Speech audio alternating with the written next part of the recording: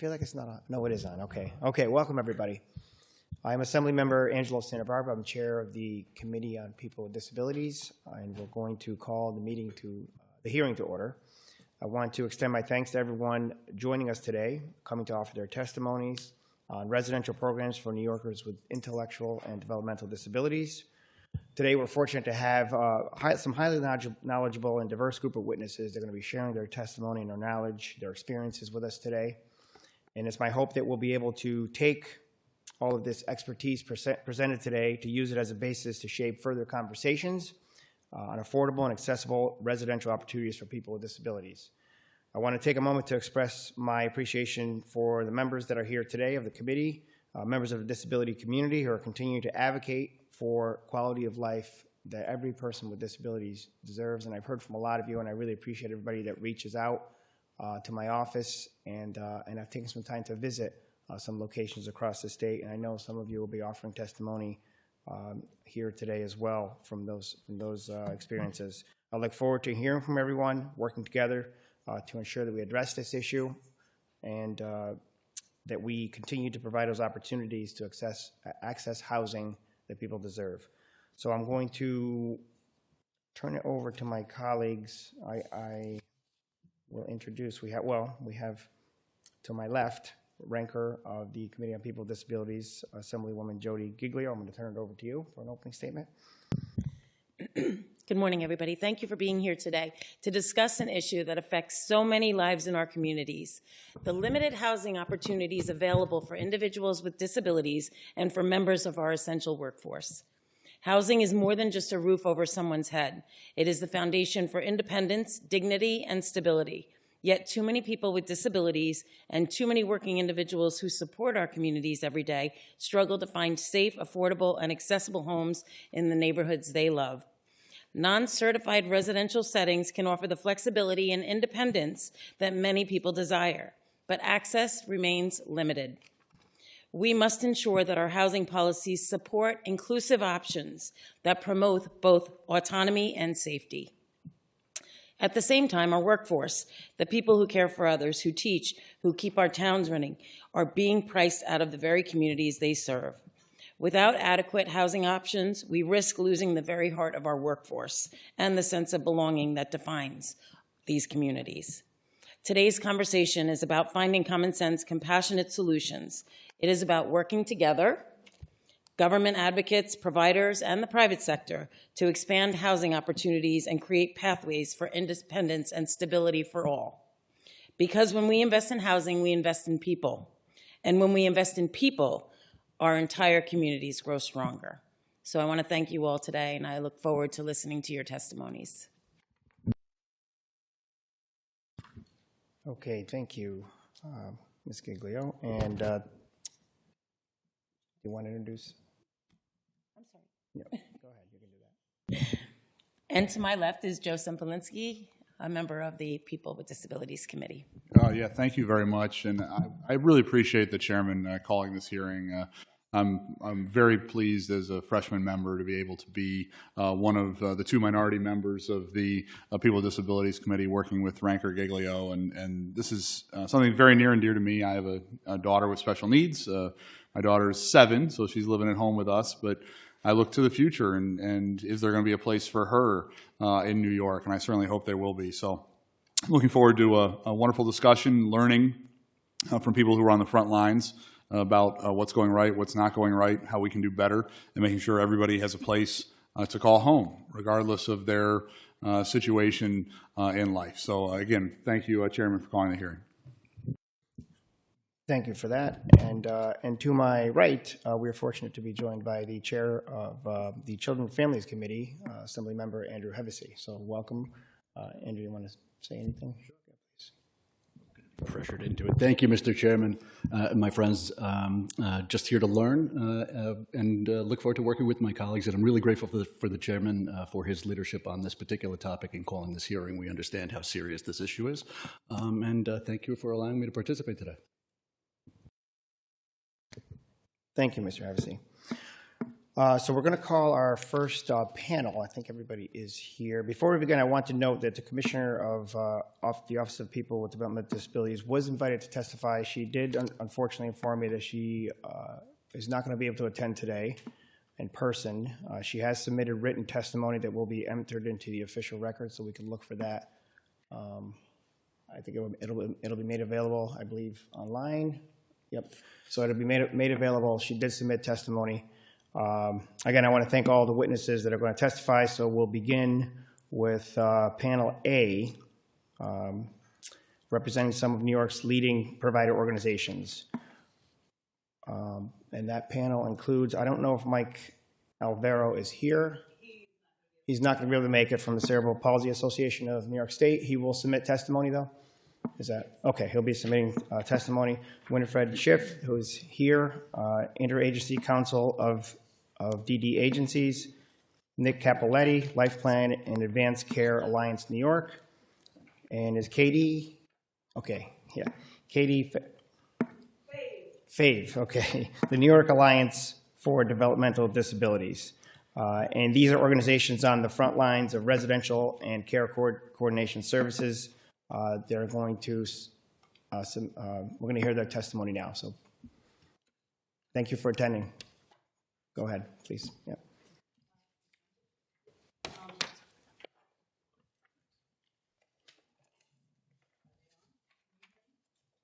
I think they got to turn green. Yep. Just there we go. Yep. First of all, thank you so very much for calling this hearing. It is a very, very important topic for us, and it's great to be here with all of you today. So you have my testimony, so I'm definitely not going to read through it. I'm going to jump to the end and suggest that, really our suggestion is that we've got so many housing options. There are a variety of issues, depending on which one you're talking about. And I think they can all be solved when providers and families and people with disabilities and state government work together. So we would really like to see a task force put together or a work group so that we could share our experiences, our suggestions for how to make all the processes easier. And now I'll jump into just a couple of specifics. So first, with regard to certified residential opportunities, and mostly we're talking about supervised IRAs, there are three categories of people, as you know. There's the emergency need, which is somebody who's desperately in need of housing for one reason or another. Substantial need, which is a person who will become emergency need very soon. And then current need, which are everybody else who needs a place to live, but they wait. So on the other side, providers have vacancies, and lots of them. And they are not able to fill them because homes are not developed. They haven't been traditionally developed as emergency placements.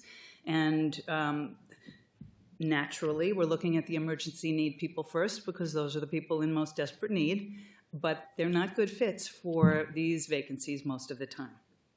So there's a lot of paper shuffling and discussions and no placements. And occasionally we do get to exhaust the possibility for the emergency need people, and a substantial need person can be considered for a vacancy in one of these homes, but it's not the usual. And I don't know if we ever see current need people. So there is certainly a variety of ways that we could change the way we handle the people on the list and the procedures for getting people into vacancies that would solve the problem for providers. IAC is a provider association, so that's my primary view, but certainly these people are on the waiting list forever and ever, and they never get seen because they don't have emergency needs until they become emergency needs. So if I'm living at home with an elderly parent and then my parent gets sick and or dies, then I move into emergency needs and I can get a place to live. But outside of that, it takes too long. So there are so many ways that we could fix that and place the people who are in the emergency need and still place the people who have substantial need, and even maybe get ready for some of the people on the current need list. The other thing is that when people have very high needs, and people on the emergency needs list are pretty much defined that way, there is probably a need for extra clinical support, extra staffing hours, possibly some environmental modifications in the homes. And I'm saying that even when there is an appropriate vacancy in an existing home, there isn't the funding to really support the person properly. And it's not guaranteed. So they might be able to get high needs funding, but they also may not. And then the provider, takes a person into their home and is really stuck. And I won't go into the difficulty that situation poses. I think you can imagine. The other thing that we have, many of our providers do the housing subsidy program. And there's a lot of problems with that too. This is an opportunity for people to live in their own apartments out in the community, and so we did a survey actually, and we only had 17 members responding, but supporting 643 people across the state in the housing subsidy program, and they reported financial losses and difficult communication, lots and lots of administrative work that slows so many things down. Our providers are not allowed to hold the lease. The person who lives in the apartment has to hold the lease, and that has its own set of problems if the person is, not able to manage that pretty complex situation. So, once again, we did that survey. We provided the results to the commissioner, and she was very open to it. And it's being looked at by the DDAC Housing Committee, which we're very, very happy about. But we would love to be able to collaborate truly with OPWDD to solve the problems and to make a situation where I could try something less supportive and more in the community. And then if I fail, there's a place for me to get back to if I need to, go back to certified residential housing again. Thank you.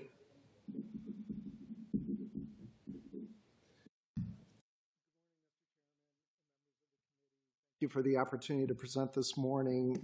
My name is Nick Capoletti. First and foremost, I identify as a parent of a child with a developmental disability. I have a 35-year-old son. Mark has a unique genetic syndrome. He's on the autism spectrum. He's medically, behaviorally complex. We support him at home using self-direction. I've worked in this field for over 20 years, first leading a family advocacy organization, served as a executive director of a local provider agency in the central New York area, served 15 years as the chair of the New York State Developmental Disabilities Advisory Council, and today I represent two care coordination organizations, Life Plan, which serves primarily upstate New York, east of the Finger Lakes, down into the Hudson Valley, and ACA New York, which serves lower Hudson Valley, New York City, and Long Island. Together, those two organizations, we support about 50,000 individuals with intellectual developmental disabilities and their families. So I'm appearing before you as a parent, a provider, somebody who cares very deeply about policy, and also cares very deeply about the unmet need that exists in the community. The current reality is we have 130,000 people in the OPWDD system. 35,000, as Winnie said, live in certified residential settings. But we have over 95,000 people currently living in the community, either by themselves or with family members. And of those, 40% of those individuals are medically and behaviorally complex. There are now more than 22,000 people collectively represented in the 7 CCOs who are seeking OPWDD eligibility. So there's a huge unmet need. In addition, New York State Department of Health, through the 1115 waiver, has estimated that there are over 200,000 people with an IDD diagnosis currently on Medicaid that aren't even part of the OPWDD system. Again, another significant unmet need. Given these facts, we need to ensure that our system plans for and implements meaningful expansion of residential opportunities as soon as possible. We currently have over 30,000 people living with aging caregivers. Many of these are family members who are very concerned about what happens when they die. I'm one of those people. Right now, I lead 2 CCOs, very involved in the system, work very collaboratively with many of my peers represented here, and I couldn't tell you what the answer is when I die. We have a system that responds to crisis. We currently have a system that allocates resources in what I would consider to be a very inequitable way. We have almost 75% of the people living in the community, but they're not receiving 75% of the resources. And the way we allocate resources isn't always based on need. With the significant number of new people coming into the system, many of which, about 70%, are on the autism spectrum, and of the new people that are coming into the system, over 60% actually have a comorbid mental health issue. So the needs of the individuals coming into the system are complex, and the needs of the population of people who are currently in the system are changing because they're aging. And as they age, their needs level gets more complex, more medical complexity, more behavioral complexity. And we have to prepare for that. So what are some of the key issues? Residential capacity has stagnated. We're right now 50 years past Willowbrook. What was once a growing system of community homes and opportunities has plateaued. While the state has at times attempted to create scalable non-certified options, often bureaucratic hurdles have foiled the ability of care managers or their predecessors to proactively plan with aging caregivers to create multiple options for individualized housing opportunities. We have more and more caregivers facing their own health limitations and unable to provide intensive long-term support.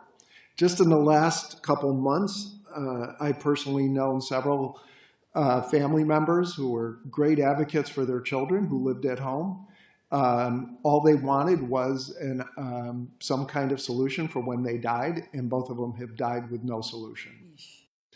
No family member should face that uncertainty, and no individual should be grieving the loss of their parent at the same time facing homelessness. We need to be able to give people planful solutions so that they can prepare for what happens when that caregiver can no longer take care of that child.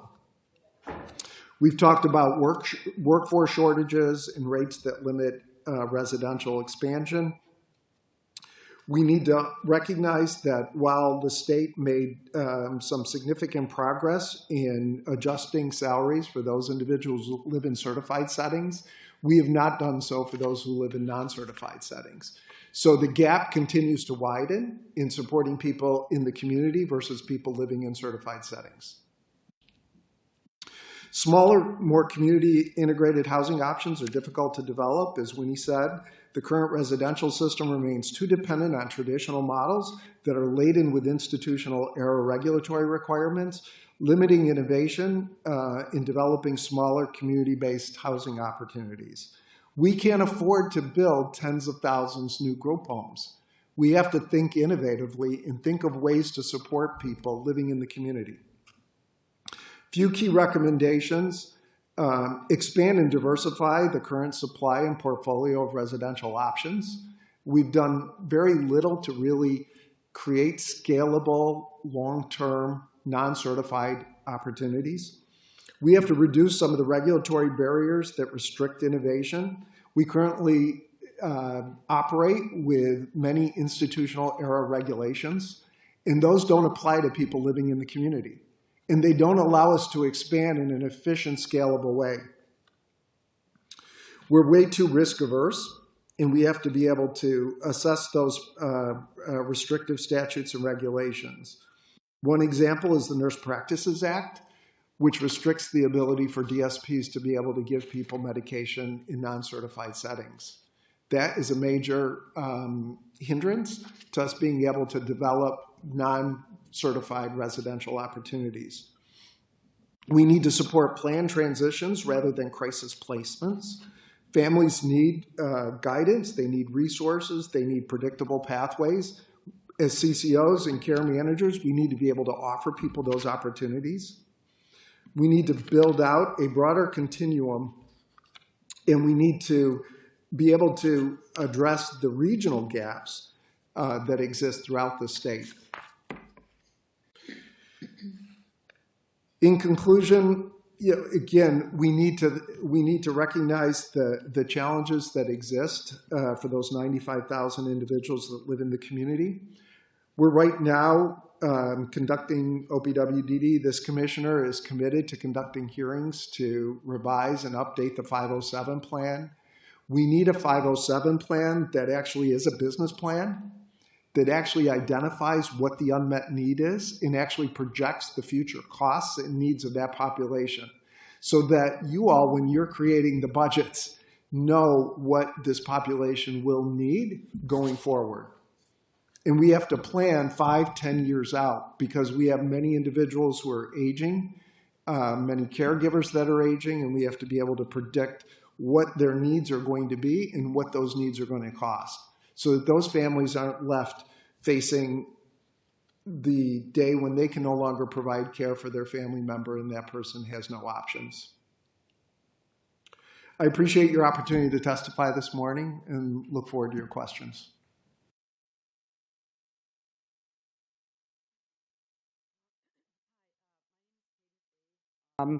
I am a family member and here as a sibling with the New York Alliance for Developmental Disabilities.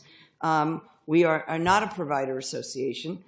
We are a, I'll say, collective of family members across New York State who are all volunteers and advocate for the needs of our loved ones, and they're quite varied. I come here today to speak to the need for housing and considering group homes as part of that need for housing. And while I really appreciate the need for diversity, for choice, and many options, I'm here to speak on more the micro level about what certified means to families, what certified was, what certified is, and what I believe what certified can and should be. I thank you for my opportunity to testify. I'm here as a family advocate and a sibling.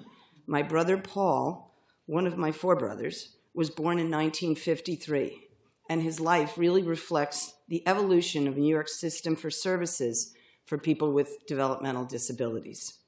When Paul was born, back in those days, before probably most people in this room, doctors didn't know what was wrong or what to do about it. He was diagnosed with cerebral palsy at age 2. My parents were told he would never walk, talk, and should be placed in an institution. But instead, in the middle of the 6th, they raised him with the rest of us. His therapies came through daily life. He kept up with his siblings, played with the neighborhood children, and delivered newspapers on his tricycle instead of having OT, PT, and speech. Those experiences built not only on his physical strength, but on his literacy and math skills. I remember my father at a very young age talking about dignity of risk. Moving into the group home era, Paul, we were affiliated with agencies that were new and innovative, the ARC of New York and United Cerebral Palsy, which were all started by families because the families felt that their kids needed better and they were going to get together, develop not-for-profit agencies, and make it work. And those are the agencies and providers that we have depended on all these years. Paul's move to a group home came at a pivotal moment in our family. In 1995, living happily with my parents, and probably would have for many more years, a first group home opened in our community. Tragically, my mother was battling with terminal cancer, and Paul got on, I guess, the emergency placement list because he was easily moved into a beautiful home in our town with 7 housemates, house parents, caring staff who saw this as something new and hopeful. It was truly innovative housing. I love that term. Federally and state funded through Medicaid, removing institutional barriers and building community life. Sound familiar? The home had real neighborhood connections, local churches, communities, recreation programs, neighbors serving on our advisory boards. Agency board members, parents themselves, visited often and stayed engaged. Paul has now lived in that home for 30 years alongside his four of the original housemates. They are his second family. My parents passed away knowing he was safe, close to his siblings, supported by an agency that they trusted. That peace of mind was everything to them as they passed, and every parent deserves that. So do the siblings, by the way. But today, I hear from other families, my peers who have children who are ready to move into group homes, that say, I would never put my kid in a group home. It breaks my heart, because for us, it was a positive outcome for Paul. Until recently, now it wasn't. What happened? What has happened to this model that was once innovation and dignity has deteriorated, weakened by chronic staff shortages, low pay, inadequate training, inconsistent medical and behavioral supports, and shrinking opportunities for inclusion in the community. This is not what my parents hoped for. This is not what Paul deserved. And this is why I'm here and will continue to be here until I fix it with you. Quality assurance versus compliance is something that I keep coming back to in my personal experience. New York State's mental hygiene law, section 13.07, directs OPWDD to ensure quality services and protect the rights of individuals. In practice, however, the focus, I feel, has shifted from quality assurance to compliance enforcement. And by the way, I'll say, I think it's a survival mechanism for providers who are doing the best they can trying to keep up with the compliance requirements. Agencies, and I've said this to everybody from you guys to the providers to the agency administration, they pass the audits with flying colors. The paperwork looks perfect, but the quality is poor and the people are suffering. Paul rarely, and I'm going to give you just again some micro-personal experiences. Paul rarely goes into the community, is often or almost always in bed by 7 p.m., showered, the whole house is. He has lost teeth because of poor oral hygiene. He has 7 teeth left. He was hospitalized twice this year due to medication errors, serious medication errors. So were some of his housemates.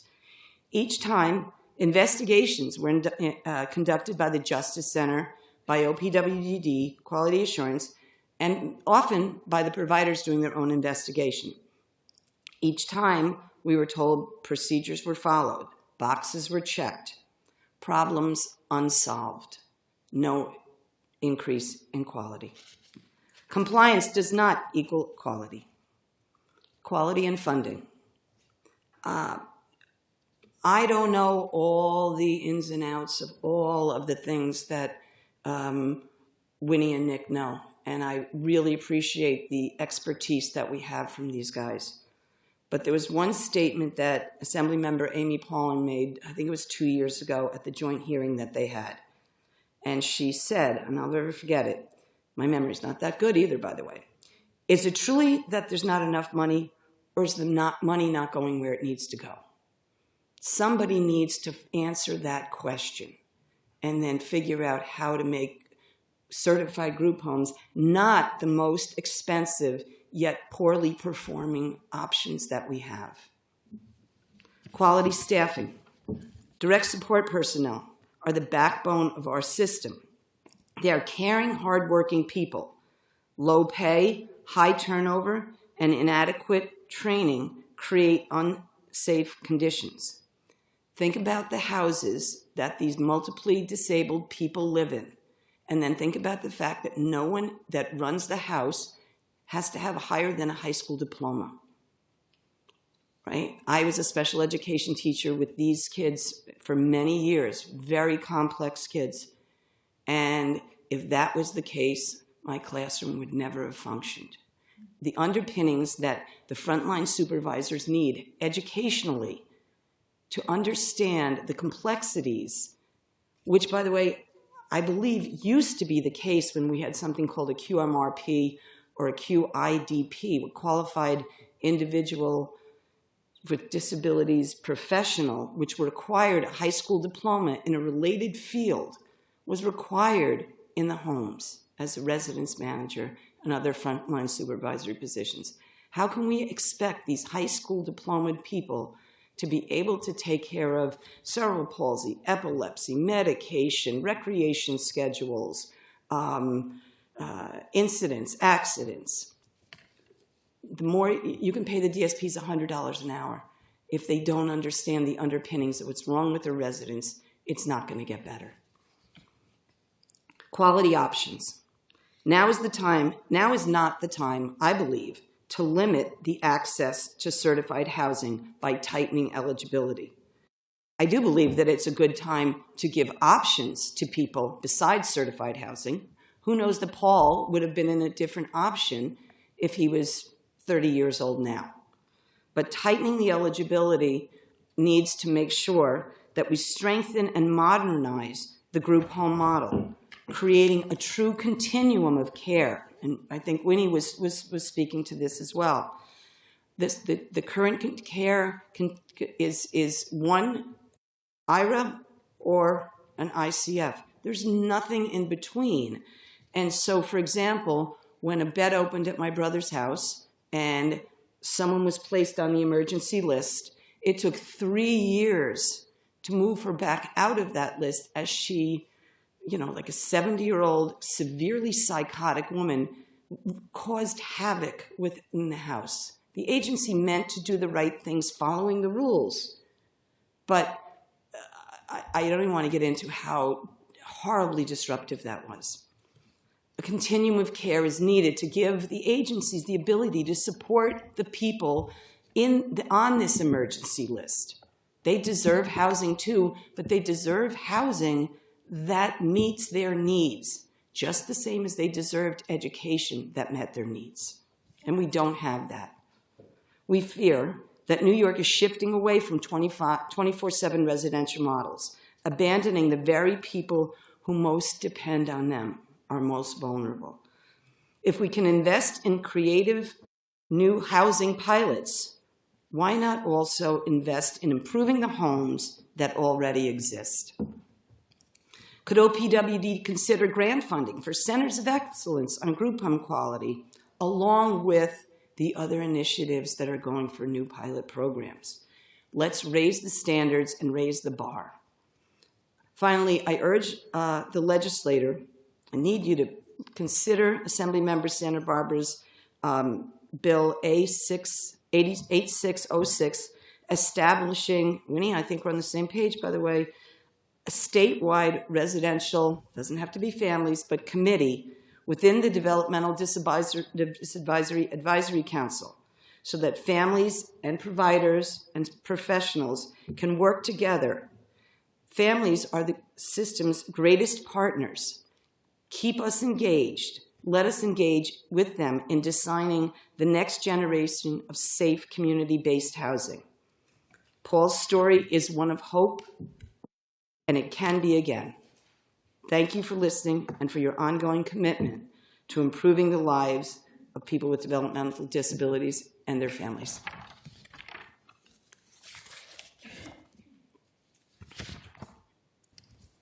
Okay, thank you for your testimony, and thank you again for being here. Well, it was great testimony from all of you. There's a lot of information here. Just going back to, I'm going to start with Winnie, the vacancies versus the wait list. So this is always a tough conversation to have because the wait list discussion just seems like it never happens. But can you tell me your assessment of where you think that is? I'm not exactly sure where it is, but I do know that there are many, many vacancies, and the people who are being referred are not appropriate candidates for those openings. I want to piggyback on a few things that Katie said, because it hurts me to hear all of, but it so needs to be said. I was a DSP one of those excited people working in a group home when things were really spectacular. And, we suffered through 12 years of absolutely no increases to our system while prices rose and minimum wage went up. And the staffing crisis is absolutely real and at the heart of so many of our problems. So, it's going to take a while for us to get out of that issue. The current administration has been so much better to us. We recently got an influx of cash that has allowed us to give some, we're not there, but we're on the road, and it's going to take some time, and there's going to be some continuing pain before we get there. Unless we can speed up, yes, maybe there's funding out there that we could get a little bit sooner.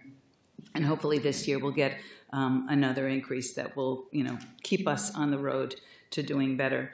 But it's really like the tension between, there are these people who are in serious, dire situations and they need housing. And then there are these openings in homes where people have lived for 30 years.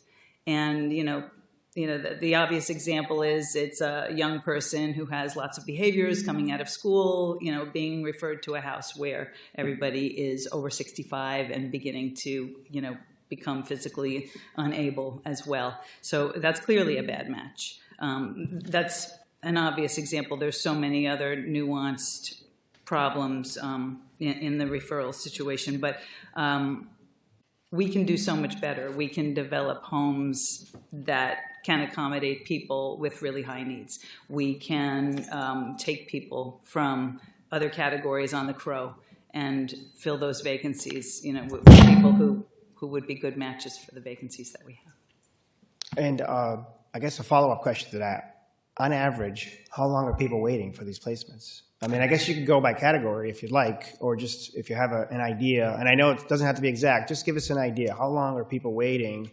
And maybe for the medically frail, it might be a shorter timeline, or maybe not. But just give us your thoughts on that. I don't have those exact figures, and I would I know get they're not them to you later. exact, But I will say that providers have told me that they have vacancies in their residences for years. So that's years of missed opportunity. Thank you for that answer. And Nick, I think it was Nick, the lease providers, or was it, I don't know if it was, which testimony it was it Katie or Nick? When there is a lease in place, it's the individual has the lease and not the providers? Right. And does that take a piece of legislation to fix that, or is that just regulation, or is it, because it seems in some cases that should be a little more flexible, right? We think that within the law there is flexibility, but let's look at that together, and maybe, if we did need legislation there. And I want to make a distinction between the certified residential opportunities that we were just talking about and the housing subsidy program, which is not certified. So. Okay. Yeah.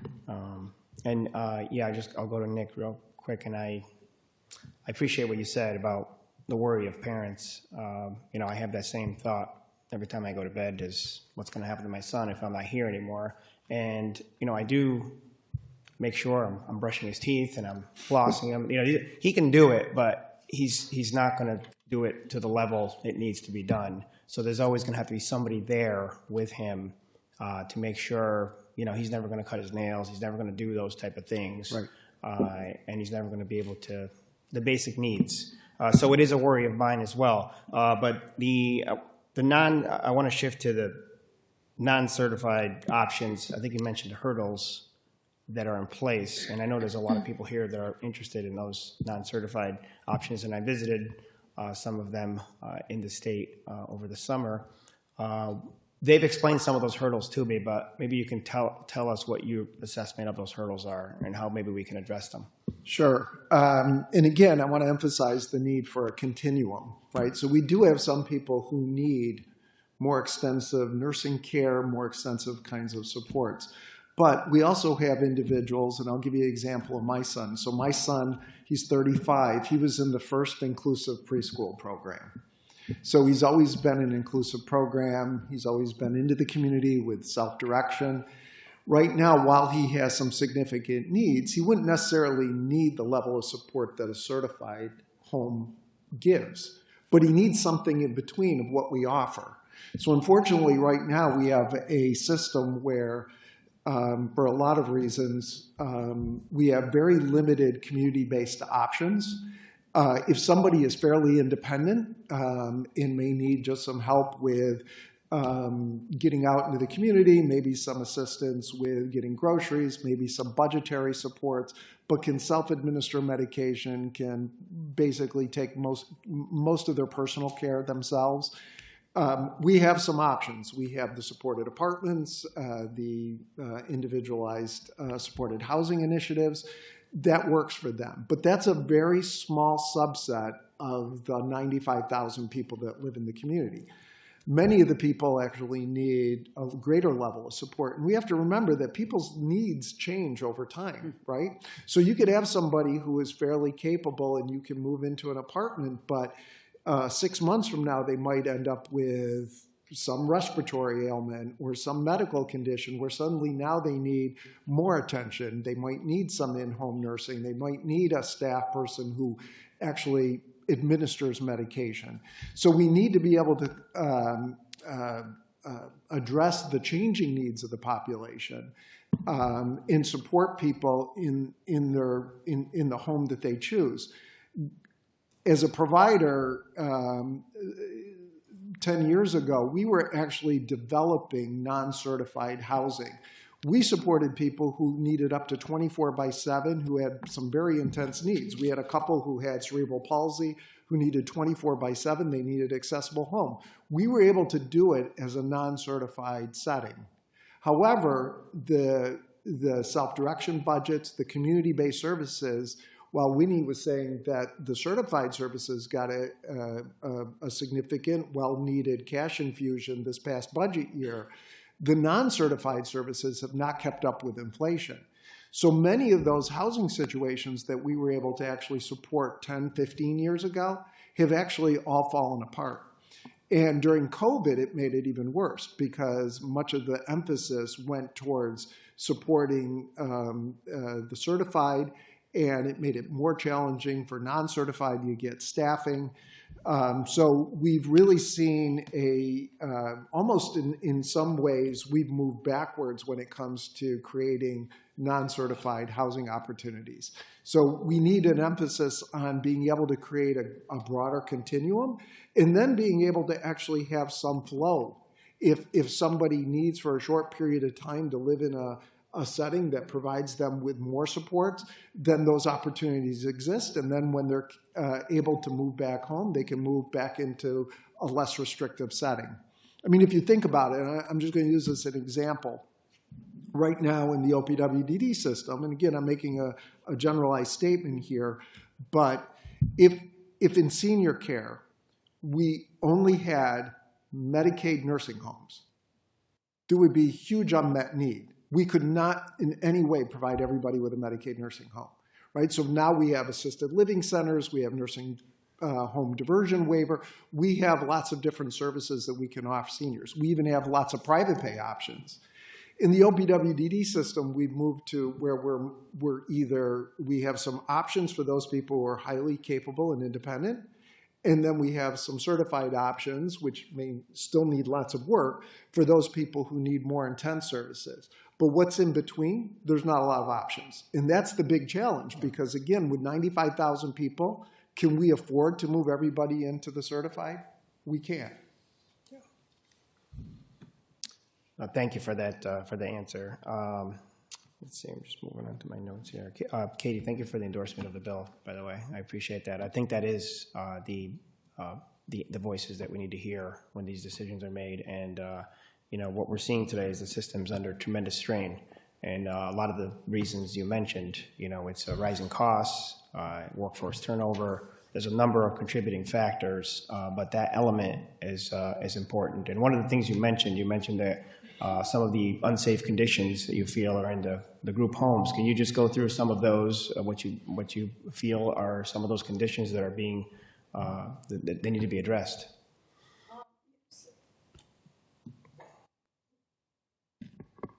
Hello? Yeah, there you There it go. goes. So the conditions, you know, it's interesting when you look at the quality issues. And again, I speak, you know, I'm speaking specifically for Paul, but I have, you know, through NIAD, I've got a vast network of families that bring their concerns and issues to me and to our group.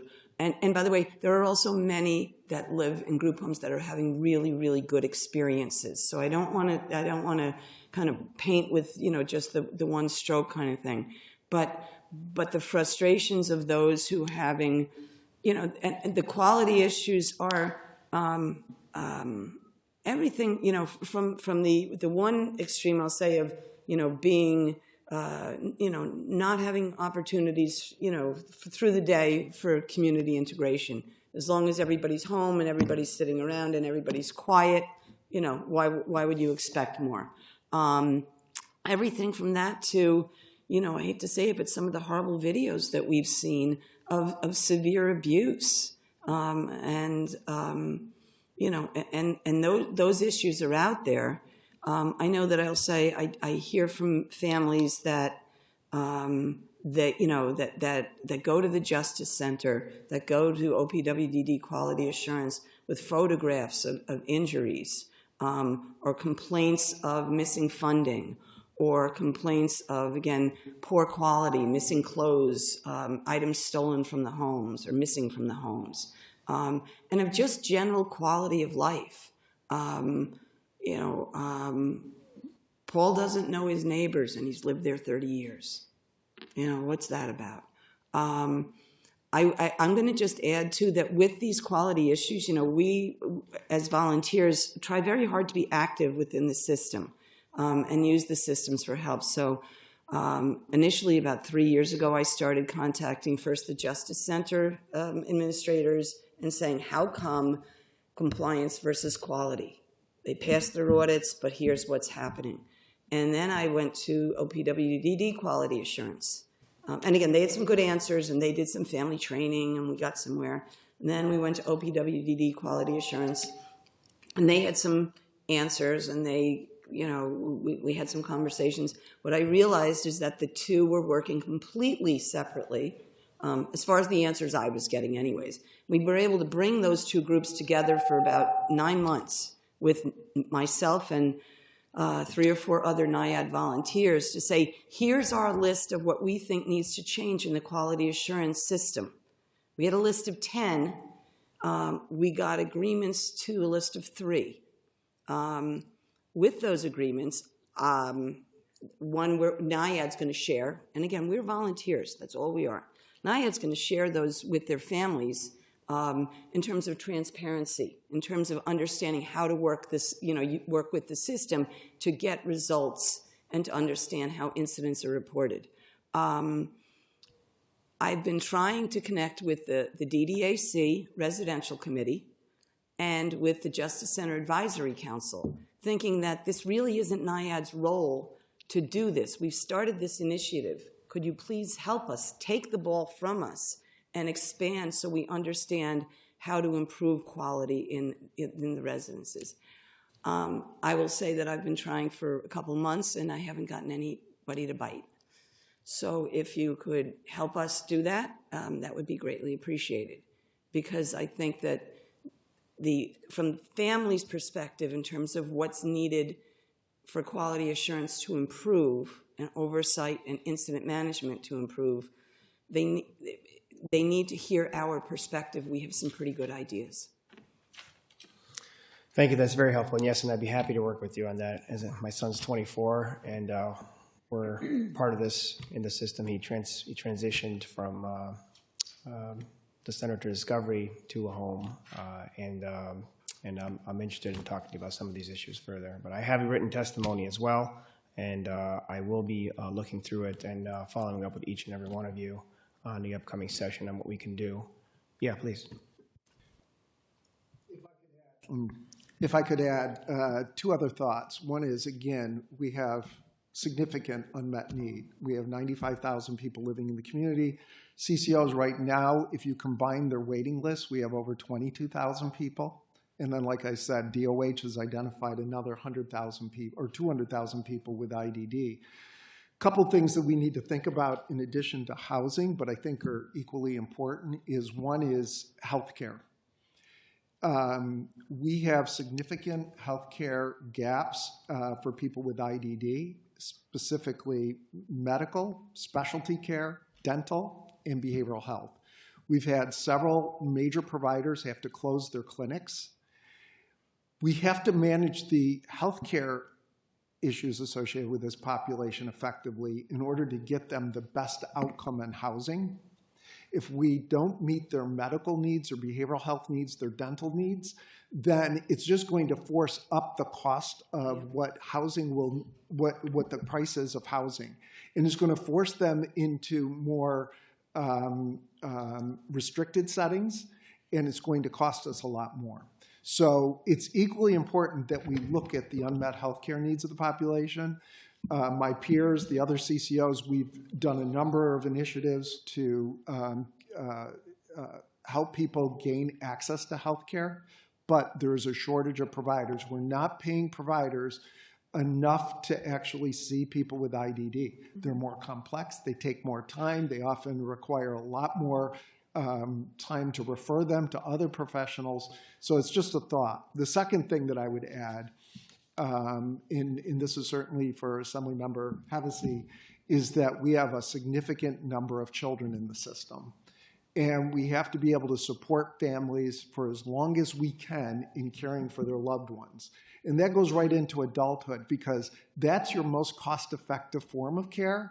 And I'm not saying that should be the only form of care. Unfortunately, we have parents who are in their 70s and 80s supporting their children in 50s and 60s. That's not ideal unless they can't sustain that for very long. So we do need to be able to address that need. But also, the more we can support children, young families, the more we can support families to take care of their loved ones for a longer period of time, it will reduce the stress on the overall system. But we need to be able to provide incremental supports as they age.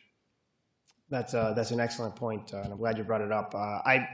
My experience, even to find a dentist, it's just almost impossible around here. It's impossible. And recently, I've had conversations with the Center for Disability Services and the psychiatry.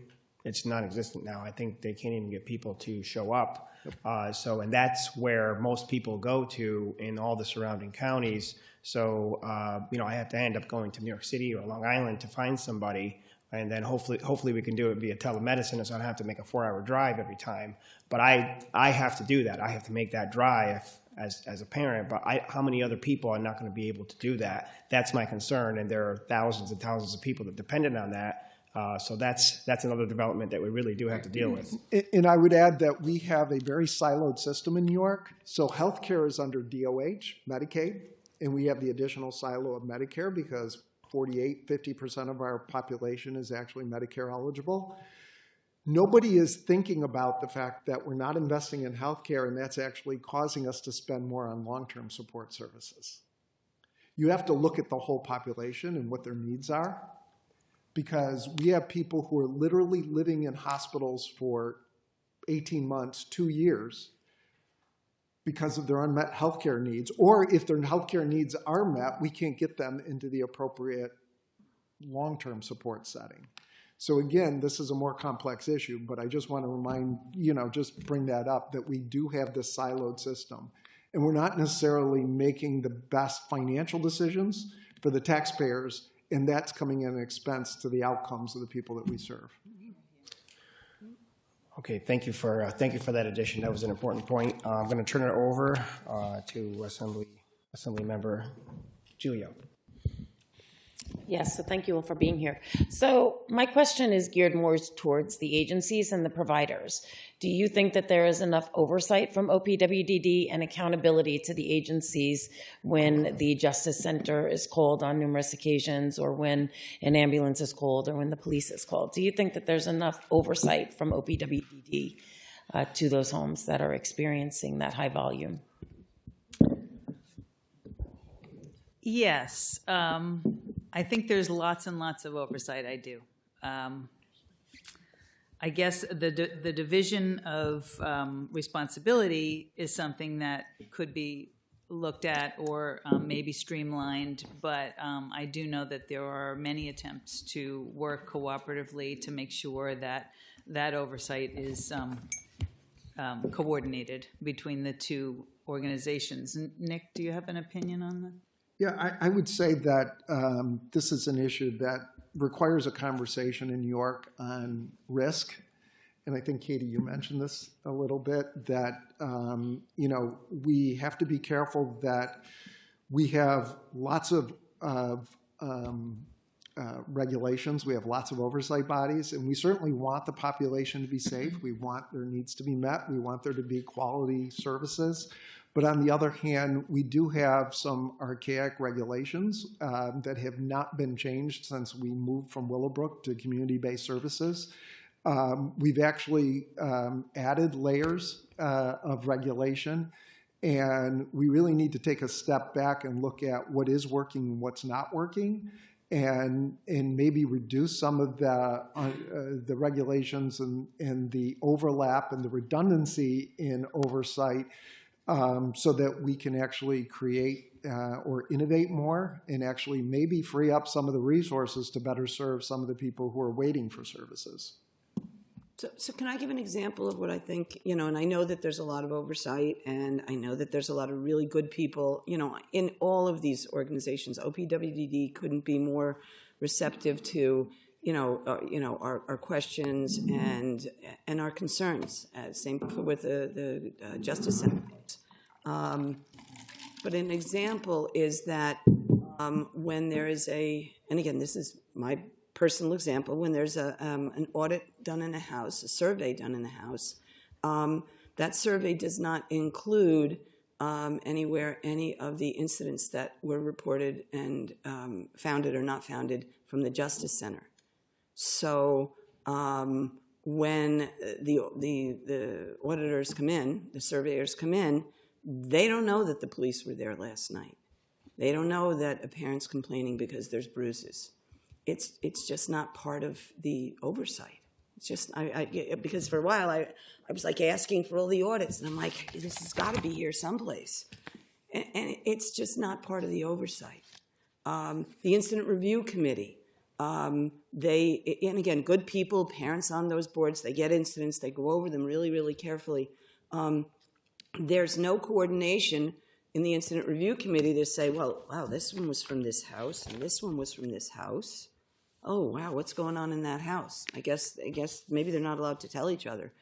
But the reality of the way oversight is working, along with for families, the real difficulty and confusion in terms of who gets the report, who does the review, an incident's reported, what am I supposed to know? I got this form, but I didn't get this form, but the form was incorrect, and in 6 months I'll get a report that's redacted. That's, if I ask, by the way, I won't just get it. I have to ask for that redacted report. A lot of families don't know that redacted report even existed. Then they'll get the redacted report, which will say, well, that's actually not correct. I know agencies have told me that they have problems because DSPs will say, I don't know what happened, and so then it's automatically unsubstantiated. It doesn't mean that it didn't happen, but that it is unsubstantiated means no one could substantiate the issue. And that's a difficulty that I think providers admit is a problem, trying to figure out things that are going wrong. There's also another level. I learned that there's corrective action plans for all of these things that providers are required to do, to put in place based on the incident. The families never see the corrective action plans, so they don't even know that the corrective action plans are being put in place.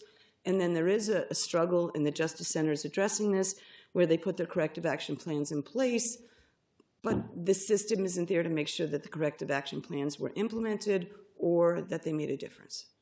So I know this is getting into the micromanagement of this, but this is, you know, right, we've spent months trying to figure this out.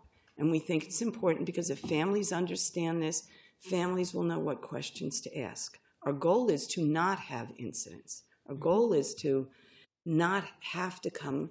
We really want to be happy. We would like nothing more than to love every day that we have with our providers. You know, we want them to be successful, right? Because if they're successful, our loved ones are successful. And just a follow-up. So who is present when an audit of the provider or the agency is happening? Is the care manager there, or the family's there, or the... Care manager has nothing to do with it. Care manager, like incidents aren't even listed. Like, I believe that if an incident's been reported on an individual, it should be required to be discussed and identified in a life plan, for example. Sure. Care managers have nothing to do with the house audits. And I don't know, you know, in terms of who's present at the survey, you know, I couldn't tell you the answer. Sometimes they're surprised, sometimes they're planned. But the question isn't even on the form to ask. So the It's not anybody's families... fault necessarily, but it's like something that's overlooked that, like, so you don't know what you know that the toaster isn't cleaned, and you know that all the paperwork is in order, but you don't know what the problems are. So the oversight and the regulations are there, but maybe there's a recommendation that's being made, but it's not there's no action. Right, and again, it's about compliance for certain things, and but it's not necessarily about what the quality and safety standards are. That makes sense. Yeah, it would seem to me that it would make sense that if there is an audit of a home, that the families have access to the results of that audit. Only if you ask, and most families don't know that there's audits. Thank you. Can I add a little something there?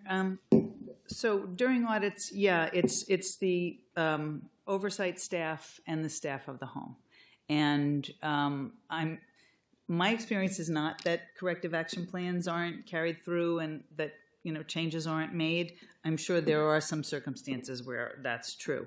But what I would like to do is, I have a colleague who knows all of this stuff inside and out. And if we could, you know, get together outside of the hearing, you could ask a million questions about the actual mechanics of what happens and what the expectations are and what the follow-up is. I can't tell you that here, but I think that's something that you should hear from, you know, the way it's supposed to happen and the way really it almost always does. I understand that it's not every I'd love to be at that meeting. Okay. Yeah. And I'll just say it too. I did when I submitted some names for testimony to the Assembly staff, and I did include people from the Justice Center Advisory Council. I don't think they were invited, but I did because I thought the same thing. It would have been great to have them and the ombudsman here, for example, and maybe somebody from OPWDD Quality Assurance. So I did submit those names.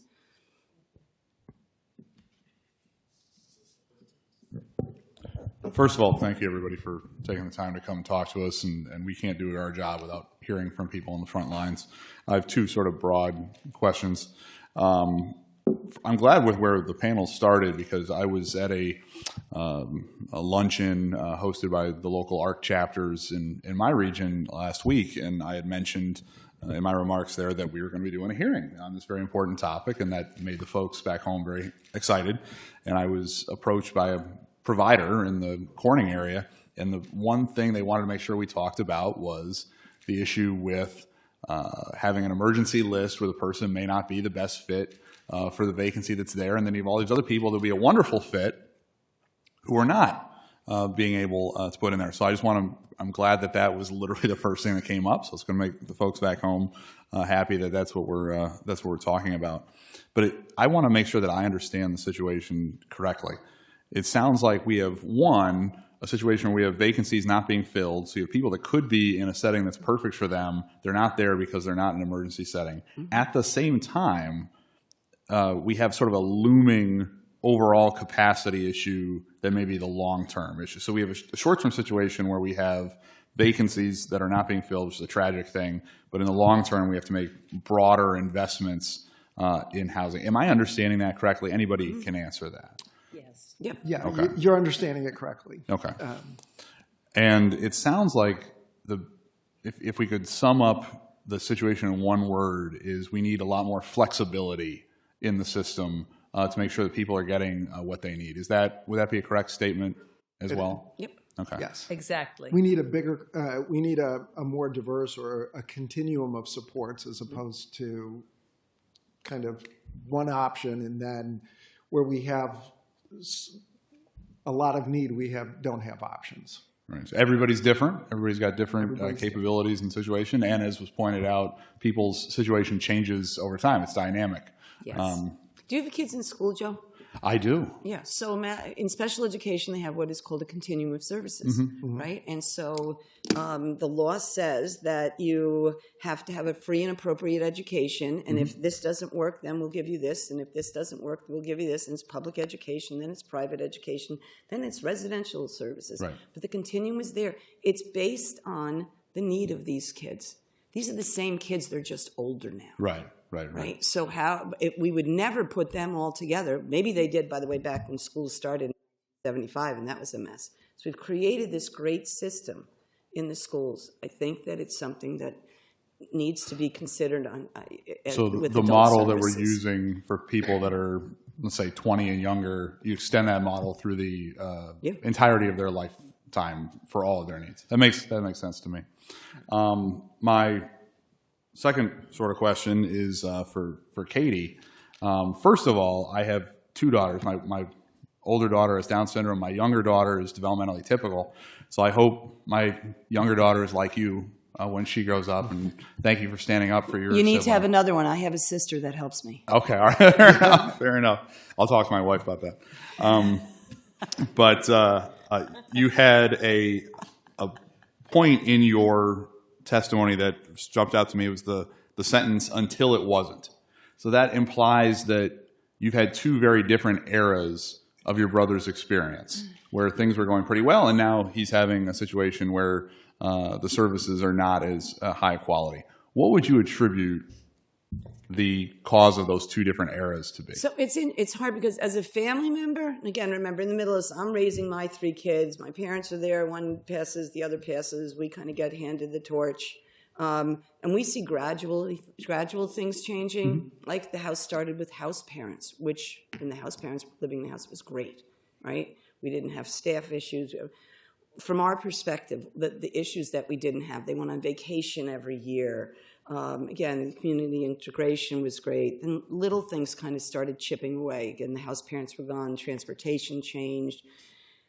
I think what I was experiencing is probably what I think it was Winnie mentioned in terms of, and 12 years ago, about finances started to change. So and this is my guess, based on what I've known from like the providers and the people I talk to and my experience, is that as the funding started to go away, the providers had to figure out how to make what they had work. Yeah, do just enough. In the meantime, Paul's going from 40 to 50 to 60. Right. So Sure. the opposite thing is going on for him, where him and all the guys that he lives with need more and more care, but the agency isn't getting the extra support. They've still got to work with the same budget that he received when he was 40. Right. Maybe that now has been cut back over 12 years. And over right? a particular area, literally dollar for dollar. Right, the same, right. So now they're getting less. They're trying to, and I also say sometimes I feel like, an agency expanding into other fields, they may be doing that to raise revenue. I worry that it may raise revenue for those other projects that they have, but I personally feel that it has not helped to support the original project of the residences. And again, so now Paul's 70, he'll be 72 next month. The support that he needs, and it's not really emergency support like somebody moving in from a new house, whatever, but the support, the nursing support that he needs, the direct care support that he needs his food cut up, he needs physical help showering. He was independent. And they're not getting any more funding for him as his needs change. Gotcha. Well, I appreciate everybody's testimony, and I agree. I think what is a frustration is, and we see this every year in the budget process, where there's broad consensus, left, right, center, both chambers, both parties, to do more as far as the funding is concerned, and it's been a fight. It's been a executive versus legislative thing more than a D versus R or left versus right thing. And certainly, I think I can speak for all my colleagues that are up here that will continue to fight for making sure the resources are there for those that are providing the care to our loved ones. So thank you very much. Thank you. Mr. Hevesy? Mr. Hevesy, I was looking over the shoulder for my father. Like, hey. Okay, thank you, sir. I appreciate it. Thank you to the chairman in particular for holding this hearing. Incredibly important stuff. First of all, hi, Winnie. It's good to see you. Hi, good to see you. I'm going to keep my questions limited. Let me start with the housing subsidy program. Why are providers not allowed to hold a lease? We have, and the reason why I ask is because we have housing subsidies in New York State where we have not-for-profit partners hold the lease for a variety of reasons. So is there any logical reason why in this case that shouldn't be changed? So I'm going to read our recommendation verbatim. Go for it. Let's do it. And I don't know all of the requirements there, but we recommend to allow flexibility on legally enforceable lease agreement requirements permitting provider agencies to hold the lease on behalf of individuals when needed. So if a person can hold their own lease, that is obviously the better situation. But if they can't, it seems as though it is allowable for the person to hold, for the agency to hold the lease on behalf of the person to make sure that they don't end up homeless. I mean, really, most of our recommendations are to protect people from becoming homeless in this program because it's so tentative. Right, and thank you for that answer. I mean, it strikes me as strange that in other parts of the law we have regulations like that to protect, say, foster care kids, if they're able to pay the rent on time or not. So I'm not sure why wouldn't that apply here. Yeah, please. Sorry. No, I would just add that some of the regulations that apply to OPWDD services actually in some ways discriminate against people with intellectual developmental disabilities by limiting options. And I'm sure you're going to hear about this later in the testimony, but you know, if 5 people choose to go live together and receive their OPWDD services, and they can't receive the housing. There's restrictions because, again, it's considered to be congregation, even though they want to live there together. And some of this is federal, some of this is state, but we do need to look at some of these regulations. So these are still Willowbrook era regulations, or they are? Some of them that are CMS. It's the HCBS settings. HCBS settings rules from CMS. Okay. And New York State's interpretation of those settings rules. But they're allowed to live in a group home with 14 people. Yeah, they're allowed to live in a group home with 14 people, but if 5 people want to live independently, and again, these are some of the changes or the challenges that we have. You don't have the same funding parity if those 5 people. In a group home, they'll get X, but if those same 5 people want to live in their own home, they'll get Y. In a group home, those 5 people could get nursing supports, and their staff can give out medication, but yet if they're going to live on their own in what's a non-certified setting, they can't.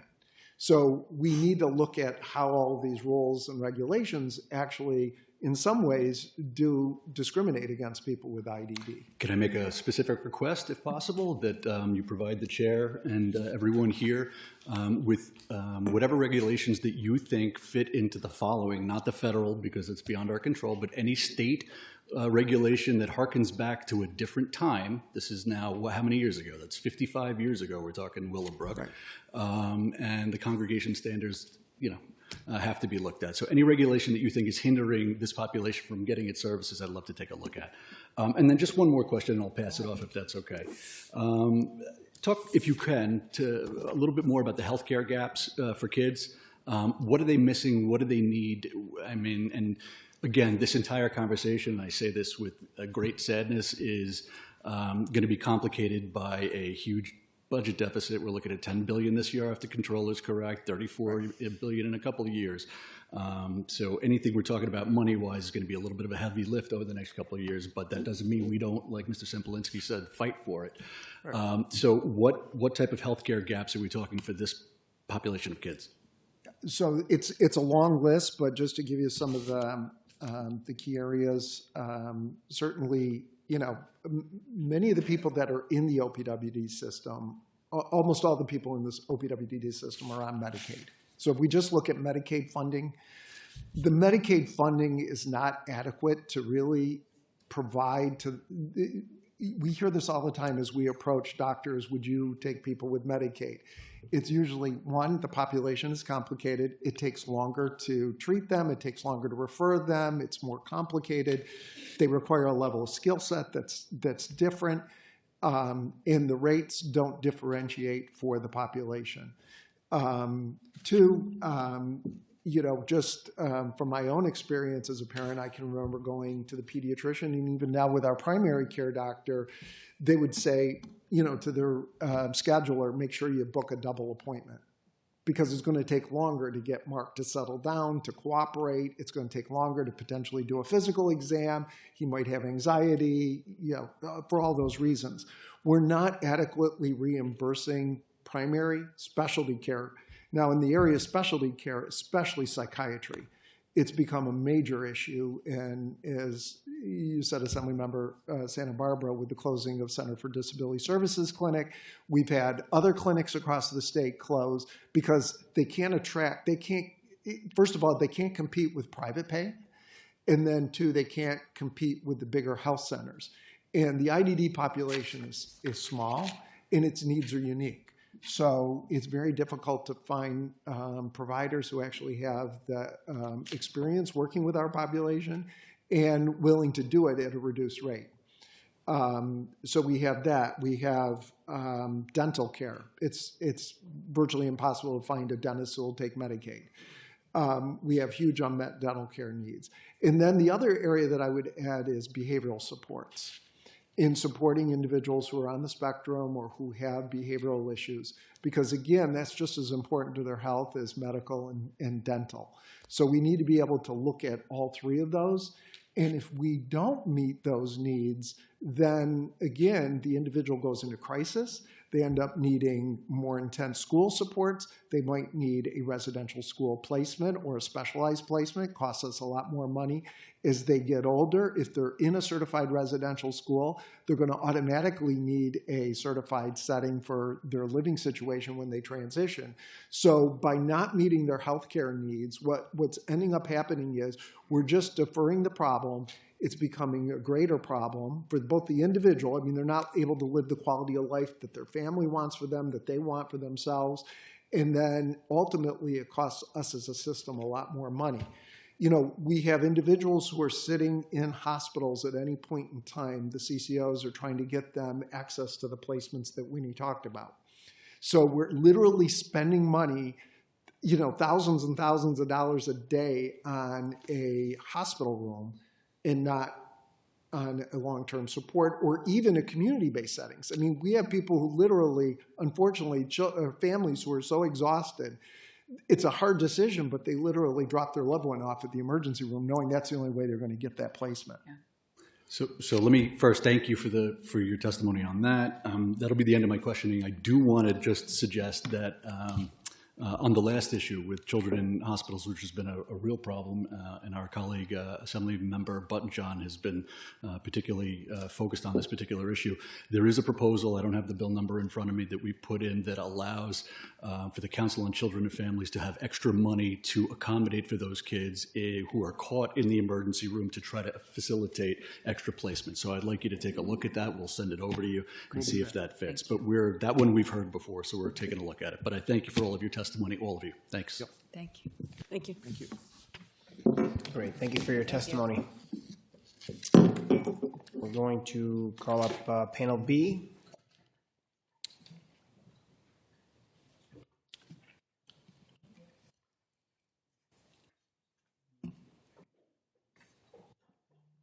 Eric Giesner from the ARC New York. Here, okay. Susan Lucas, ARC Mid-Hudson. Anna Hess, Northern Rivers. Neil Hellman, Day Treatment. Okay, here. And Cynthia Whiting, Prater Will Alliance of New York. Cynthia Whiting, as a heads up, she'll be here around 12:30. Oh, okay. That's the only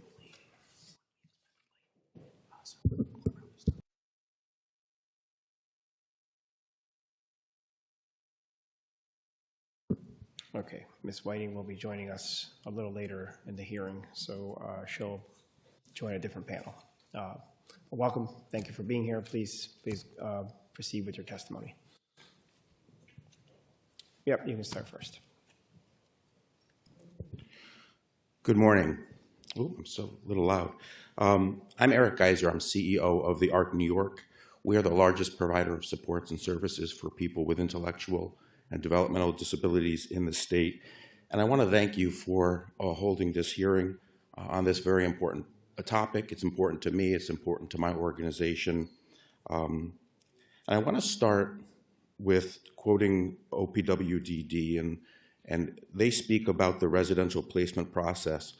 And they say, quote, "It's designed to facilitate sustainable, equitable, and accessible housing and residential supports and to ensure availability of services for those in greatest need," end quote.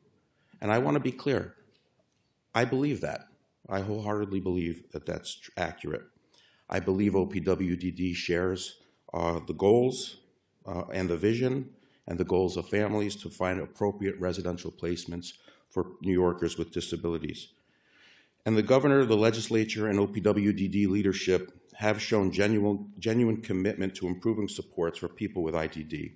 We've made significant investments over the last several years to right our system after more than a decade of stagnant funding. And Commissioner Bear is fully engaged. She's collaborative, and she works tirelessly to identify and address operational concerns. We're lucky to have her. And we are grateful for the investment and partnership.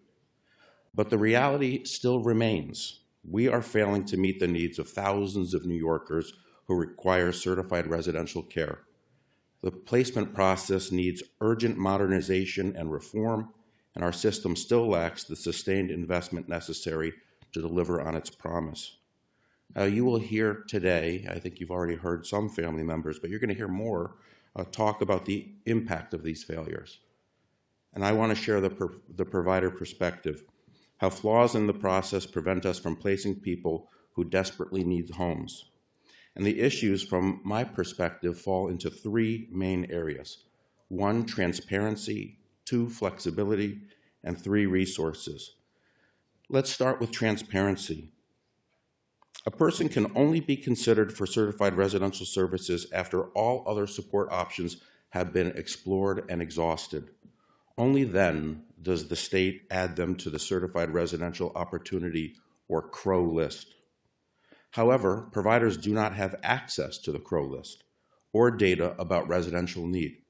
We don't know how many people exactly are waiting for placement, how long they've been waiting, or what their needs are. Nor do we know about all of the residential vacancies that exist across the state. My best understanding at this moment is that there are about 5,000 people waiting for placement, and that there are about 2,000 to 3,000 vacancies available statewide. Now, those figures might be inaccurate, but that's the point. The lack of transparency is itself a problem. And I would think, as the largest provider of supports and services in New York State, that we would have an understanding of these things so that we can plan appropriately, so that we can partner effectively. And that feeds into the next concern, is flexibility. As you've heard, when individuals are placed on the CROW list, they're placed on one of 3 tiers: emergency need, substantial need, or current need. Now, people on the emergency need list are actively in crisis. They may have no stable place to live. They may face an imminent risk of health or safety. People with substantial need, tier 2, are at growing risk of crisis. Their crisis is emerging. People in the current need category are not in imminent danger or crisis, but the state has determined their needs can only be met in a certified setting. These are the people in our system is intended to plan ahead for, ensuring a smooth, person-centered transition before crisis hits. Prioritizing emergencies makes sense. I'm sure it does to all of you. People cannot be left in crisis situations, but what should be a proactive plan system has become entirely crisis-driven. Here's how it works today. Providers receive referral packets selected by regional DDROs. We review each case to determine whether we can meet that person's need in one of our homes. If we can, we start the intake process. But often, as you've heard, we can't. Not because we don't want to. We want to. But it's because the setting isn't appropriate. The only vacancy might be on the second floor of a home, and the person uses a wheelchair. It might be in a home where an elderly resident's safety would be compromised by a new individual with aggressive behaviors. People on the emergency list, as you've heard, require complex medical or intensive behavioral interventions, and we simply may not have the staff capacity or clinical capabilities to meet their needs. And yet, in most cases, the only names we receive, the only packets we receive, are from the emergency need list. Sometimes we're able to go to the second tier, the substantial need list, but, and this is critically important, we rarely, if ever, receive people from the current need list. Unless someone is nearing crisis, we cannot consider a placement for them. As a result, we have vacancies that could be excellent matches, but without flexibility to fill them, people wait indefinitely for a home and valuable placements go unused. This is a major breakdown in our system, and that breakdown leads us to the final issue, which is resources. Now, you've heard for years that our system has been chronically underfunded. We saw no increases at all for over a decade, zero. While recent investments have helped, they still haven't compensated for inflation over the last 5 years. We still do not have the resources to fulfill our mission for every person who needs it.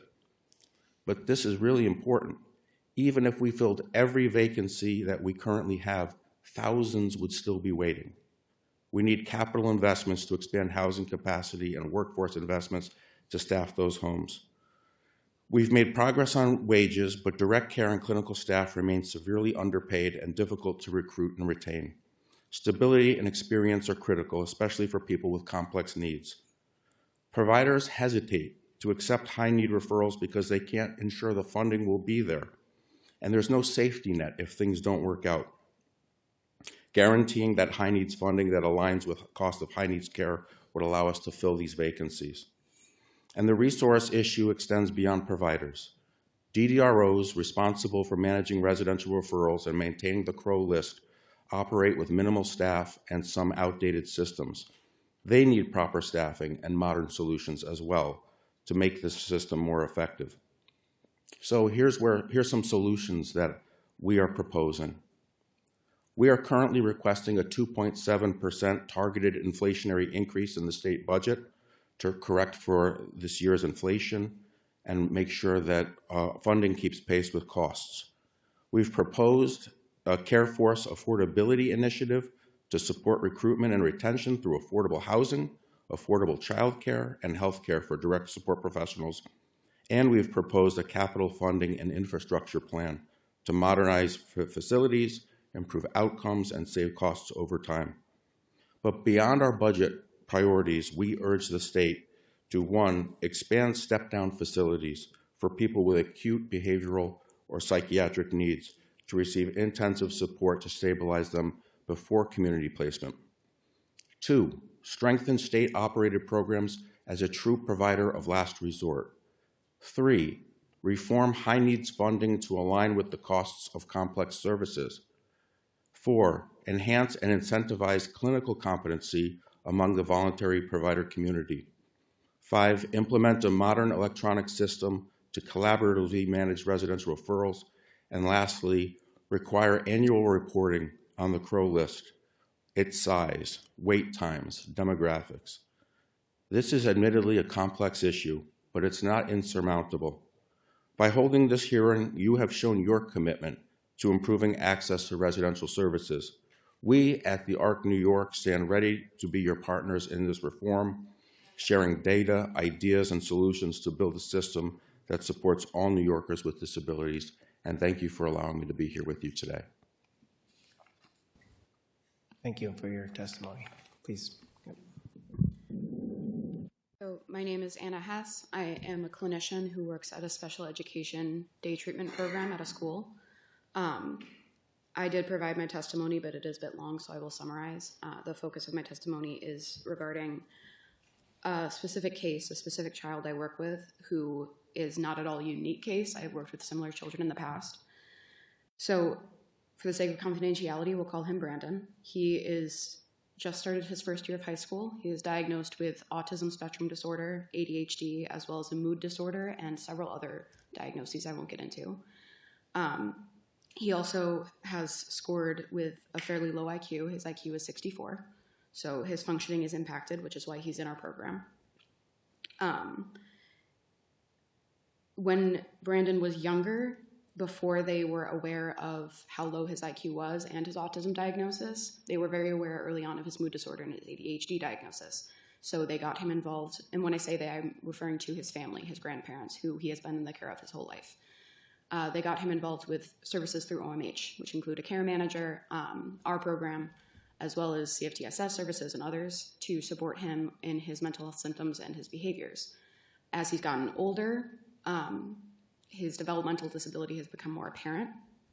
His diagnosis of autism came very quickly and easily, which for anyone who's had to go through the process of getting someone diagnosed with autism before, it can be a very lengthy, difficult process, which just speaks to how apparent his symptoms are. And we now have an accurate measure of his IQ. So upon understanding this, his family began exploring OPWDD services, understanding that there's a strong possibility that later on in life he may need to live in a group home when he enters adulthood. At the time, though he was determined eligible, the family chose not to pursue those services, specifically because it would mean having to drop all of his OMH services that he was already well established with. They decided, okay, well, we will explore that when he is a bit older. For now, let's keep the services that are working. Let's try and get him a bit more stabilized. He was having plenty of behavioral concerns at the time, so they wanted to hopefully get him to a position where he could manage himself a bit better and hopefully handle that major transition between service providers better than he could at the moment. Over the past year that I've worked with him, his behaviors have turned more and more aggressive for many reasons. Partly his grandparents have gotten severely ill, so there's only so much they can manage in the home. He is a teenager. His hormones impact his functioning. Our school system, as any special education school provider will tell you, can be chaotic. So especially at home, he has become more and more aggressive, and it has finally entered a point where his grandparents worry that they do not feel they can manage him safely at the home, both for his safety, their safety, members of the community's safety, everyone. So, being his providers, we explored residential through OMH. We put in a SPOA application, and we provided all the necessary documentation. And their response was that, not that he did not require residential services, but that he could not receive it through OMH because he is more suitable to OPWDD. When we reached out to OPWDD about this, they essentially told us up front that we can apply, but it is highly unlikely he will be able to receive those residential services through OPWDD. As I mentioned, this is not the first kid I have worked with who has been in this position, stuck between systems. Everyone unanimously agrees that he needs a higher level of care, but the systems struggle to cooperate and figure out where exactly he should be placed, where exactly he should receive those services. And especially considering, you can only get one or the other, you can't double dip, so to say, really interferes with maintaining the workers that he has been able to get used to and adjust to and work with. Having worked at this job and at my previous job, which was in prevention services, working with youth on probation, I can say that when there is a youth in a home with behavioral concerns and higher levels of need, it becomes like a pressure cooker. The home cannot manage the situation proactively because all of their attention and energy is going to putting out fires. In that capacity, children like Brandon and others like him cannot get the opportunity to gain the skills they need to reach that level of stasis, to move forward in their lives at this very formative age, because they are stuck in this state of crisis. They are not receiving the level of care they need, and their families can only do so much to support them because similarly, they are constantly putting out these crises, handling these behaviors. Back when I worked with kids on probation, I watched many kids like Brandon with autism diagnoses, with special needs, with low IQs, being taken away from their families in court in handcuffs because their behaviors became so severe and no system was helping them, which landed them in the criminal justice system. So, all to summarize, I would like to urge to keep Brandon and children like him in your thoughts as you go forward in these conversations. and to do your best to maintain a preventative and person-centered approach to these problems, and look more into potentially how there can be more cross-system collaboration with students with these disabilities. Thank you. Okay, thank you. Susan? Good morning. Thank you very much for this opportunity and having this hearing. My name is Dr. Susan Lucas, and I'm a parent and an advocate for individuals with intellectual and developmental disabilities. I recently retired from my profession as a physical therapist, and now I am dedicating my time and my energy to the lives of children like my daughter and others like her, and I currently serve right now as president of the board of directors of the ARC Mid-Hudson chapter, and I also serve on the, on who we serve for the ARC Mid-Hudson, just so that you know, it's the counties of Ulster, Greene, and Putnam counties. I also serve on several committees of the New York State ARC, most notably the Advocacy Committee, and that is why I'm here today. I last spoke before this body in October of 2021 when the topic was employment and how to help individuals with disabilities enter the workforce. However, today's hearing strikes something even more personal, where people live. It's something most of us take for granted, but for individuals with IDD, residential choice is often limited or entirely out of reach, which you're hearing over and over this morning. So let me just share a small part of my family story. My daughter Eileen is 42 years old. She contracted strep B, an infection from me at birth, an infection that today women are screened for and treated. However, unfortunately, at the time of Eileen's birth, it caused complete frontal lobe brain damage. Eileen does not have a visible physical disability, but she functions on the level of a kindergartner. She will never read, she will never drive a car, she'll never get married, or live independently. When Eileen was 12, I was strongly advised to place her on a state housing list. At the time, I found this suggestion deeply upsetting, as if I were being asked to plan for something I emotionally wasn't ready for. But it turned out to be a very wise advice. Years later, when Eileen was 29 and her 4 other siblings had moved out, a placement became available at an IRA, and it was close to home. Eileen was fully involved with the decision, and she moved into a house with 9 other women. She was excited. She wanted to be on her own. She wanted to be just like her brothers and sisters. This coming January marks 15 years that Eileen has lived in this home. I share this story because I want to make a few important points. First, things have changed over the years, and I think you're hearing that over and over this morning too, and not always for the better. Eileen has never had her own bedroom. She has shared a room with another resident for the last 15 years, and there's no opportunity in sight for her to have her own space. I think we all understand how important privacy and autonomy are. We expect a door we can close even to have our own space. Eileen doesn't have that choice. I am grateful that she's safe, she's cared for, and she is supported by compassionate staff. But if she ever decided to leave this group home, she would never be able to get back in because she is considered too high functioning. Please remember that phrase, too high functioning to get in, but not independent in order to live alone. Then there's the issue of staffing. Years ago, staff were able to take residents on trips. My daughter even went to Disney World. But now Eileen is lucky if she gets to the dollar store. Limited staff means limited outings, limited experiences, and limited joy. Thankfully, we live close by. My husband and I only live about 20 minutes from her house, and we do take her home on weekends. Many residents don't have this luxury. Finally, these homes are aging, and they are in need of infrastructure upgrades. Providers face mountains of red tape just to make necessary repairs or improvements. Second, I want to talk about the Crow list. Families seeking residential placements must go through that lengthy OPW process in those categories that you've heard.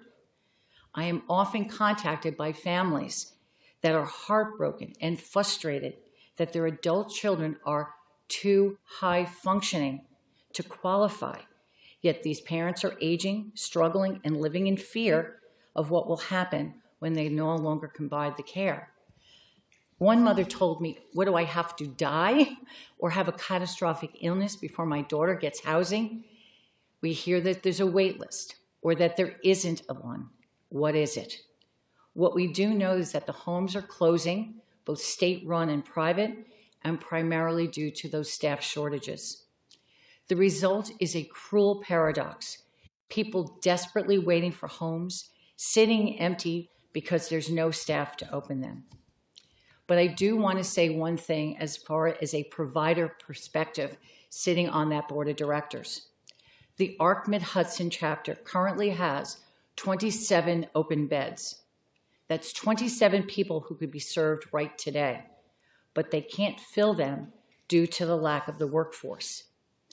This translates into $4 million in lost revenue each year. That money could go toward better staff wages, more stability, and less turnover. Each month, we receive, as a chapter, 30 to 60 referrals from OPW, many from across the state, not necessarily in the counties that we serve of Putnam, Ulster, and Greene. These referrals are many times inappropriate. Individuals whose needs exceed what my agency can safely provide. When a placement finally is offered, families decline because the available home is too far away from where they live.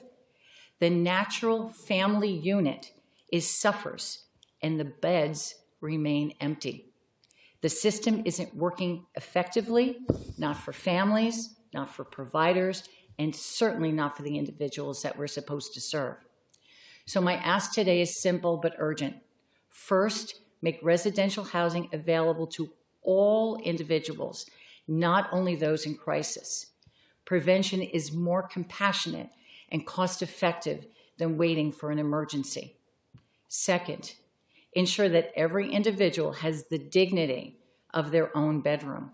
Privacy is not a privilege, it is a human need. Third, we always ask for you to invest in the workforce. Without competitive wages for the direct support professionals, homes cannot function. Empty beds will continue to waste both opportunity and resource. Make the model work well, rather than assume alternatives are sufficient. Streamline the referral and placement process so that individuals can live near their families and communities and not halfway across the state. The ARC Mid-Hudson, the New York ARC, we are organized, and other organizations like us are ready to help solve this crisis. We have the homes, we have the commitment, we have the expertise, but we need the state's partnership and investment to make this possible. The OPW Strategic Plan 2023-27 noted, and I quote, insufficiency of housing and emergency response crisis is a challenge. My daughter Eileen and thousands like her across New York deserve what we all want, a safe home, caring support, and a chance to live independently and meaningfully in the community that they want to call home. Thank you so much for your time and attention. Thank you. Thank you for your testimony. Thank you. Thank you to all of you for being here. Just a few follow-up questions. I'll start with Eric. The estimates that you came up with, 5,000 people versus the 2,000 vacancies. Just curious, like, I've been looking for that information too. So how did you come up with that? Yeah, so, I mean, I can only speak really about the vacancy side. The ARC New York represents about 1/3 of the OPWDD voluntary sector.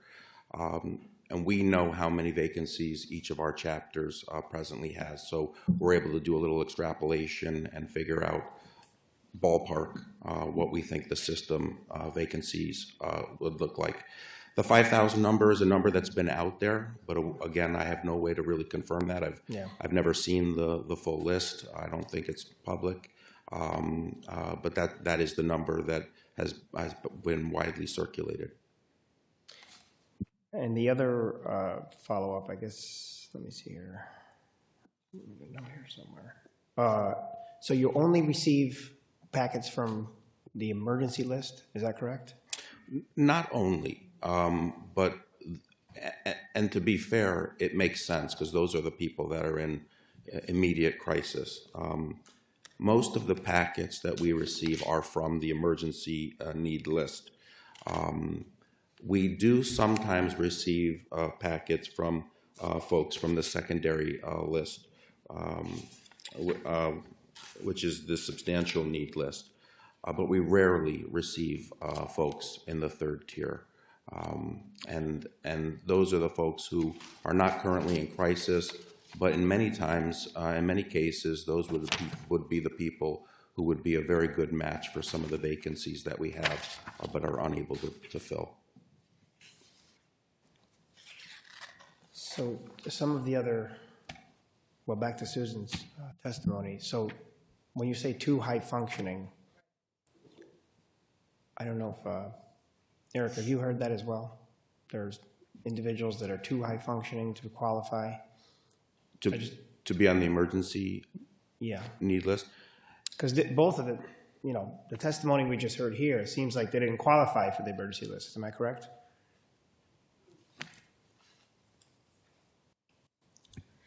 So we are still in the process for this individual specifically, so we aren't given a specific reason yet as to why he likely won't be accepted. I can speak to, in the past, I have run into that same issue with other individuals, that they are determined too high functioning for OPWDD, but their developmental disabilities are too severe for OMH. Yeah, and I would say that's accurate. We do see that folks, you know, there's a lot of factors, I think, that play into what list someone is on. Certainly, if they're too high functioning, most likely their level of crisis is not there to necessitate their being on the tier 1 list. So I would agree. I would agree with that. Again, it's a very complicated issue, but certainly someone's characteristics, behaviors certainly come into play when determining what level they would be at. And the issue of, again, Susan's testimony was great testimony, and I appreciate you sharing it, very heartfelt. My son loves to go to Disney World, and I can't imagine not bringing him on his birthday. It would be really disappointing to him. The aging homes, the homes themselves. Yes. Let's talk a little bit more about that. What are some of the, I mean, homes always need maintenance and repairs. What are you seeing? I mean, it's a question for anybody here, I guess. What are you seeing in need of these homes that is not being addressed? Yeah, I'm requiring the board now to go out and make visits to our programs and our houses. And what we do, see, the homes are old. They're older homes, and they're aging. And the upkeep is getting more and more difficult. So you're talking about that the homes are basically two-story, right? And as our individuals age, they might not be able to do a whole flight of stairs. So the homes that they're probably looking for now is we need ranches. We need all one level. I'm very fortunate. My daughter lives in a ranch, big ranch, you know, there's 10 women in that house. But there's kitchens that need to be upgraded, you know, decks that need to be replaced, paintings, flooring, all of these different things like you would do just at your home. We're just saying that just what you would do, just what at your house, gutters, I mean, we're talking really basic things that need to be taken care of. And it's a whole process, you know, of just getting you the money and the funds to even do this. I mean, my husband and I visited a home because we were looking to move my daughter into getting her own bedroom, but it just didn't happen to be appropriate for her for a couple of reasons, but I won't go into it. But I looked at the house, and it really looked old. You know, it needed just loving care, if you want to Right. get down to that. But let me address high functioning. The mother that I did speak with, she couldn't even get her daughter on that list because she's really, really high functioning. When I say that, she, like my daughter, can get up, she dresses herself, everything, you know, she does all of these things on her own, but she'll never live by herself because it's not safe. It's not that we're you know, I truly appreciate what she's getting. Trust me, when she first went into the group home 15 years ago, she was being provided with things my husband and I could never provide for her. You know, they would take her to, you know, she has a job now. She was going to, at the time it was a workshop. It was a life for her. And we were thrilled that she got transportation, she had a nice house, a loving community, and again, she could be like her siblings. She didn't want to live with mom and dad anymore, to be honest. You know, who wants to live with mom and dad forever, right? And that's the situation we came into. And, you know, we love her dearly, and that's why we want her home on the weekends, so that she has an opportunity that we do take her on vacations and do things like that. But I think we're all searching the same thing. And the ARC, it's a family-led organization. We are family. We are families, and that's all we're looking for, is to have that environment to take care of our family members. And Eric, just on the need for upgrades to the homes, can you just comment your opinion on that? Sure, yeah, I think Susan's exactly right. In my testimony, I spoke about 10 years of no investment into our field, zero. And I think that has taken an incredible toll on our facilities. There are a lot of pressures and prioritization that goes on for a provider. In the last few years where some investment has been made, and we appreciate that support, much of that investment has been directed directly to our workforce.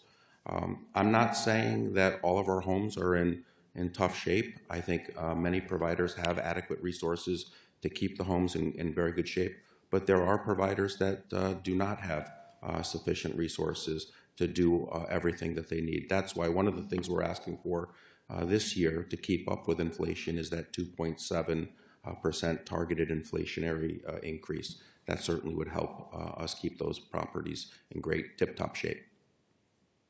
Thank you for that. And I guess back to your testimony, Sure. So in applying for a placement, so what's the criteria on which list you get on? Has anybody experienced that process? That was years ago. So in your, Yeah. Brandon's situation, I Yeah. feel like that should have been an emergency Right. placement, but it was denied, or it was. We have not been denied outright, and we really have not been told But much. can you explain to me the process that So- you've gone through? Yeah, so the process we've already gone through started on the side of OMH, and that's why I kind of paraphrased it. In terms of OMH, they just determined he was not eligible for RTF through OMH because it should be through OPWDD in their ruling. We are still in the process of applying through OPWDD, so we haven't gotten a formal rejection.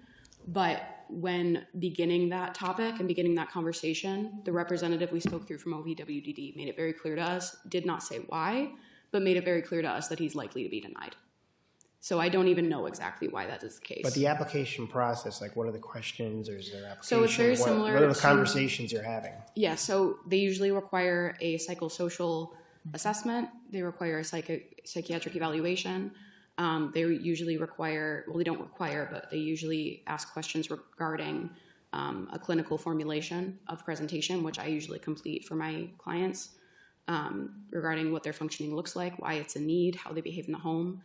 They also need their school information, so IEP information and things like that. In addition to that, they accept supplemental information. So we have also provided police reports, documentation of hospital visits, because he's had many over the past year. And we even actually got a letter from the hospital, from his local hospital, saying this is a frequent client of ours, this is a frequent patient, he needs residential, here's our point for that. It's my understanding so far OPWDD is asking for pretty much the same information. And I truly don't know what else we could provide to argue the point. That's all very comprehensive information. This is pages and pages. It's a very long application packet. So in summary, that's what's generally provided and what we have provided in addition as well. Okay, thank you. That's helpful. Susan, just to clarify, you said your daughter is in a... Ira. She's in Ira. She's in a supported group home. And there's 9 other 9 other women, roommates? Yes. And she has a single roommate or more than one? And she has 1 roommate, yes. 1 roommate. There's only 2 ladies in the house that have their own room. Okay. And I do agree with what you said, that sometimes the placements come in and I hear, people that are in upstate are getting opportunities that are in New York City or someplace where they would likely not see their child or their loved one very often. And I hear that quite a bit, and I do agree the placements should be near the families, and I think that should be a criteria, a consideration, something that should be in there that it has to be in the general area where they can still be part of the family. You said you're only 20 minutes away, so that's convenient that, but if it was 2 hours, that would be a totally different situation where you may not see, you may not see her. Right. So I do agree, and that's something that I noted here because I've heard from other constituents as well. I think the problem is what I've heard from, and they are advocating from the chapters, that if they could only get those referrals, that is in their immediate area. And that's not happening. I guess they get the whole state when they get the referrals. So that would really help, from what I understand. Because then you're not wasting everybody's time. You have to understand that this is office staff that have to go through pages and pages of these referrals, and it's all their time for probably families that they know they're not going to be able to help, or they wouldn't be in the areas, like someone from Western New York could be, 4 or 5 hours away.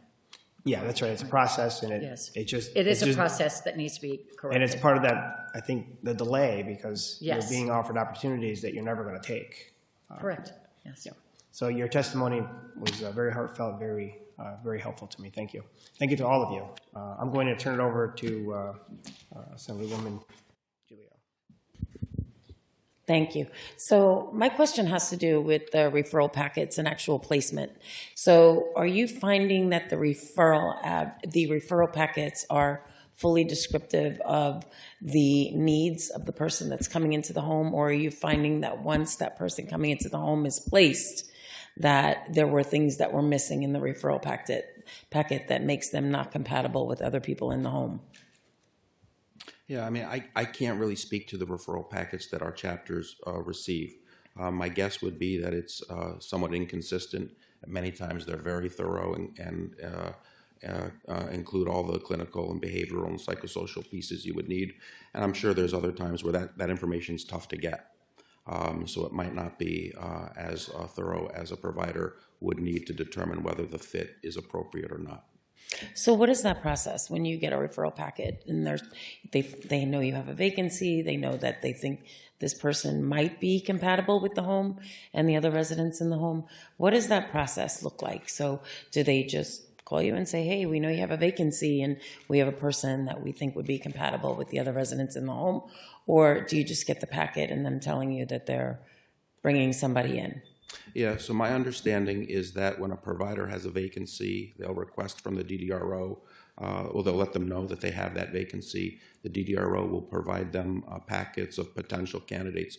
I'm not sure that it's as well coordinated as you would suggest in terms of, does the packet accurately reflect what that home is? Is it someone in a wheelchair and this home has a second floor vacancy?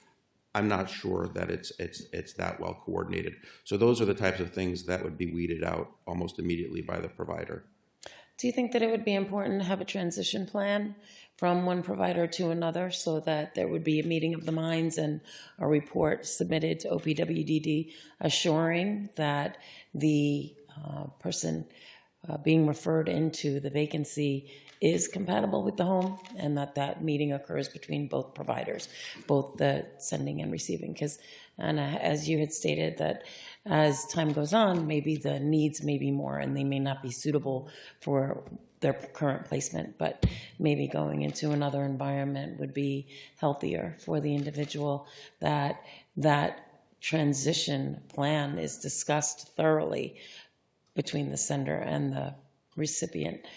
or the home that they're being placed into? Yes. So, I mean, and this would be an ideal world, but for someone like Brandon, we've known for several years now that he not only will need OPWDD services when he's older, but also he was determined eligible a couple of years back now. So that's already been decided just in terms for OPWDD services in general. It really comes down to that, yeah, there's that eligibility only lasts a year, so we now have to reapply now that we're reconsidering it. And that it's sort of the barrier between, for example, OMH and OPWDD. You kind of have to pick one or the other. And because he was already well established with OMH and he had these services and he had these workers he had these relationships with, transitioning him to OPWDD services, whether it's similar services or a higher level of care, would not only require, you know, a full understanding between both sides of what his needs are, but additionally, on his level, building that relationship with these new workers, getting used to these new environments, learning to trust these workers the way he's had to learn to trust us. You know, change, as psychologists generally know, change is very difficult for a lot of teenagers, especially teenagers with autism diagnoses. So it's a very rough process. And when you combine that with difficulty paying attention because of his ADHD, difficulty focusing and remembering things, as well as his low IQ and low functioning, and as well as his mood disorder, his difficulty controlling his emotions, all of these things together really show that the relationship between the services he's currently receiving is doing a lot of the heavy lifting in regards to him not deteriorating further. And so the transition there is really difficult for the family to consider, understanding that he'll need OPWDD later in his life, but when do they make that jump, knowing that it's going to be a very rough time and that he's already very unstable at the moment. Thank you. Okay, yes. So thank you very much. I have a couple questions. I'm going to start with Eric. First of all, I have a great relationship with your chapters in the Southern Tier, and they are pillars of the community in my district, and thank you for everything that your organization does statewide. I just wanted to clarify for the record. So the phrasing you used in your testimony was my best understanding. So the state has put you, who is the head of the largest organization, non-profit, non-government organization providing care, in a position where you have to guesstimate the number of people that are available that are up for placement, and you have to guesstimate the number of residential vacancies. That's the position the lack of transparency from the state government has put you in. Well, I don't know that I'd phrased it exactly like that, but your point is well taken. And look, it's not a public list. Mm-hmm. I don't know who's on the Tier 1, Tier 2, Tier 3 lists, so it's really our best estimate. So that is correct. Yeah, I would think it would be better I don't think the list should be maybe public to the public, but I would think to providers having a handle on the broader picture, especially your organization, would make a lot of sense to me. So you also said that you are only getting the packets from the emergency need, and it's very rare that it's coming from the other two tiers. Is that a matter of policy from OPWDD? Is that a matter of statute? Is that just some supervisor making a decision? Where is that determination coming from? Yeah, I don't believe it to be statute. I don't believe it to be regulatory. And I also think it makes some sense, because the folks who are in the highest level of need are obviously in imminent crisis, right? So no one wants that, and they're the ones who have the greatest need at this current time. So there should be focus on trying to get those individuals placed, but many times those individuals are very challenging for us to fill because it's not the right fit. It could be located a ways away from where the family is. There's a lot of reasons why it might not work. I think as you are all mentioning, I think we could all benefit from better transparency and better coordination. We have some vacancies. Providers have vacancies. And we know the state has people looking for residential placements. Certainly, we can better coordinate and find the right fit between those two lists. Yeah, I would think the common sense would say that obviously the first people you send out are the people that are in imminent crisis because their health and well-being is in jeopardy. But if your organization then says, well, that person, my particular chapter in their area, we can't help them, but somebody further down the list we might be able to help, it might be better to have the broader picture. Yep. Then I wanted to go to Anna, and I am very proud to serve on the People with Disabilities Committee. I also happen to be the ranking Republican on the Mental Health Committee. And so I was intrigued by this situation where you got to pick one or the other. Is that something that is statutory? Is that something that is regulatory? Why can't we, because we've talked a lot over the last couple of years about people that have a substance abuse disorder and also have a mental health situation, trying to get them coordinated care. I would think that same logic should apply to people who have a intellectual or developmental disability and also have a mental health situation. What is the genesis of this where you have to pick one or the other? So I will say that my expertise is definitely not at the level of other people who have spoken on these panels, but from my understanding, it generally comes down to insurance and who's paying for it, because you generally do not want two separate government entities putting money towards the same service being provided to an individual twice. So it's the understanding that for example, to get Brandon care management services through OPWDD, he would have to lose his current care manager, even if they end up treating him in very different ways. On paper, they're the same thing. Right. And that similarly would apply to potentially his education. If OPWDD at all were to support in managing some sort of educational service, he would lose our program because we're OMH funded, understandably. But it would involve, we're a wraparound service, so it would involve losing his current med provider, his current mental health clinician, his current teacher, on top of his current teachers, and changing the school setting. So it generally comes down to not double dipping, so to speak. Okay. But the rules, as I understand it, are very strict. And in general, because these agencies are so difficult to get into and they have such long wait lists, you really have to determine very early, right, is this child going to be involved in one or the other? And to speak to the reasons why that's just not realistic, I mean, as a mental health provider, we are taught that the gold standard for mental health treatment is CBT, cognitive behavioral therapy. And the basis of that is that cognition, behavior, and emotional regulation are not separable. They coexist, they interact with one another, they are not things that you can treat separately.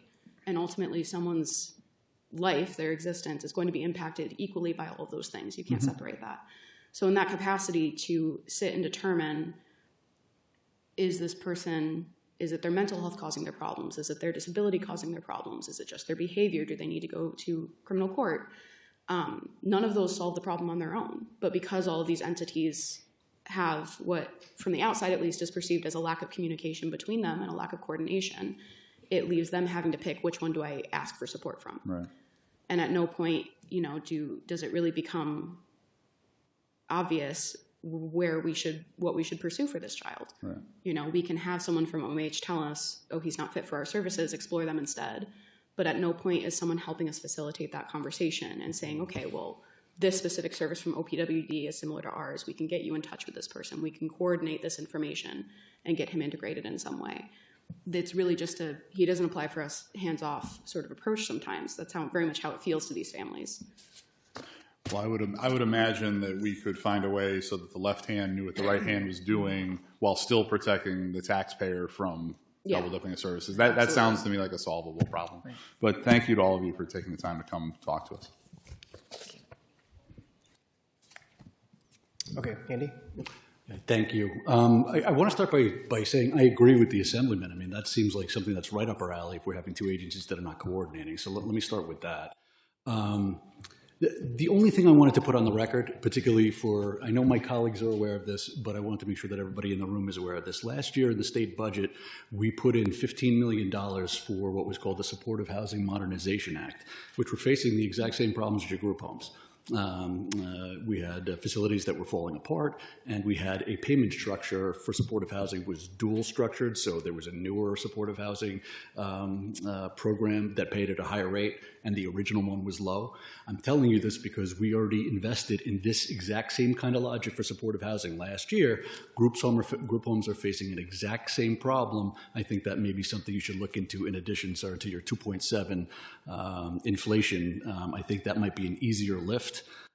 Just food for thought. And I will say that I want to agree with the Assemblyman again about the OPDD handoff to the other agency. And also just put it in this context.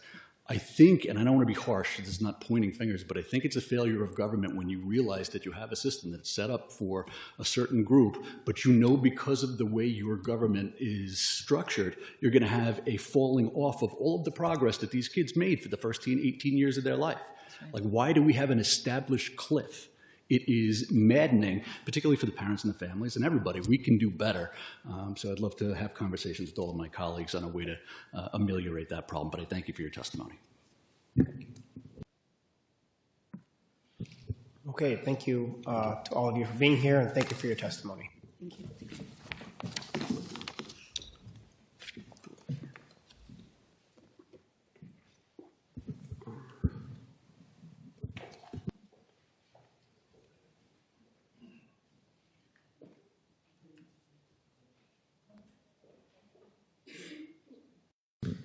Okay, Cynthia, you're here. Yes, please.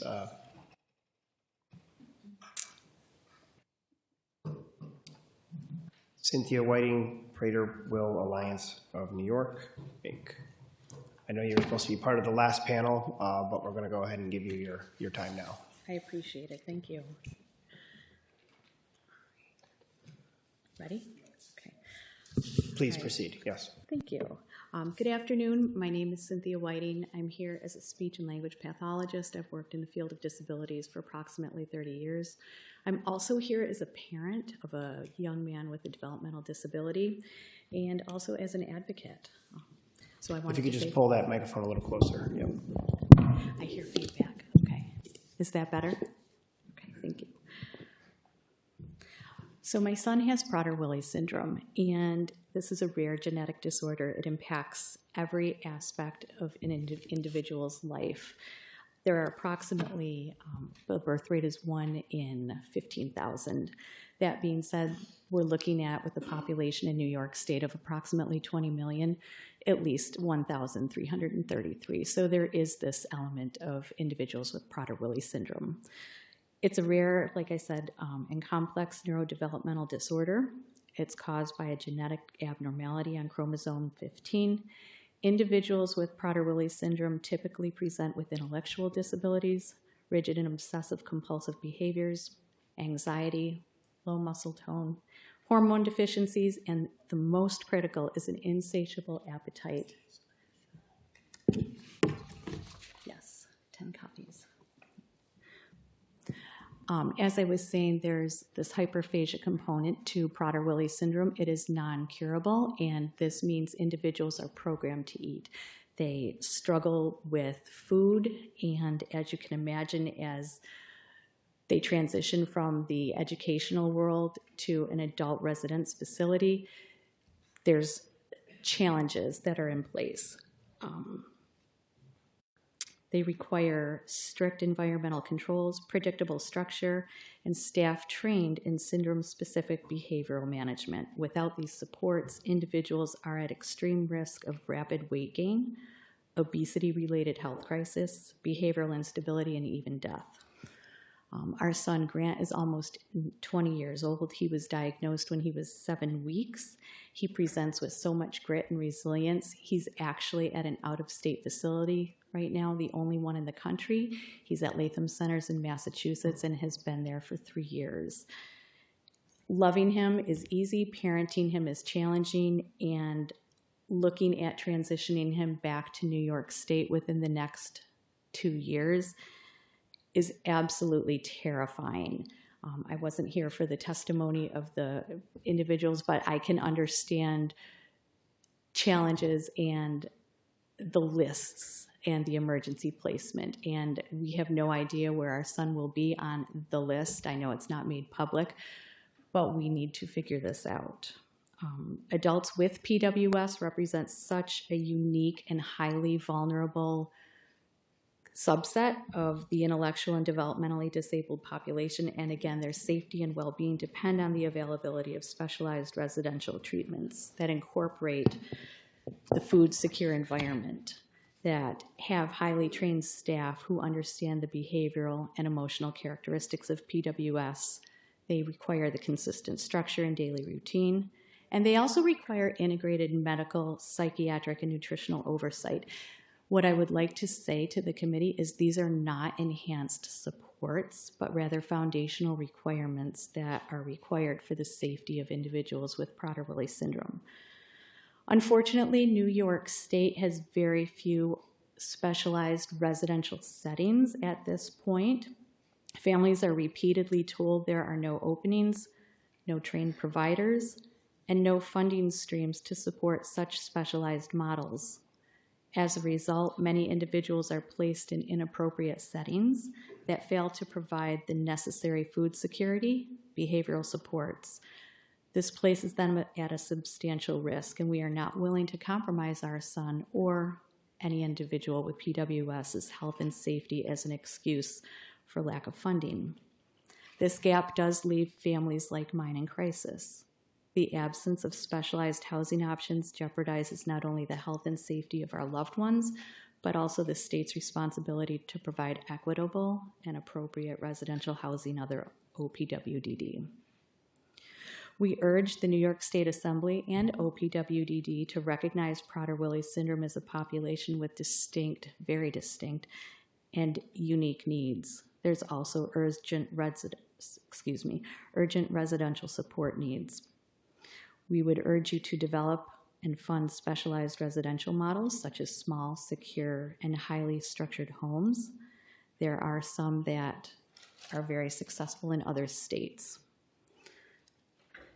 We would encourage to establish provider training initiatives to equip residential staff with the knowledge and skills necessary to support individuals with PWS, and to ensure equitable access for adults with PWS for safe, sustainable, and syndrome-specific housing. Adults with PWS cannot safely or effectively be supported within the generic group homes. Their lifelong vulnerability to food-related behaviors, emotional dysregulation, and cognitive limitations demand special environments designed for their unique profiles. New York has the opportunity and the obligation to lead in creating residential pathways that protect and empower one of its most fragile populations.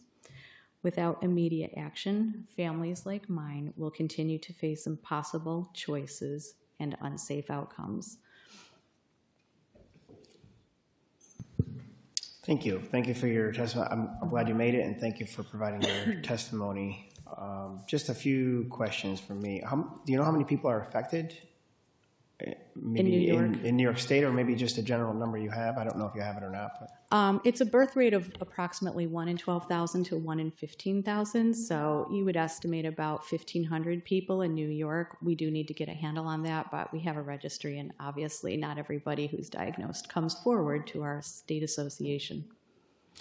And OPWDD does recognize? It is a recognized condition. All right. So where are you in the process? You have applied to receive services?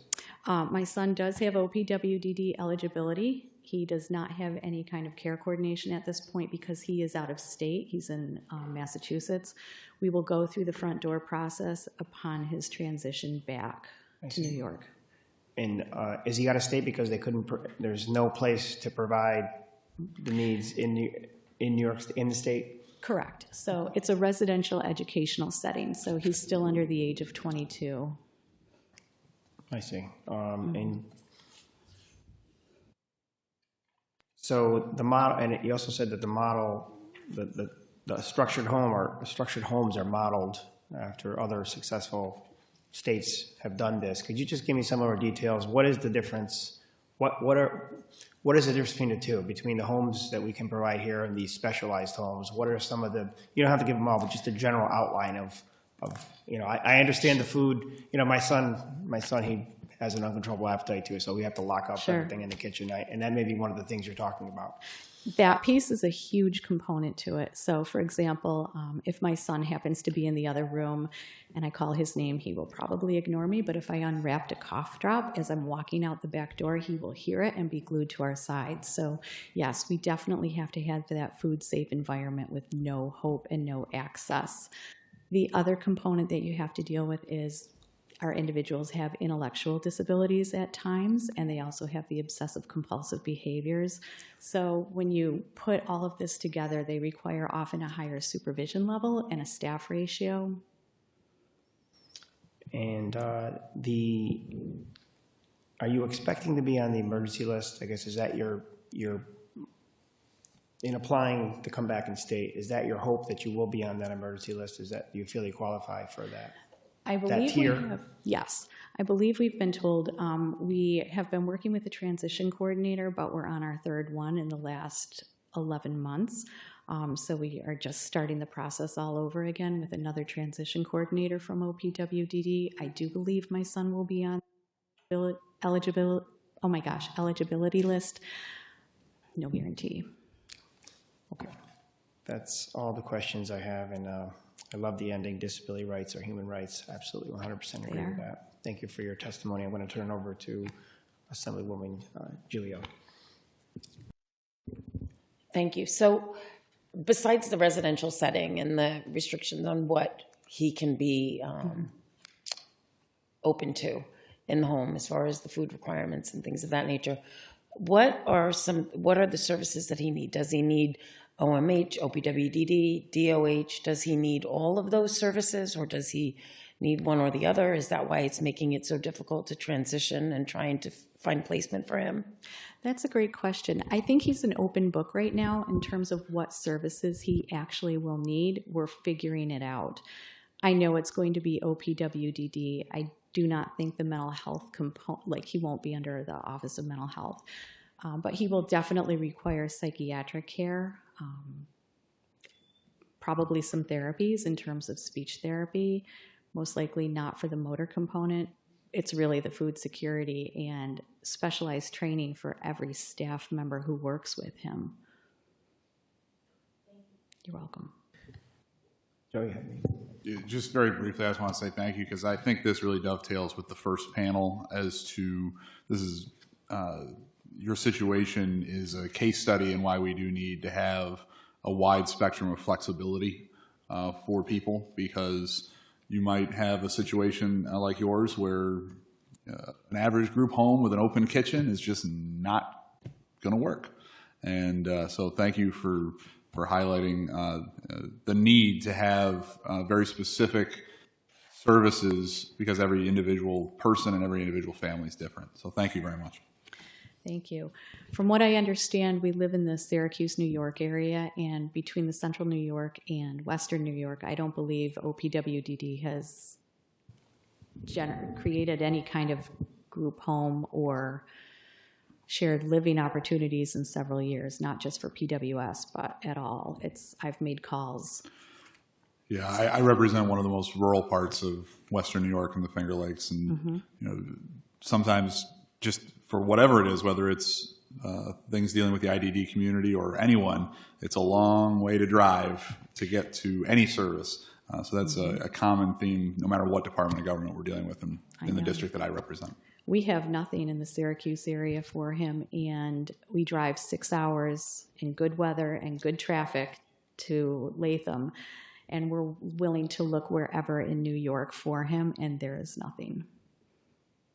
We have a question for Mr. Hevesy. Just one question. First, thanks for your testimony. Does New York State reimburse you for the out-of-state placement? No. So that is paid for 45% by our local school district and 55% by DSS. Okay. Interesting. Okay. Thank you very much. It's under the free and appropriate education. I'm there. Thank you. Okay. Thank you for attending. Thank you for your testimony. Thank you. Okay, we're going to move on to panel C. And I think it's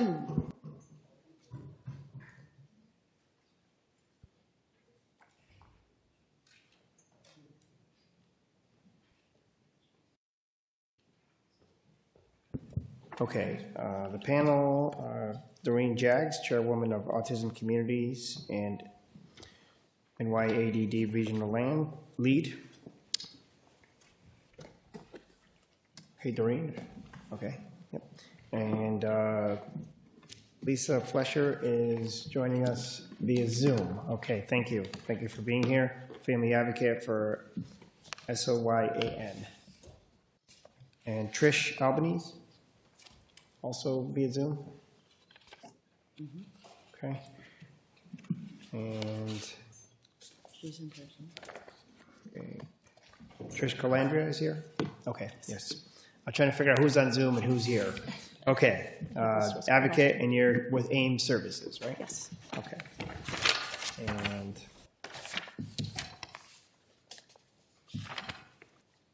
And well, William Powers, yes, here from Love Michael. Thank you for joining us. Good to see you again. Okay, we'll begin with the in-person, and then we'll go to the two individuals that are on Zoom. Okay, so if you want to start, William. Good morning. My name is Will Powers, and I'm the father of two autistic adult sons. Today I'm here as a parent volunteer representing Love Michael Homes, which is a 501c3 organization founded in 2019 by Drs. Lisa Liberatore and Dr. Dimitri Caceres. Dr. Lisa and Dr. Dimitri founded Love Michael because of their own family's challenges with their son Michael, who is now 28 years old, severely autistic, and one of my son's current housemates. I'm here today to hopefully communicate to you that Love Michael Homes has developed a model which uses public and private resources delivering a high quality of life for adults with intellectual disabilities, in this case, young adults on the autism spectrum. While I consider myself an educated and intelligent human being, I must confess that in trying to develop living solutions for my sons, despair and hopelessness of oftentimes my traveling companions. There are many barriers to creating quality living conditions for adults with disabilities, ranging from ignorance to economic to simply understanding how to access resources. I believe that Love Michael has made significant progress in delivering a viable model that should be shared with other families and organizations. As a parent with two adult sons with autism, I believe I'm a walking case study. I have personal experience in navigating the significant daily and long-term challenges in seeking to build viable and, more importantly, sustainable solutions. I would like to share my personal experiences in managing these very different requirements to highlight some of the advantages that Love Michael Homes has developed in creating families to create happy, active, and healthy adult solutions versus trying to go it on your own. My son Jack is 23 years old. He is severely autistic with limited expressive language skills, who in the past has had significant behavioral challenges, which necessitated him living at the Center for Developmental Disabilities located in Woodbury, New York, before joining Love Michael. I would also say CDD did an excellent job in preparing him. My other son, William, is 26 years old, and while on the autistic spectrum, has stronger communication and some decent independent living skills. To benchmark it, William has an IQ of about 70. William is also a 2025 graduate of the College Experience Program hosted by Russell Sage College and Living Resources here in Albany, which did a superb job in building his confidence in life skills. Since graduating from CEP, with a lot of planning and many hours from me, William has moved into his own apartment in White Plains, New York. By utilizing his self-direction budget, I've procured a life coach, a paid neighbor, direct support staff workers, have applied for a housing subsidy, and financial assistance for cell phone utilities and other services. By doing that, I had to spend hundreds of hours of my own time. I'm fully retired. I don't know how a working adult would possibly do that if they're trying to hold down a job.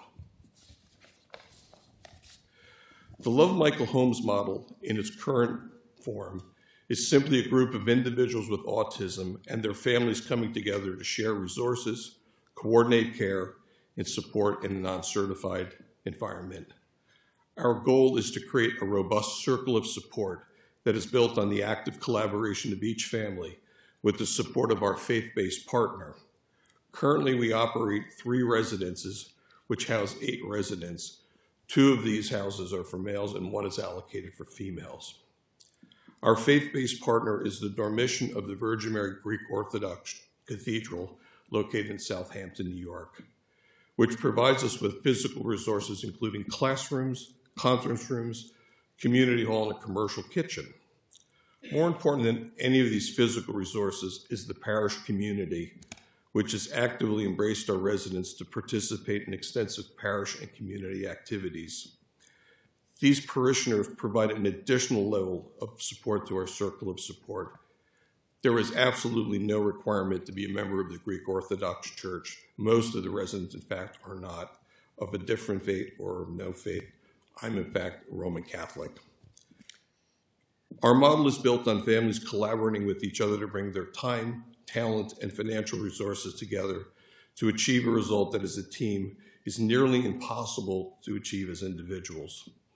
By collaborating and working together as a team, our families achieve superior outcomes than they would if they were to act on their own. Love Michael Holmes can create purchasing power, economies of scale, and a robust system of support for our residents, which achieves genuine community connections. By contrast, when I'm working with my other son, William, every single support or resource, whether it's procuring a DSP, a community class, or interfacing with the federal, state, or local agencies, is time-consuming, it's oftentimes expensive, ultimately solitary, and fragile in nature. As an example, the resignation of a single DSP can not only disrupt the life of my son, William, but significantly into my time. By contrast, the family team approach is much more efficient in the identification of DSPs, interviewing and onboarding these resources. And from a DSP's perspective, we are able to convene 40 hours of work in a single location. Love Michael residents have active daily lives which begin and end in their residences. Working with live-in caregivers and DSPs, our residents are encouraged to daily achieve as much independent living skills with food preparation, household cleaning and chores, personal hygiene and care. We offer and encourage our residents to participate in quality community classes they can choose.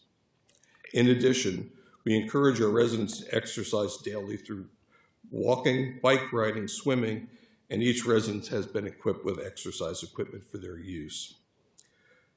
Since joining Love Michael Holmes in September 2023, my son Jack has made a smooth transition. Jack has daily exercise, attends community classes, trips into the local community, and has improved his diet. Prior to arriving at Love Michael Holmes, Jack never ate a single green vegetable. Working with a behavioralist in the staff, Jack now eats a wide variety of fruits and vegetables. The combination of daily exercise and improved diet has improved Jack's weight. He's been able to drop from 207 to 173. This is not an uncommon experience within this cohort. Our circle of support has been strengthened through the creative use of off-the-shelf technologies. Our families communicate daily, communicate with a weekly Zoom call every Tuesday night where we discuss everything from staffing, community activities, and any problem or issue we are encountering. Love Michael Holmes connects families, staff, and residents daily through the use of the Slack app, which is a team communication and collaboration platform. In addition, we use Typeform to communicate information on the administration of each resident's daily medications. Funding our program has been a significant challenge. To date, the purchase of the 3 residents has been fully funded from donations raised from our families and a handful of donors.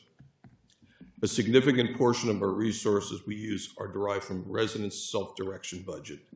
These funds are important, but must be supplemented by our families working together to raise the remaining amount through fundraising events, grant writing, and donations from charitable institutions and individuals.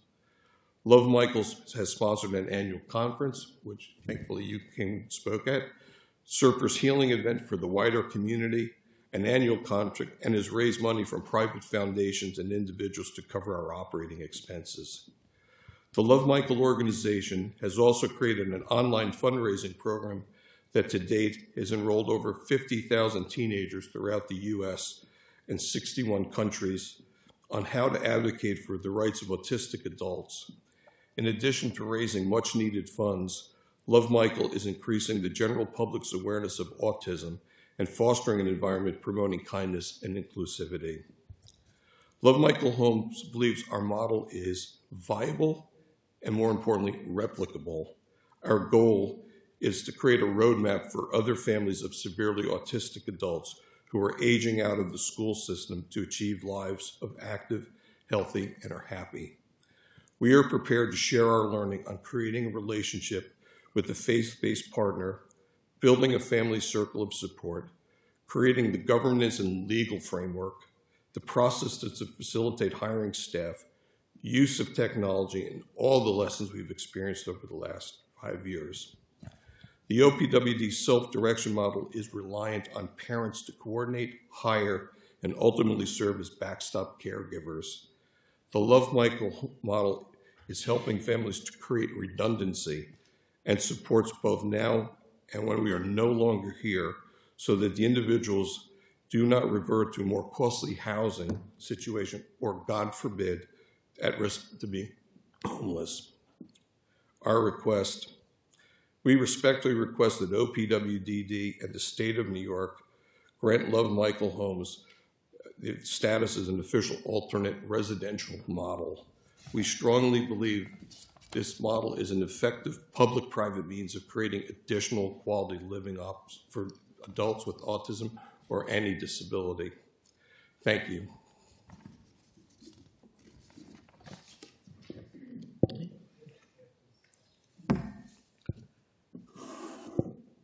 Good morning.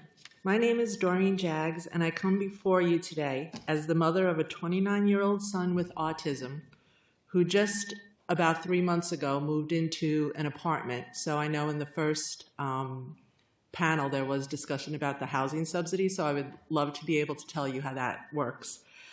As the chairwoman of Autism Communities, a Long Island-based nonprofit, and as a regional lead for NIAD, the New York Alliance for Developmental Disabilities.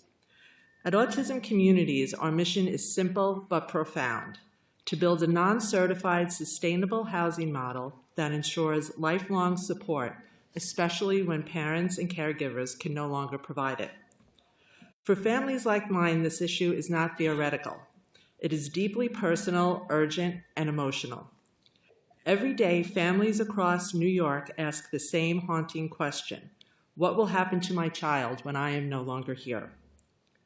The current system offers self-direction as a promising model, one rooted in a person-centered approach that fosters independence, empowerment, and choice. But in practice, it requires extensive oversight and daily involvement from parents and caregivers. Tasks such as budgeting, hiring and managing staff, coordinating benefits, financial planning, and organizing daily activities are far beyond what most self-directed individuals can manage on their own. As parents age or pass away, it is simply unrealistic to expect care managers or brokers to absorb these responsibilities. Even now, significant gaps exist despite the tireless involvement of families. Fiscal intermediaries rely on individuals and families to secure their own support staff, funded through each individual's budget. That model assumes a steady supply of qualified workers, but today that assumption no longer holds. The workforce shortage has made finding and keeping reliable staff a constant crisis. In response, private organizations have emerged to fill the gap, but often at a high price, charging thousands of dollars a month, putting these services out of reach for most families. For this system to be both accessible and equitable, self-directed budgets must be allowed to flow to qualified nonprofit organizations like Autism Communities that can provide these essential supports sustainably. At Autism Communities, we envision a system where support is not only sustainable, but equitable and built to last. Our model is simple but transformative: the creation of a sustainability program model within the OPWDD self-direction framework. Here's how it would work. Individuals and families could choose a qualified nonprofit like Autism Communities to deliver customized, goal-aligned services paid directly through the individual's self-directed budget. A new sustainability program budget line would make that possible. Fiscal intermediaries would still process the payments, but families would no longer be on their own to coordinate every detail. This builds upon what's already working. Programs like community classes and transition programs where organizations deliver individualized services paid for through self-directed budgets, but without requiring each staff member to be onboarded by an FI. Staff members are the employee of the vendor. It's practical, it's proven, and it's scalable. As mentioned, this model already exists in the private sector and it works, but it comes at a price of several $1,000s per month, available only to the wealthiest families. That is not equity. We can level the playing field by allowing individuals to use their existing budget to access these same supports through nonprofit organizations that can leverage monthly self-directed payments while continuing to fundraise and partner with the local community, thus building scalable housing and community solutions that endure. I speak with many families across Long Island who believe their son or daughter could thrive in inclusive community housing, yet hesitate because they don't see the structure or level of support they feel their loved one would need.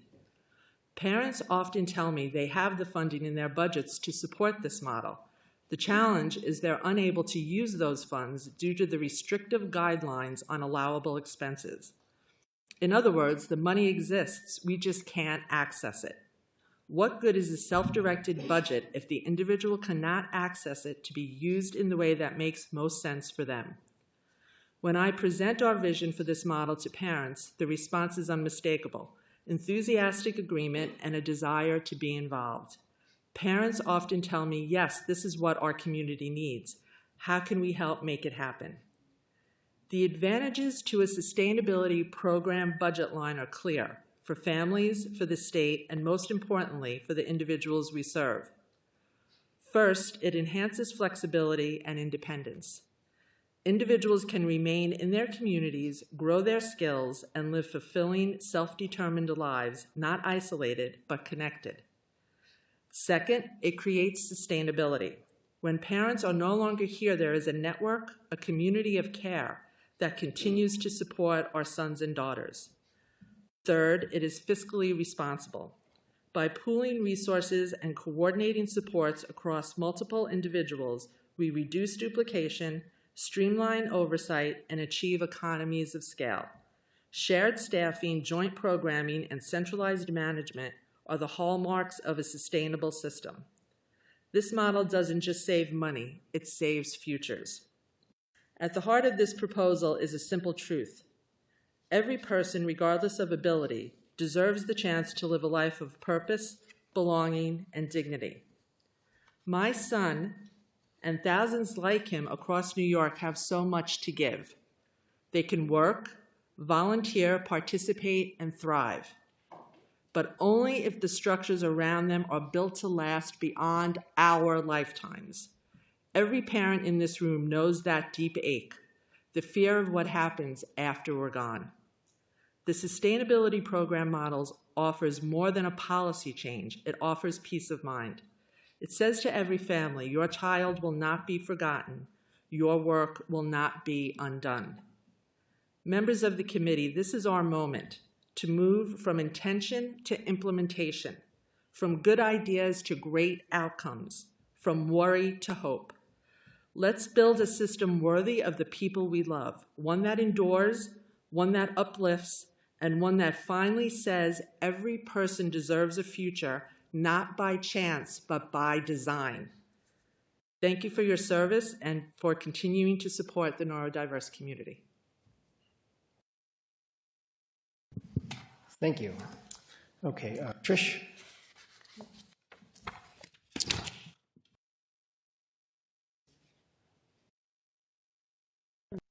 Oh, there it goes. So I'm going to change from good morning to good afternoon.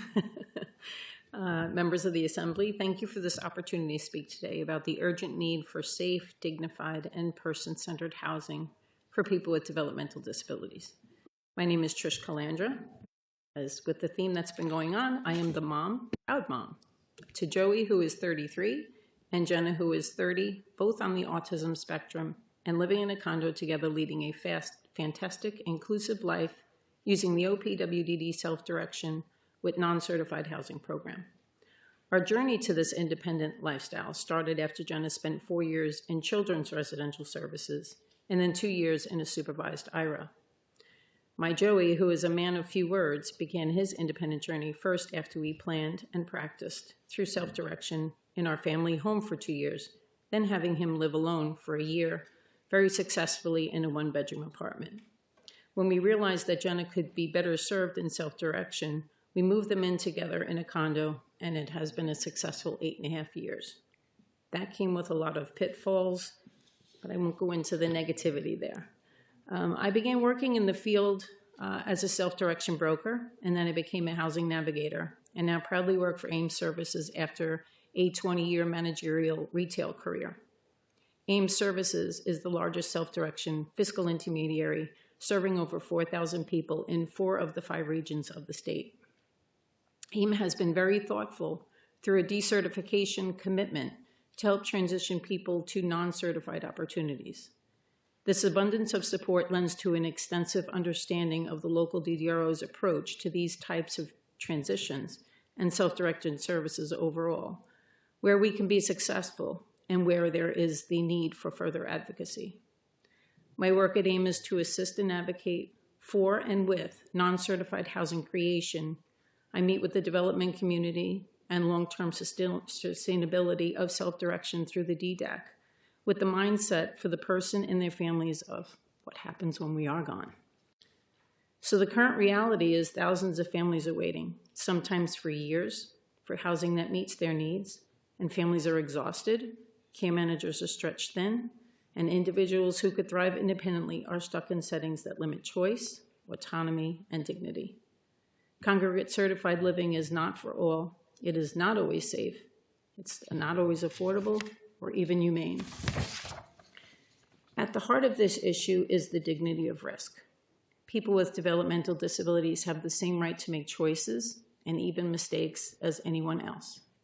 Too often, OPWDD policies are driven by fear of liability, fear of harm, fear of change. Safety cannot come at the expense of autonomy. A life without choice is not safety, it is captivity. There are non-certified housing alternatives. It's another path called non-certified housing. Apartments or homes where individuals live alone or with chosen roommates supported by flexible services.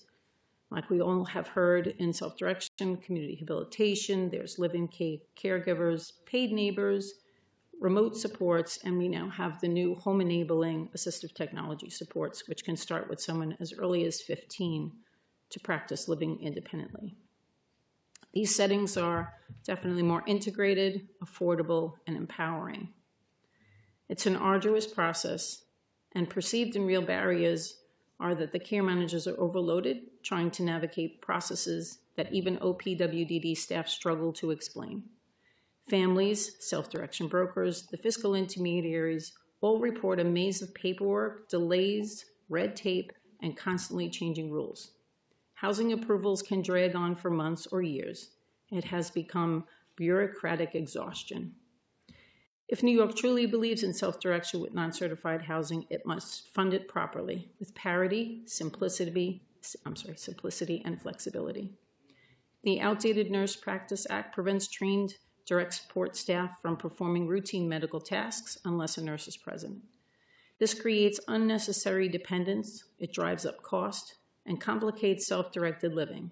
New York must modernize this law with clear exemptions and training pathways. What we really need is streamlined OPWDD housing process with real accountability, a reaffirmation that dignity of risk is a human right, not an administrative inconvenience. Housing navigation for people who want to move into inclusive community housing is a housing navigator service can help the people and their circle of support develop personalized housing plan, find a unit, coordinate the move, and create a plan for sustainability. A pilot program was successfully completed, and I have a link in my paperwork for you to look at, to address some of the processes, but it needs to be recognized, funded, and adopted by OPWDD. The New York Alliance for Inclusion and Innovation has developed this training with leaders who have expertise in housing creation, sustainable solutions, and benefit maximization. They have trained over 400 housing navigators across the state. And the New York Alliance has advocated over 10 years to get this as a recognized needed addition to the menu of service support needs. We also had started regional housing collaboratives, which bring cross-systems collaboration, community integration, that encourages innovative, inclusive housing models to increase choice. I can attest to the need for the regional housing collaboratives to be funded and optimized, as we have had tremendous success in Long Island region, where I was the regional master housing navigator. We were able to bring all housing stakeholders to the table to create legislation, which is Resolution 562-2022 in Suffolk County, that any developer in the county accessing funds needs to have set-asides for people using OPWDD services. We now have over 50 units created, with many more slated in the next few years. We need to emulate and spread incentives like this across the state. I have also put a link to a video in there that was from the DDPC. We also have some outreach to the local IDAs that has also been successful in that creation. Through regional housing collaborative work, we were also successful in the assistance of Assemblymember Jody Giglio and Senator Monica Martinez to get updated language for success of a partial real estate tax exemption for those with IDD. We need to continue the great work of the regional housing collaboratives, but it needs a sponsor. I recently partaked in the MISC Olmsted Committee for Housing, and these initiatives were also discussed, but maybe we're not able to make them a recommendation. For housing creation, OPWDD has programs like integrated supportive housing, but it is underfunded with extensive criteria and expectations for the not-for-profit providers, making access to them painfully difficult. It takes great effort to create affordable housing, and projects can take years to get to fruition. We need to advocate for more funding. This loan program has been awarded $15 million statewide for over 10 years. We also need, and that's for across the state, $15 million across the state is not a lot of money in every region. We also need advocacy for when OPWDD-ish units are approved. Currently, the letters of support are only good for 1 year. We need that support letter to change to a minimum of 2 years. There's other options, too, for sustainability that I follow very closely with HCR. We have the ADU program, the +1 ADU program, and there's a new initiative out there called the Cross Modular Initiative, which can create affordable home ownership opportunities, whether that is for a family or a person directly. In closing, we have just received the self-direction assessment last Thursday. This document needs the time for review, and what it should drive is the need for a housing pilot with the self-direction sustainability plans. It should focus and address each region to capture where we can be successful, where we need change and flexibility, so that our next waiver packet submission can capture those needed updates for effective strategies, better choice, and solutions for a sustainable future. We will need transparency of data, intentional policies with local leadership that will establish relationships that foster partnerships. Respect the unique needs of each participant rather than enforcing one-size-fits-all solutions. Families are tired of fighting for what should be basic, safe, dignified community integration housing. Thank you.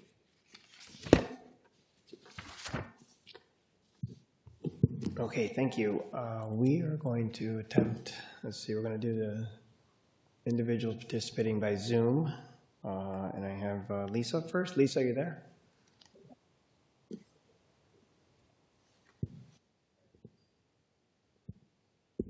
Where's that coming from? It's coming from the I think the sound is not.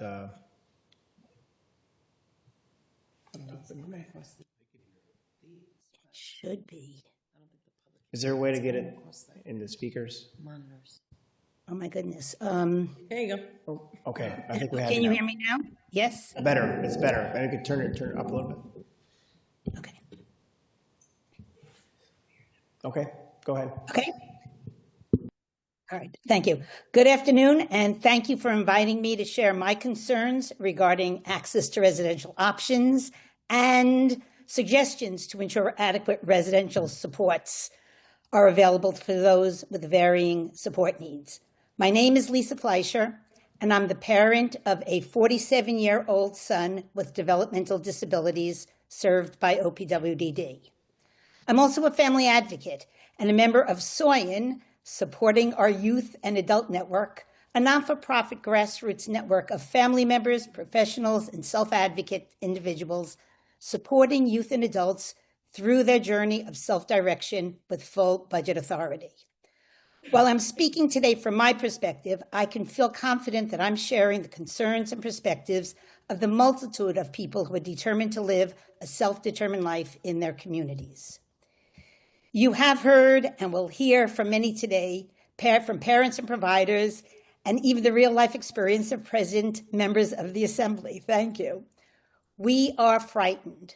Whether we are seeking certified or non-certified housing, the one thing we all have in common is that we see family caregivers aging, some of us rapidly, seeing some of our close peers dying, with no options about how our sons, daughters, or other family members will continue to have a quality of life once we are no longer able to provide the extensive love and support that we have provided through their lives and continue to do so on a daily basis.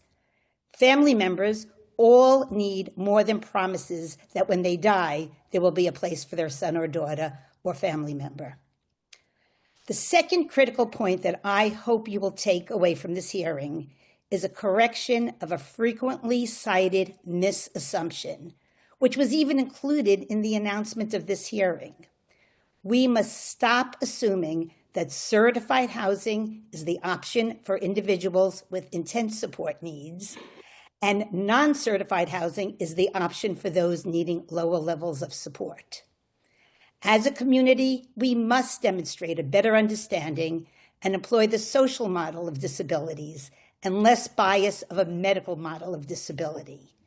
Needs must be correlated with the level of supports provided, not the environment in which someone should live. Several of us will share today how everyone who chooses can live in non-certified housing with the right supports. My son is 47 years old. He was one of the pioneers in self-direction in New York State, part of the first 50 participants in the pilot, and he has been successfully using self-direction since 2004, just completing his 21st year of living a real supported life in the community. Before that, he tried unsuccessfully to live in certified housing, 4 houses and a 2-person apartment to be exact, and each was a disaster for him. Provider staff were unable to understand him and his disability-related characteristics and needs, and to provide the supports that he needed. Residents after residents tried to fit this very unpredictable, odd-shaped peg into the proverbial round hole. Consequently, he exhibited very challenging behaviors, which had an impact on him as well as the houses he lived in. So intense that the provider applied for extra DSP support so his behavior would not impact others. When my husband and I discovered the existence of the pilot program for self-direction, then called CSS, we immediately applied. And yet, the application was buried on the DDRO's desk, since, as we were later told, they were hesitant to recommend him, since they thought they needed someone who would add success to the pilot program. Being the advocate that I am, we persisted. He was approved for self-direction, moved into his own apartment with 24/6 staff, with 24/6 intensely trained staff to meet his needs, and he rapidly became the poster boy and state spokesperson for the success of self-direction. He was supported in his home, in the community, and at his part-time crafted jobs. That was 21 years ago. He still lives alone in the community with full-time support. Has he been cured? Has he been cured with the disappearance of those challenging behaviors? No. But he's not engaging in those behaviors that impact others, and he is a valued worker, neighbor, and community member. Why? He's living in a setting designed for his needs with the intensely trained support staff who know how to support him. Expensive? Yes, but still a fraction of what his costs were in traditional certified settings. He vows he will never return to certified settings. And we, as well as all of his clinical providers, agree and recognize how disastrous, perhaps even deadly, that move would be for him. And his preferences are repeated by the multitude of other participants and their families who have created valued, inclusive lives throughout school years and now as adults utilizing the self-direction model.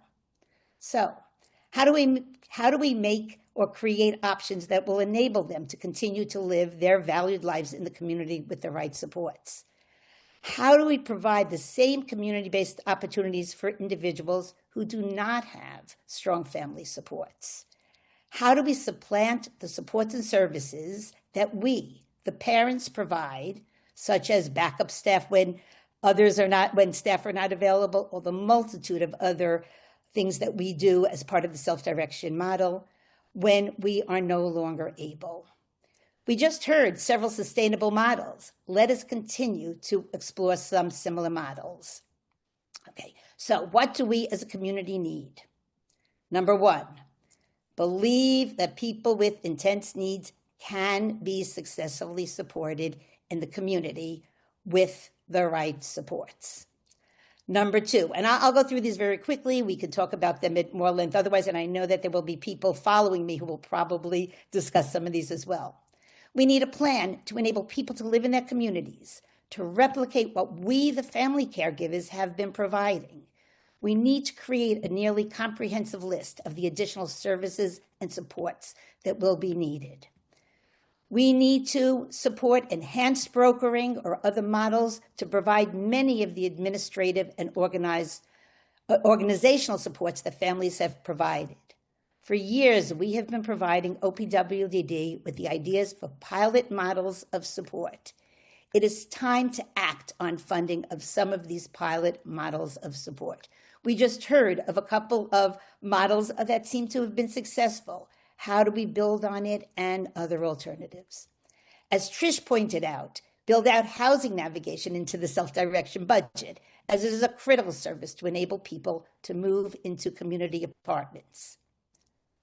Allow innovative living arrangements, which may include hubs or group living or other options designed by and for the person, with opportunities to share resources, including backup staffing, paid neighbors, and administrative supports. Nick referred to innovative living arrangements that are denied because it include more than 4 people, which would include the living caregiver if chosen, even when it was the choice of the individuals who would be living there.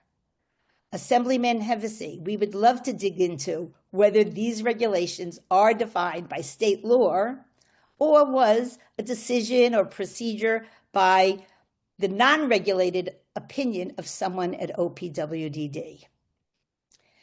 Pass along The long-awaited and supported bill to allow some nursing tasks to be performed by non-clinical staff in non-certified community-based housing, just as it can be done with CDPAP or DSPs in certified settings.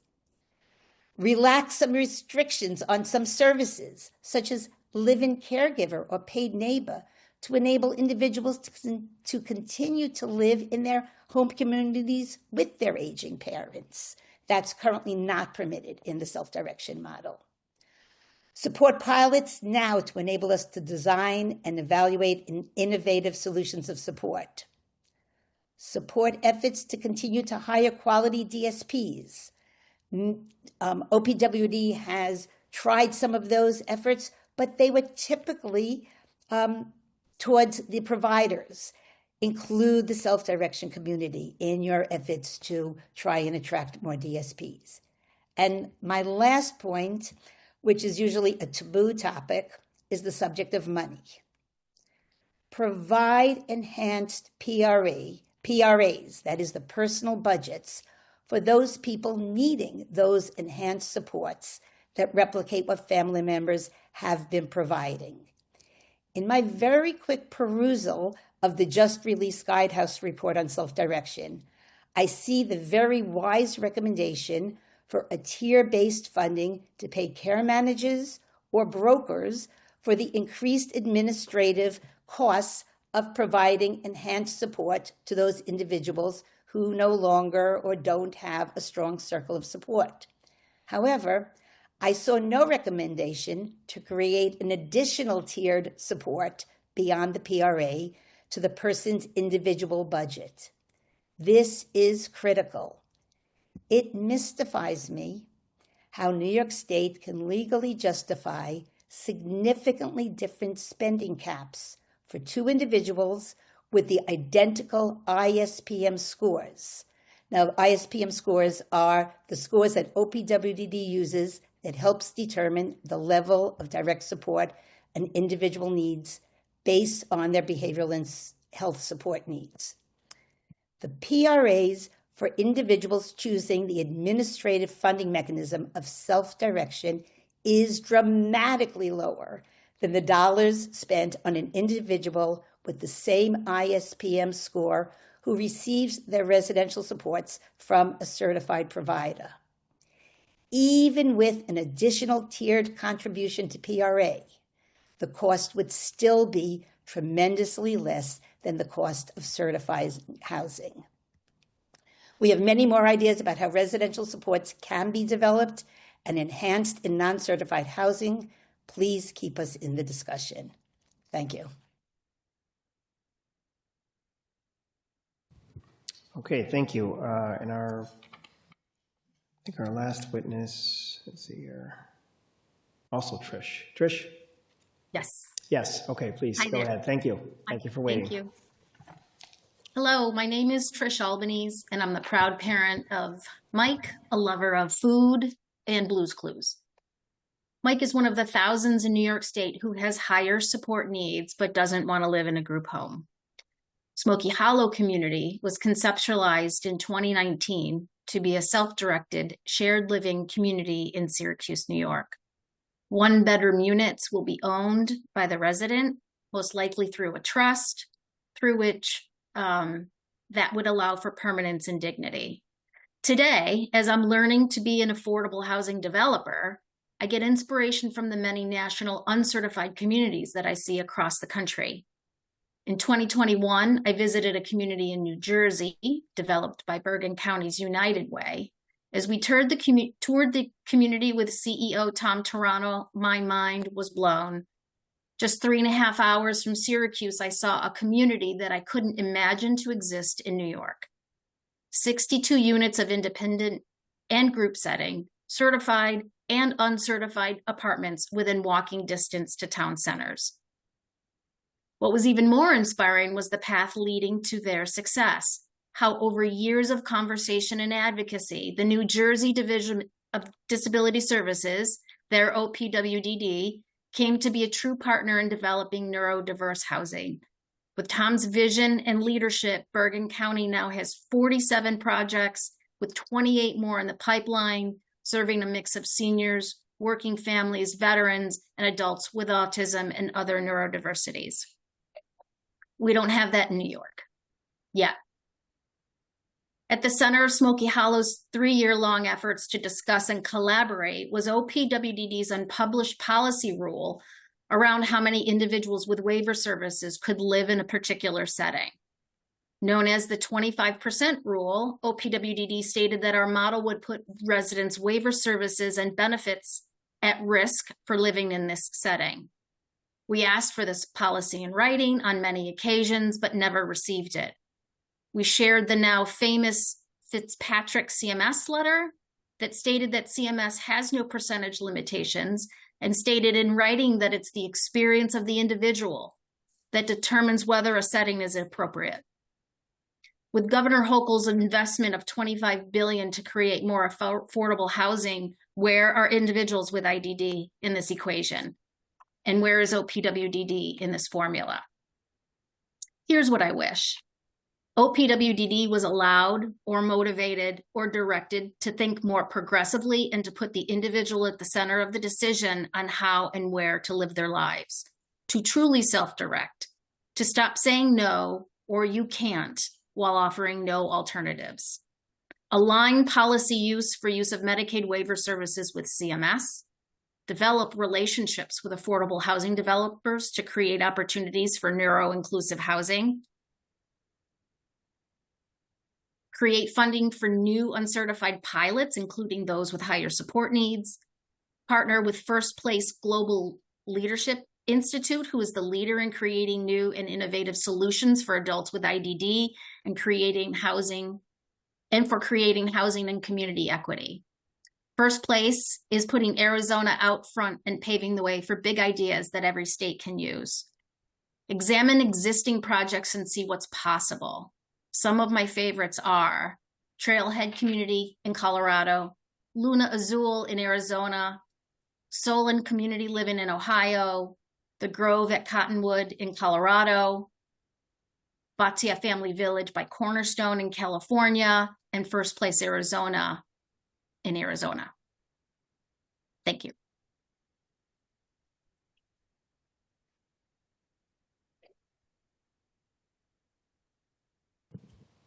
Okay, thank you. We're gonna.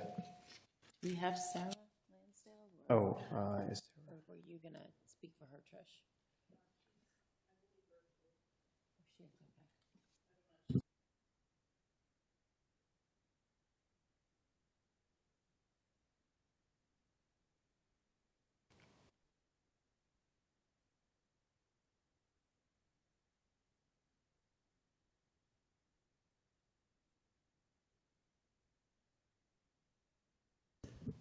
Okay, is Sarah on? Hello. Okay, Sarah, we're going to include you in this panel. Okay, great. Thank you. Yep.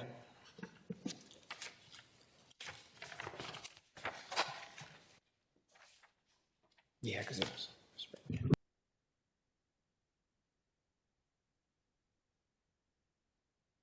Is now good? Sorry, yes, please go ahead. Yes. Okay, fantastic. Thank you. Suffolk County appreciates the opportunity to share our work in creating inclusive, accessible housing and to highlight both our successes and the critical areas where partnership with New York State agencies must be strengthened. We all know that inclusive housing allows for greater independence and dignity for many people with disabilities, while also providing a fiscally responsible option, as inclusive housing is often half the cost of more traditional group homes. Under the leadership of County Executive Edward Romaine, and with the strong bipartisan support of the entire Suffolk County Legislature, with legislator Nick Caracappa as the leading champion, our county has taken a bold, comprehensive, and unprecedented approach to inclusive housing. Suffolk is the first county in New York State to embed accessibility and disability inclusion into every layer of housing policy, funding, and planning.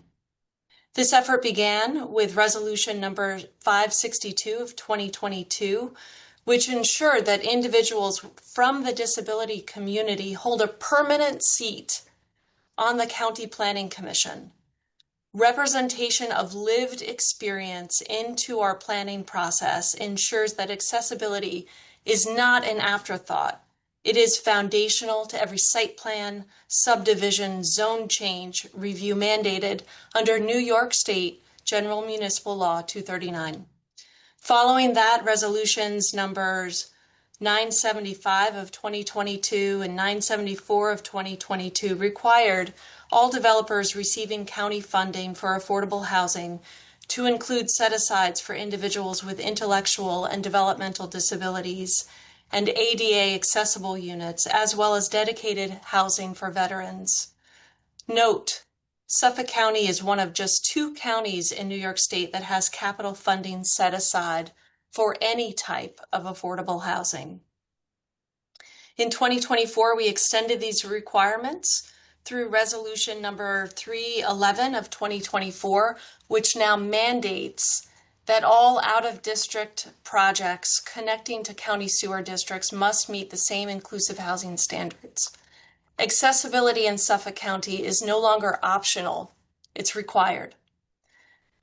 Through introductory resolution 2053 of 24, Suffolk became the first municipality in New York State to expand eligibility limits for real property tax exemptions for people with disabilities, reducing barriers to home ownership and financial stability. Under the leadership of County Executive Ed Romaine, Suffolk County has also created a dedicated capital funding source for inclusive housing, making us the first county in New York State to do so. Capital Project 6432, Housing for People with Disabilities, includes $6 million of county funding in ongoing funding for inclusive housing here in Suffolk County. This fund provides local resources specifically for projects that include units for individuals with developmental disabilities, ensuring our commitment is backed by tangible, recurring investment.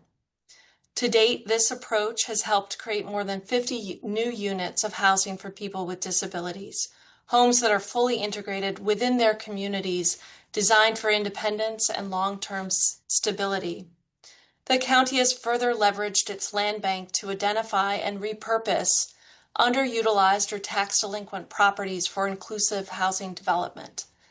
This innovative use of the Suffolk County Land Bank has reduced acquisition costs for developers and accelerated the production of accessible housing.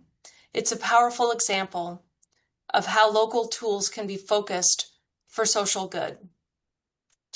A major breakthrough in Suffolk's progress has been our participation in the Regional Housing Collaborative, partnerships that bring together what were once siloed entities, developers, local governments, state agencies, and disability service providers.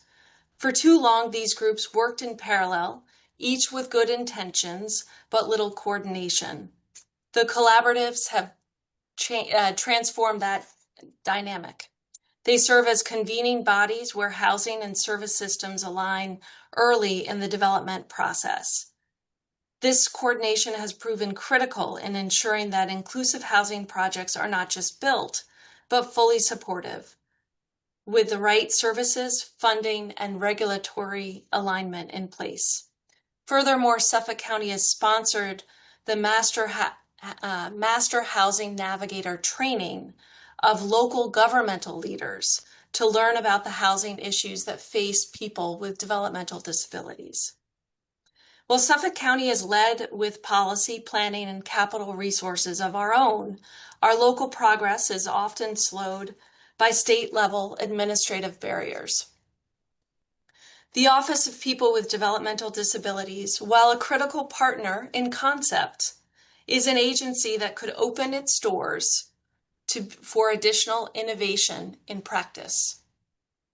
OPWDD's one-year expiration rule on letters of support has become a major obstacle for developers. Because housing projects often take multiple years to move from concept to completion, developers must repeatedly ask for renewal of OPWDD approvals, creating costly delays and uncertainty in financing. To reflect the spirit of New York State's housing agenda, we suggest closer examination of state agencies and processes to align approval mechanisms with real-world timelines of inclusive housing developments, multi-year approval windows, the transparency of data, expedited renewals, consistent service funding commitments, and alignment with local development schedules will reduce risk, accelerate occupancy, and enable populations, including people with disabilities, to benefit more quickly. We further recommend that state incentive programs include explicit set-aside requirements or bonus points for projects that include units for people with disabilities, thus integrating the local Suffolk model into statewide standards. The Suffolk County Industrial Development Agency complements these efforts through its affordable housing policy that was adopted in 2023, which offers enhanced tax incentives for developers incorporating affordable and accessible units.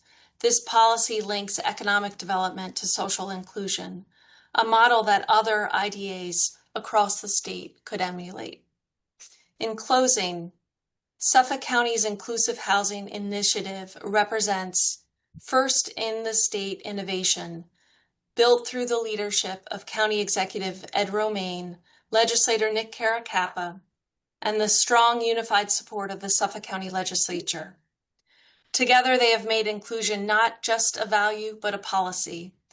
Suffolk County's inclusive housing strategy represents a model built on local innovation, legislative leadership, and community partnership. We've moved beyond rhetoric to results. More than 50 units already developed, a dedicated capital funding source, inclusive planning mandates, and an engaged land bank and IDA driving this work forward. But to meet the broader statewide need, we must align state systems with local progress and innovation. We ask this legislature to help us build a more responsive and flexible partnership with New York State agencies, one that reflects the urgencies of those wanting to come home. Because every day that a person with a disability remains on a waiting list is a day of opportunity lost. County Executive Ed Romaine has shown that Suffolk County can lead. With the state's ongoing partnership, we can ensure that what we have begun here becomes the standard for inclusive housing across New York. Finally, I want to extend my deep appreciation to Assembly Member Jody Giglio for her ongoing advocacy on behalf of Long Island residents and her strong partnership in advancing inclusive housing and local government collaboration. Her leadership has been instrumental in ensuring Suffolk County's priorities are heard and supported in Albany. Thank you for your attention.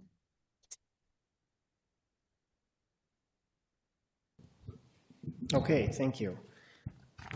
Thank you to everybody for their testimony. It was very informative. I'm going to circle back to what seemed like a long time ago when you, William, when you gave your testimony, but I did make some notes, and I did have an opportunity to visit Love Michael and the classrooms, as well as the residential opportunities, the residential developments that have been created around the community. I wanted to ask about the pooling of resources. Has that been an issue, or has that been an issue with your model? Yes, to a degree. A lot of the working with fiscal intermediaries, OPWDD, they're looking at the regulations and they are very cautious about the type of model we're doing. If you look at even the residential component, it was referenced that we shouldn't have more than 3 residents per house and housekeeper. That was something we discussed. So normally it's 4, right? If you go above 3, you're not entitled to get the housing subsidy or put you under the regulations. So what we have done is elected to forego the housing subsidy in our model. Okay. Well, in terms of the was there an issue with it? So there's a caretaker. We have a live-in caregiver in every home. Okay, so does that count as 4 people in the house? I believe it does, so that's why we don't go for the housing. But was that the issue that you were dealing with? That the Yes. caretaker was being counted as a resident? We have more bedrooms than we have residents at this point, so we had to limit it to 4 people in the house to make sure that we were in compliance with all OPWDD regulations. We have never applied for housing subsidy because we feared that would invoke them coming in and put us under, in violation of our self-direction budgets. I see. Okay. So go ahead, please continue. So with it. basically what all of us do is we pool our SNAP. And what that gives us the ability is, as a group, to go shop at Costco and get more for our bang for our buck. Pooling our Social Security, pooling all of these things we pool. And as we approach our self-direction budgets, we basically put our funds into 4 categories. We all, as a group, select a fiscal intermediary that we like. We pick a same broker, and we put our monies into community classes and our combat workers. In so doing, we're able to aggregate those funds in a way that we have a coherent outcome, that we're hiring enough workers, that we have enough money for community classes, which, by the way, are open to everybody out in the South Fork, which is pretty much a desert. There's not a lot of other resources out there. And by working with the same fiscal intermediary and the broker, you're simplifying your processes. You're not reinventing the wheel all the time. And if we want to introduce a new community class or something of that nature, we're able to talk to those folks in advance to make sure that we're meeting all the requirements to do so. So we're building, it's not transactional. We're trying to build relationships with people so that they trust us. That's sort of our motto through the whole community. Is there a reduction in the budgets because you're pooling resources, or is it? No, we have not experienced that because we are operating within the guidelines that in terms of the types of resources we tap into and how we deploy them. But if you did, we'd be at risk of losing our self-direction budgets. I see. Okay. That's the fear. And that's why I think we really want to come in and have OPW look at us as a pilot or sanction us as an alternate residential model. We're open house. We can show you everything we're doing. Yeah, and we have a bill that we're trying to designate that your model as a pilot program that we're working on. But visiting it really helped me understand what's being done there. Just if I could chime in, we Yes. have an administrative directive memorandum, or as everybody calls an ADM, that is what dictates how many people can be in the residence. And it would be 3 individuals and a living caregiver, or 4 individuals is the maximum without jeopardizing your services overall. Okay, help me understand this. So if there's no caretaker, though, you have 4 but with no caretaker? You can have 4 people with no caretaker. 4 people want to live together to just share resources, the ability to share staffing, using the same fiscal intermediary. 4 is the maximum for the administrative directive memorandum. Does the caretaker live there? Yes. And that's the problem where there's ambiguity, I think, in the regulations and the interpretation between the various agencies. But as long as you don't touch the housing subsidy, most of the people at that point are pretty relaxed about that. So this is the problem. There's gray zones, and there's a default to, oh, well, that's a violation, therefore this model is invalid. That's bonkers, quite frankly. Yeah. I just wanted to chime in because this is something, it pains me that you're not getting housing subsidies. I have the ADM, and we've looked into this because we're trying to develop a partnership with Stony Brook University and have houses. I'm working with Stony Brook and a landlord who owns multiple homes in the area, and he wants to work with us. One of the homes that he had students in who are no longer in, wanted to give it to us, and we came up with this for unrelated adults. So I have the ADM here because he looked into it and I've looked into it.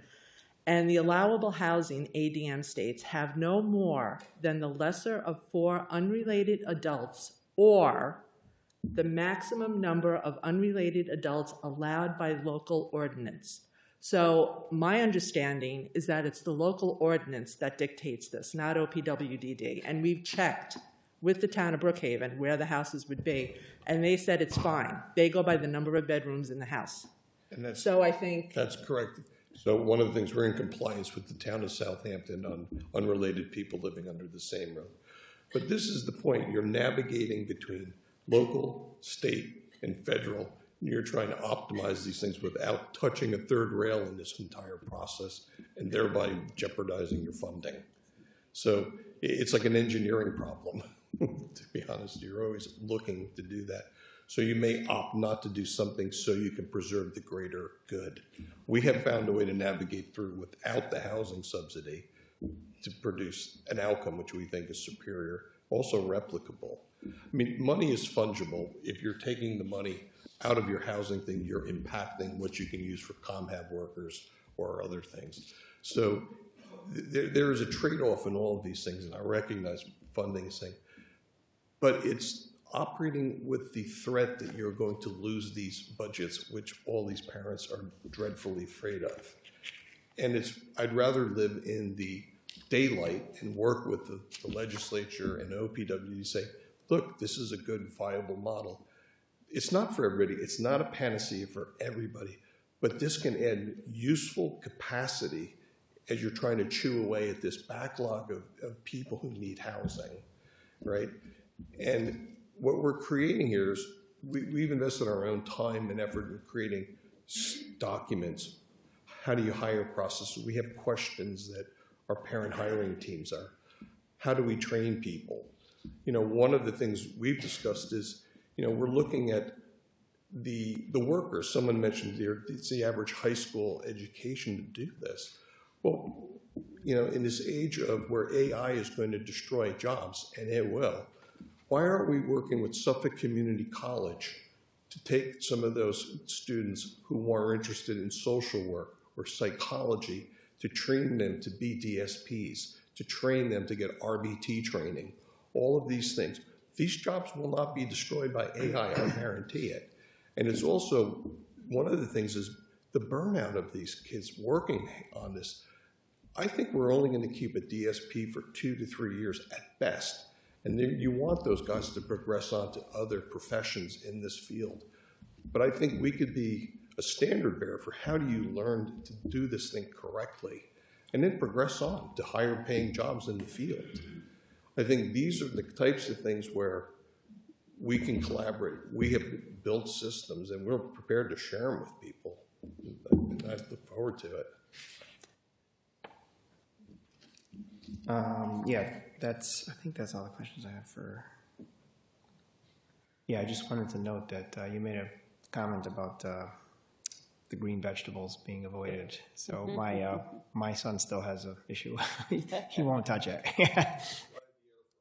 Yeah, that's been helpful, but we have to disguise it as something else. But that's great that you've had success. I didn't believe it was possible. He was made of chicken fingers and French fries. Well, and that's the go-to for my son Michael too. The chicken nuggets, unless we disguise the food and it's something else. But thank you for sharing that. I appreciate your testimony and making the trip here today. And I have the rest of it here. And we'll be talking before session starts. A couple other questions. Yes, Doreen,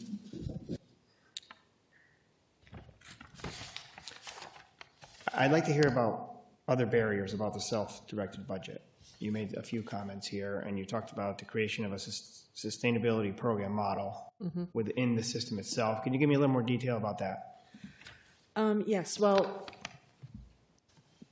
as I mentioned in my testimony, private organizations already exist in the private sector to provide a sustainable model for people like my son who are able to live in inclusive living in an apartment complex. He lives in the town of Patchogue.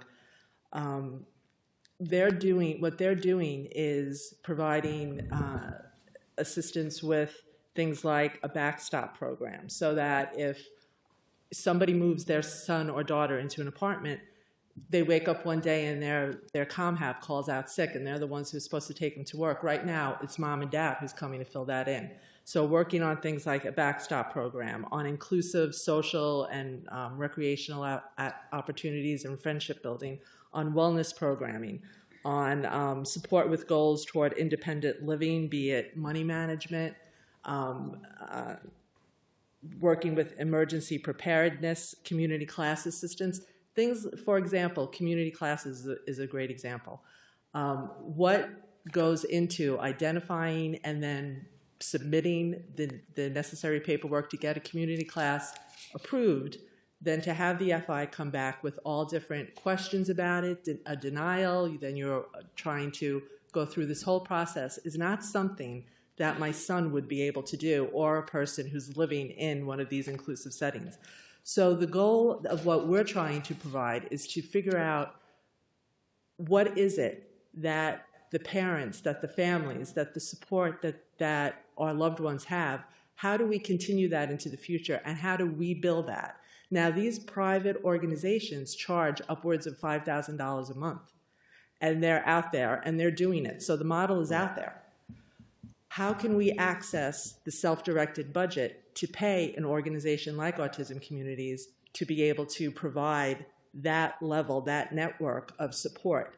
That's what we're trying to work with, and work with OPWDD.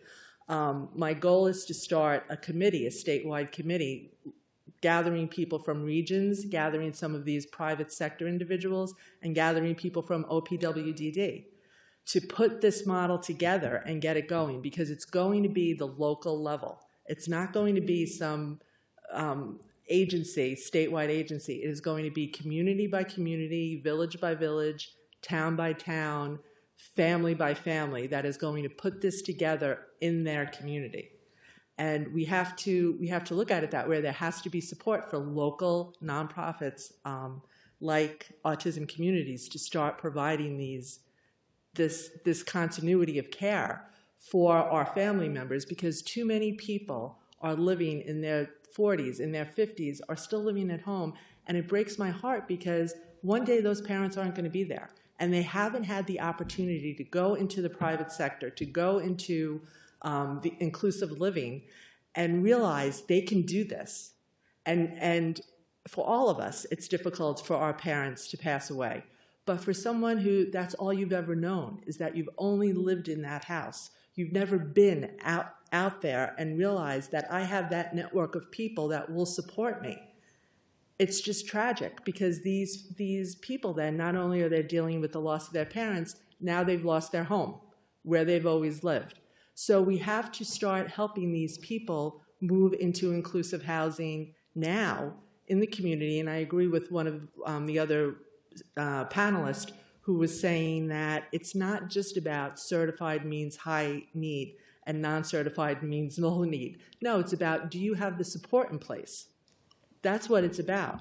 So we can do this. I mentioned a partnership we're looking at with Stony Brook. We're trying to innovate and come up with other ideas. It's not just about apartments. But I will say, when you ask about barriers, if we want people to move into inclusive living apartments, like my son is in just a regular apartment complex in a one-bedroom, there has to be some conformity to private sector standards. So when you go through that housing subsidy process, you can't wait up to a year to get a housing subsidy. The process itself of just applying for that subsidy, waiting, then you get a pre-approval. The pre-approval doesn't tell you what the housing subsidy amount is. It just says you've been pre-approved, go get a lease. How do you get a lease when you don't have the income? So we ran into all of this with my son. We were given the pre-approval letter that he was approved up to the amount in our region, which is $22.41 a month. Go get your lease. So we go to get the lease, and the leasing agent says, but what's the subsidy amount? How can we run him his income from the subsidy and from SSI if we don't know what the income is. So that person then either needs a guarantor for the lease because they have to be on the lease. Not everybody's going to have that. Or they have to have other assets, maybe through an ABLE account, to show that they have other assets. And then you get the lease, and then you wait more weeks to get the final approval letter, which then gives you the amount of the actual subsidy. And meanwhile, the landlord's supposed to just be holding this for you. Not collecting rent, just hold it. That's what happened with the first house at Stony Brook. I said to the landlord, this is going to take too long. I can't have you hold this house for us. So fill it and we'll work on the next one. And our goal is to have 4 residents and 2 or 3 graduate students working in health sciences, PT, OT, speech therapy, and how we can build collaboration for the residents and for these graduate students to get experience, to have, so that it's a win-win for both sides. So when we talk about this 4+ rule, or no more than 4 people, that's why I challenge that and say that's about the local ordinance. It's not about OPWDD. So we will go ahead with that, and we'll work with OPWDD, but I would encourage other people who mention that to really look at the local ordinance, not what OPWDD is saying, because that to me is not. Looks like you have something to say. Yeah, I think this is very much like, I worked in manufacturing my whole life, and one of the things you have to do in this game, unfortunately, is it's lead time. It's setting in place all of these resources. So one of the things we discovered, and we don't use the housing, we have precedent documents that we've developed. What are the family's expectations? What are the things you need to have in place, whether it's an ABLE account, whether it's Social Security, where it's this. But very importantly, we've also put in lease agreements. We have a social compact that our residents have to abide by.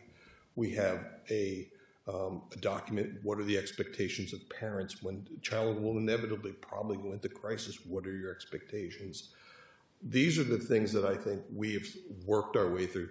They're not perfect, and they're going to be documents which will be evolved over time.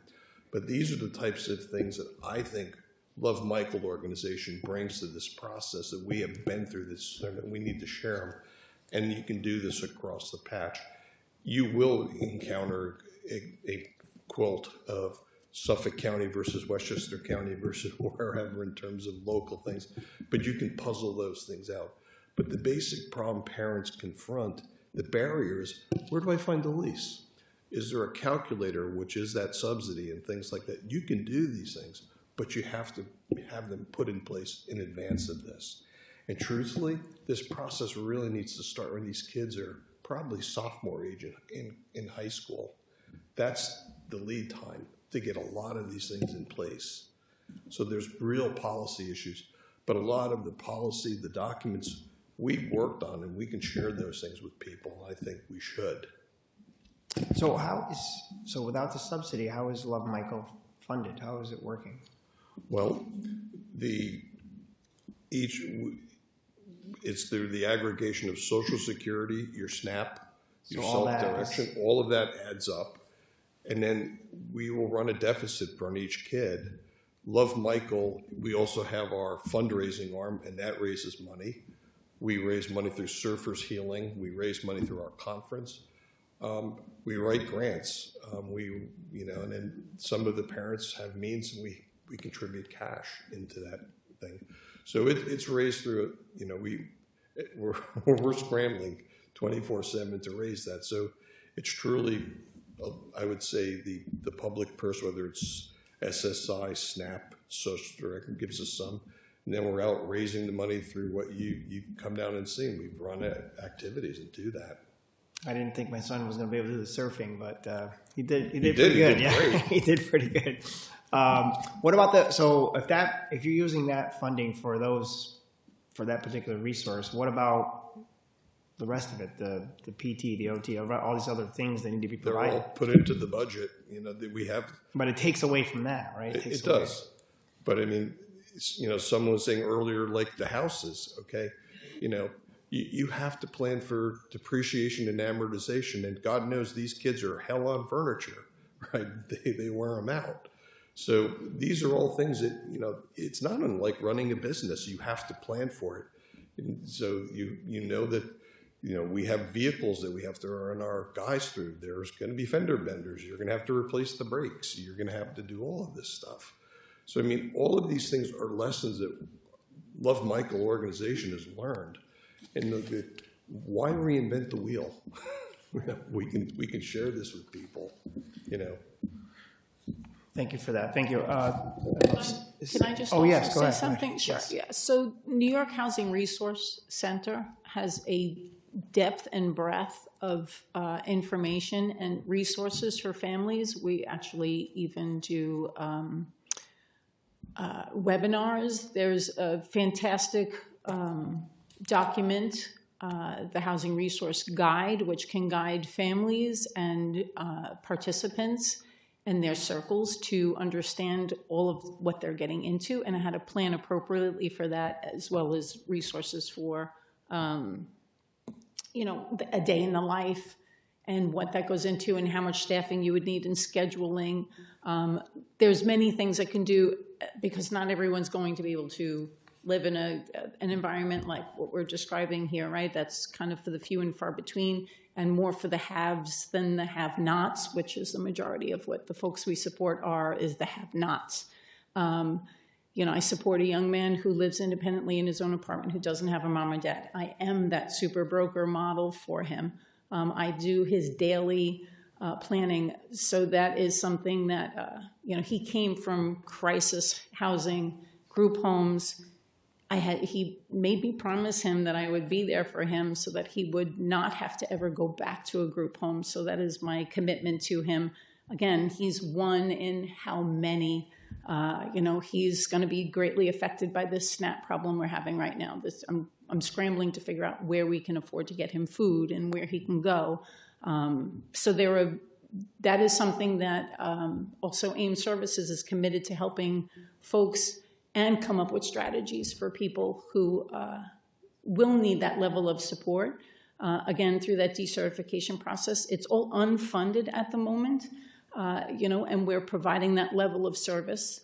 We're trying to bridge with people with a team of 5 or 6 people who can help them with either a payee or, you know, staffing supports. So there are agencies that are looking to try to do this in a model as well. So I don't want to discount what everybody here is discussing. It's parent-led, but it's also there are agencies who are trying to effectively make change, and why we do need to have these pilots. We did have a pilot program that was done for certified. I think it's going to be released shortly statewide. We used ARPA funding. Unfortunately, we didn't get our funding for non-certified, but certified was given the opportunity, and I believe there were 15 agencies that were chosen to provide different levels of care and how they could be effectively thinking outside the box. So I think we should be getting some of that results soon, but we definitely need that non-certified pilot. There are so many ideas and so many really good thinkers out there. People who want to do this and who want to make it effective. And what we really need is to get that going now so that when we write our next waiver packet, what we submit to the federal government is effective for the support and self-direction that is needed. We need to get rid of some of these caps that are really inhibitive to what we can do. And I don't know how familiar you are with, say, an IDGS section. So people are having to choose whether or not they can have a paid neighbor or attend a class because it's capped at a certain amount of funding. So that is where we need to make things effective for change so that everyone has a fair and level playing field. If you have a full PRA, as Doreen mentioned, it all kind of goes into ComHab as a way to just kind of build up staffing, and then hopefully those people will find other activities that are free because they needed the paid neighbor or they needed the household-related items and services to make their day go. Transportation is huge, right? Some people use almost $1,000 a month to take people around in the community. that all gets counted towards that cap in that section. So it's just really a matter of changing where things land in a budget for self-direction, and then where we can effectively fix some of that too. We need a pilot desperately to figure things out and open other lines like housing navigation, enhanced brokering. There are people with really good ideas, and I hope that you will help us get there. I agree on the pilot, and I do have legislation that speaks to that, and I know we talked to Love Michael when they met with us as well. I think that's important, and that data is important to share, especially the successes that you have described here today. I want to just circle back to Sarah, if Sarah's still, can you hear us? You also mentioned the certification lasting a year. Wanted to see that expanded or extended. What would be ideal? Would it be 2 years, or what would be an ideal timeline to expand that to? So I'd suggest 2 to 3 years, and the reason for that is it's been our experience in our region that developers who are, these are units, what I'm talking about are units, apartments set aside in multifamily apartment complexes. And most of the time, the units that are set aside for people with intellectual or developmental disabilities, these are part of a larger complex, apartment complex that is funded through low-income housing tax credits through New York State HCR. And it usually takes 1 or 2 or 3 times for developers to apply and be successful in receiving those low-income housing tax credits. So each time a developer needs to reapply through for low-income housing tax credits to New York State Homes and Community Renewal, they need a new letter from OPWDD. So my suggestion would be to let those letters, if the project has not changed, to let those letters stand for 2 to 3 years. Okay, excellent. That's helpful. And just circling back to the legislation that was passed, is there a ratio? What's required? You mentioned veterans, you mentioned disabilities, some categories. So what is the ratio of what they have to do?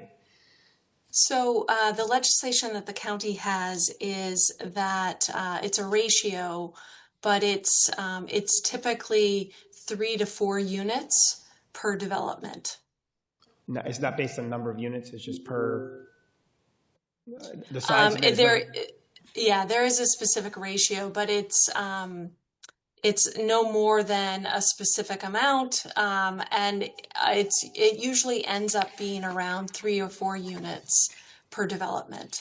And what's interesting about the county's approach is that it is a subset of the required affordable housing units. So it's not in addition, it's not more affordable units. If it's a mixed income development, it's a subset of the affordable units that have already been agreed to by the developer and the local community. Okay, that is helpful. And just a few more questions here. The Master Housing Navigator training, could you tell me a little more about that? That's an interesting... Sure. So the Master Housing Navigation training, I took it myself, and it was a wonderful introduction into the how to navigate housing for individuals with developmental disabilities. And there was a wonderful cross-section of agencies there, mostly agency staff, and Trish could speak more to this, as well as providers and parents.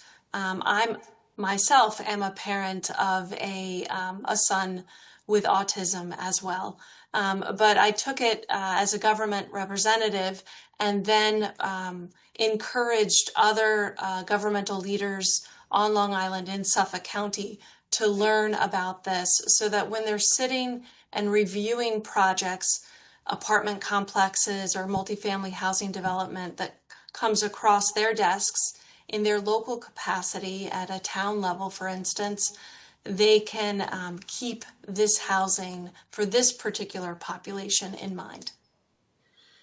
Great. Thank you so much for your testimony. Thank you to everybody, virtually and people in person. I'm going to turn it over to Assemblywoman Giglio. So as far as Love Michael is concerned, how are the residents selected to where you say these four are going to live in this house, these four are going to live in this house, and who's on the lease, and how do you pool all the people together so that there's one broker and there's one care manager, so that, I mean, we spoke about not-for-profits and them, the agencies being able to coordinate it. So it just, from all the testimony I'm trying to absorb, it seems a little bit like everybody's doing something different. So in order to come up with one model, you know, how do you say, okay, it's going to be a not-for-profit agency, or, oh, we're going to have the same broker or the same care manager that's going to handle Love Michael versus the not-for-profits that are coming together to figure out, you know, what the funding is that each individual resident is actually going to be getting, and determining who's going to be on the lease. What if there's a problem with one of the residents where they don't want to live there anymore, and you have to, you know, you sub them out, but you have a lease with all their names on it. I'm trying to understand how it all works. Well, first, Love Michael as a 501c3 has a properly constituted board of directors. Okay. With the exception of Dr. Lisa, who is the founder, none of the parents are on that board, so there's an arm's length component to this. As far as gaining admission to Love Michael, there is an admissions committee. One of the, I think the committee chair is Dr. Rosalind Haber, who is a psychiatrist and has a pretty extensive background in special needs, among other things. And I forget the other committee members, but it's an arm's length committee where a family who wants to apply has to make an application. There is a whole set of disclosures, starting with the child's IEP, doctors, psychiatric. There's a lot of information that they have to pull together to figure it out. Because the families have to collaborate, there's a whole process whereby, you know, we try to figure out which families really want to be in this thing, because there's a time commitment. You have to volunteer to recruit staff. You have to volunteer at times if, you know, like when a communicable disease hits your DSPs, and suddenly you have to go out there and help out to, you know, take kids around, drive the cars, whatever it happens to be. So are those parents really willing to do that? Are they prepared to commit to helping fundraising, work on the conferences? So there's a lot of hurdles that the families have to be. It's not a passive activity. It's not made for everybody. So there's a lot of hurdles that families have to go to figure we're compatible to work together. So if the parents say, yes, we are willing to do all of this and help fundraise and all that, and then they don't, then what happens? Don't do what? They don't help fundraise, they don't help with the carpooling, they don't do all of the things that they've committed to do. Is there a contract that they sign? Do they bond it? Do they, you know, in order for the... Yeah, that's a fair point. There's, most of the times it's not the child who hasn't worked out. We've had to exit families. Generally, it's the families are non-compliant. They haven't come out when their child has been in crisis, when their child... We've never had anybody not willing to like help fundraise or help do things like that, at least not yet. Usually it's when the child is having, or the adult is having issues and they don't want to, you know, come out there and resolve those matters. It's boots on the ground time. You've got to work with your doctor, the psychiatrist. We have a behavioralist we work with. We come up with plans to remediate that situation. We've just had parents who didn't want to do it, you know, and so we're not an adoption agency. You know, we need the active, you know, support of people in that regard.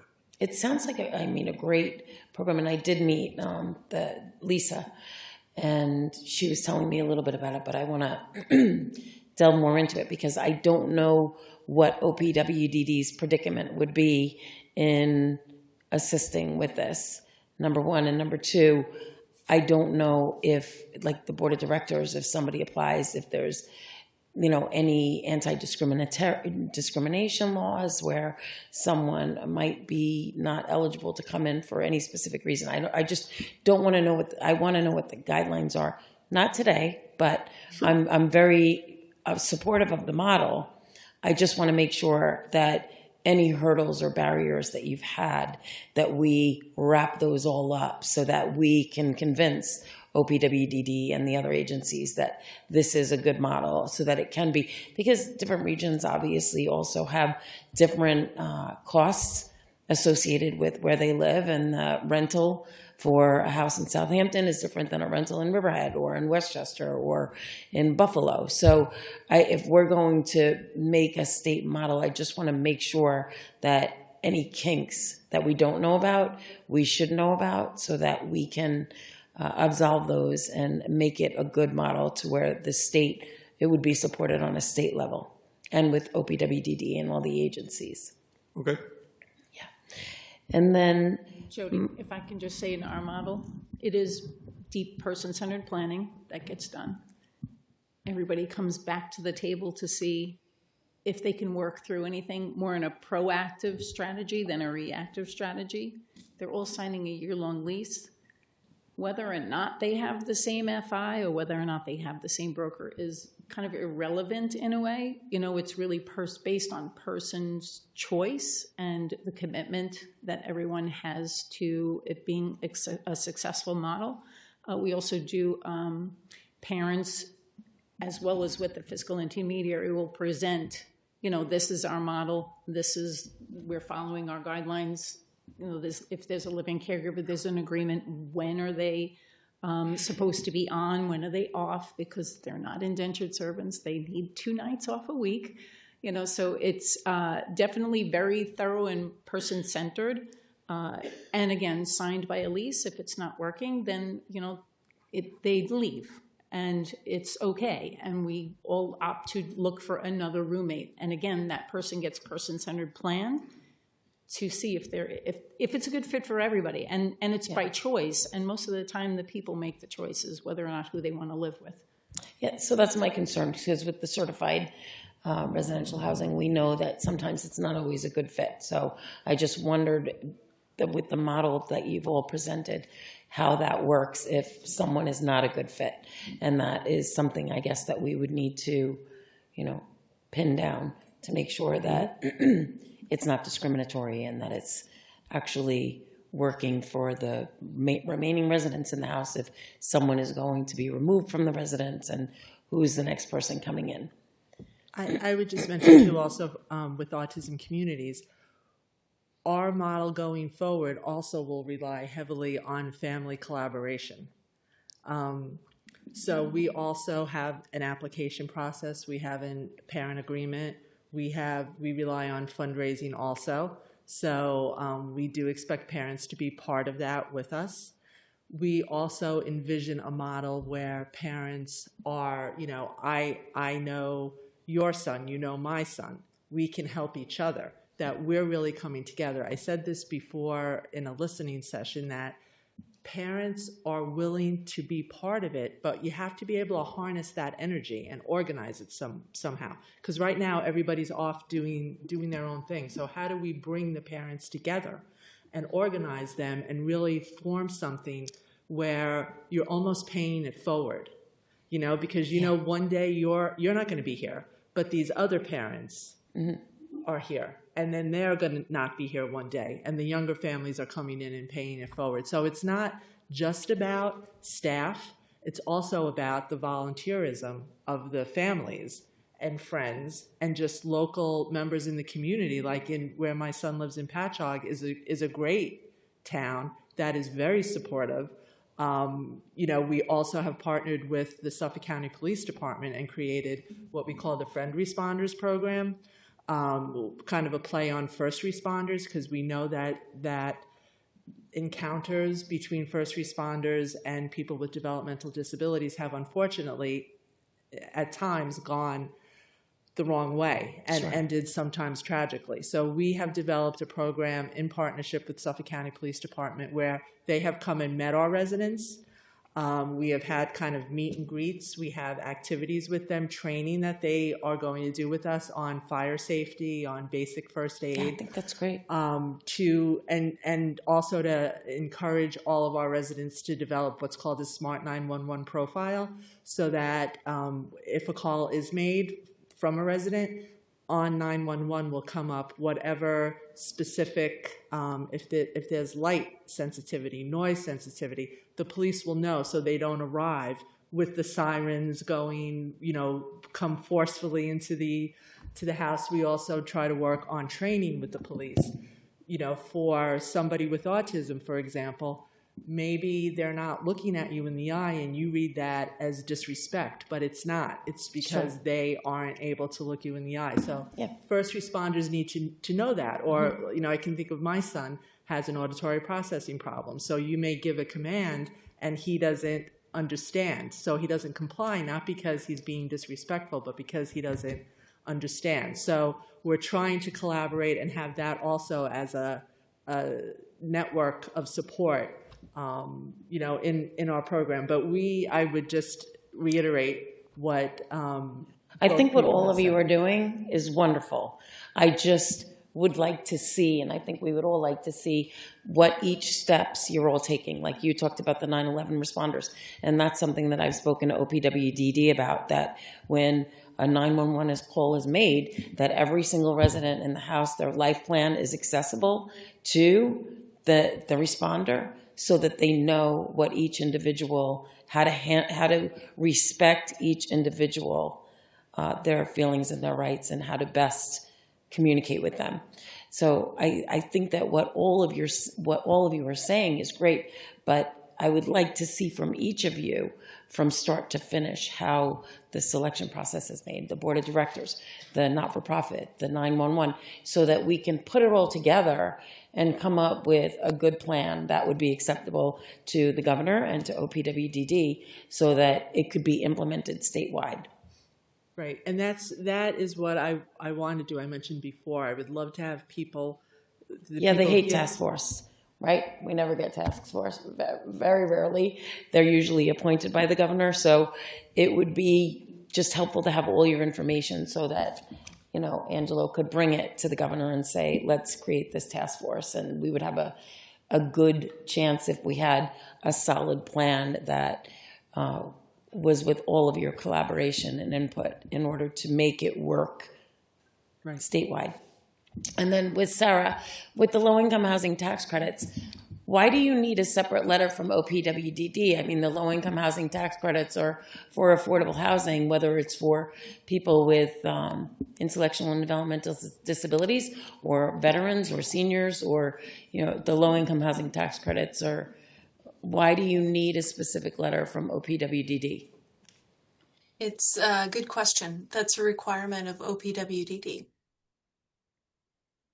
Okay, so OPWDD. I can explain this a little bit further. Thank you. So it's, if you want, you cannot have set-asides for people with disabilities in a low-income housing tax credit without that approval from OPWDD, that you have a not-for-profit provider who is signed on as the provider to oversee those units, whether it's through fiscal intermediary or traditional housing subsidy, because some people don't use self-direction but still get a housing subsidy from OPWDD. And there's a whole criteria. They have to be a member in good standing. They have to be able to financially be in good standing overall through OPWDD standards. And they also have to commit to almost having an on-call for those people in that housing unit, to someone to be able to call, which is usually an agency. Currently, even us at AIM Services, we were awarded the Minnetonka project that is on Long Island right now. We have 8 set-aside units, but it was all through the commitment that we would supply an office, have where people could come and sort of decompress, or be able to support them in any way that, or the team to have something. So it's more for sustainability, but it is a very arduous process. Like I mentioned in the first thing, it's a RFP that gets put out. You are aligned with the developer. Developers never knew who was in the special needs community to even know that they had to partner to get this. We submit for this letter to come through OPWDD, meaning an agency, not the developer. And then we either get the approval or not get the approval, whether it's with capital or non-capital funding, because they will give up to 50% of the cost of the unit as a loan. It's a low-interest loan. It's not a grant. Yep. A lot of people confuse that. And it is meant to... I know how it works. It's the banks, like HUD says, okay, you 2 credits per capita, and we're going to designate where these credits go. Correct. So it's... So that you have to have this support letter, which is generated. You either get a yay or a nay within their RFP time. We've now finally aligned with when the 9% or 4% rounds. 4% is continual, 9% is once a year now. That you get this letter that says you now have the ability to put set-asides for people with disabilities in your complex, and it's good for a year. Like we said, developments take sometimes 2, 3, 4 shots for them to get their approval, so they have to reapply through the next RFP with Integrated Supportive Housing and OPWDD if that developer did not get his project approved. So it's just constant follow through, and you know, the agencies are really meant to help people, not be developers. Sure. You know, so it's a very complicated process. And But when why- go ahead. But why wouldn't HUD just take the one-time letter from OPWDD saying you could have this set aside? Why do they need that letter continually? Like if a project, a developer, you say this developer is going to build this project, it's 100 units, there's going to be this many units set aside. OPWDD gives a letter saying, yes, we support it. Then the low-income housing tax credits and the financing happens. Why do you need another letter from OPWDD? Well, that's the letter you need just to say to HCR, you're good to go, you can have set-asides. If you don't, the developer can't put them aside. We ran into that problem even in Suffolk County when we created that opportunity. So anybody who's actually just using county funding, but it's an HCR project, we still need that letter even without capital as well. And So HCR just won't accept the one-time letter from OPWDD. They want it renewed every year? Well, it's that is the agreement they've all made. So yes, so it's OASIS, all of the different OMH, if you have set-asides. Ours is capped at 25%. That's where that 25% rule came from. And that's from an 811 initiative that was years ago. That's where that language has come from. And again, as things evolve and change, it needs to change there too. Yeah, so recommendations on that also as to, because if there's several different agencies that are writing to HCR saying, you know, we want this set aside. Well, they have to apply for the RFP to even send a letter, you know. Okay. And some of the agencies are opting not to do it because it's a really heavy unfunded commitment. Yeah, I'd like to know what those hurdles are. Thank you. Yeah, you bet. Okay, thank you everyone for your testimony. Thank you for making the trip here. We appreciate it. And thank you for submitting your written testimony. If there's any follow-up questions, we'll reach out to you. Thank you so much. Thank you. We're going to move on to our last panel. We have 2 in person and 1, 2, 3, 4, 5 virtual. So is Rita here? Rita? Yes. Okay. New York Alliance for Developmental Disabilities. Tom is here, Tom Avenanti, family advocate. And then let's check the virtual screen here. Is Carolyn Wember there? Yes, I'm here. Okay, great. And Kim Madden?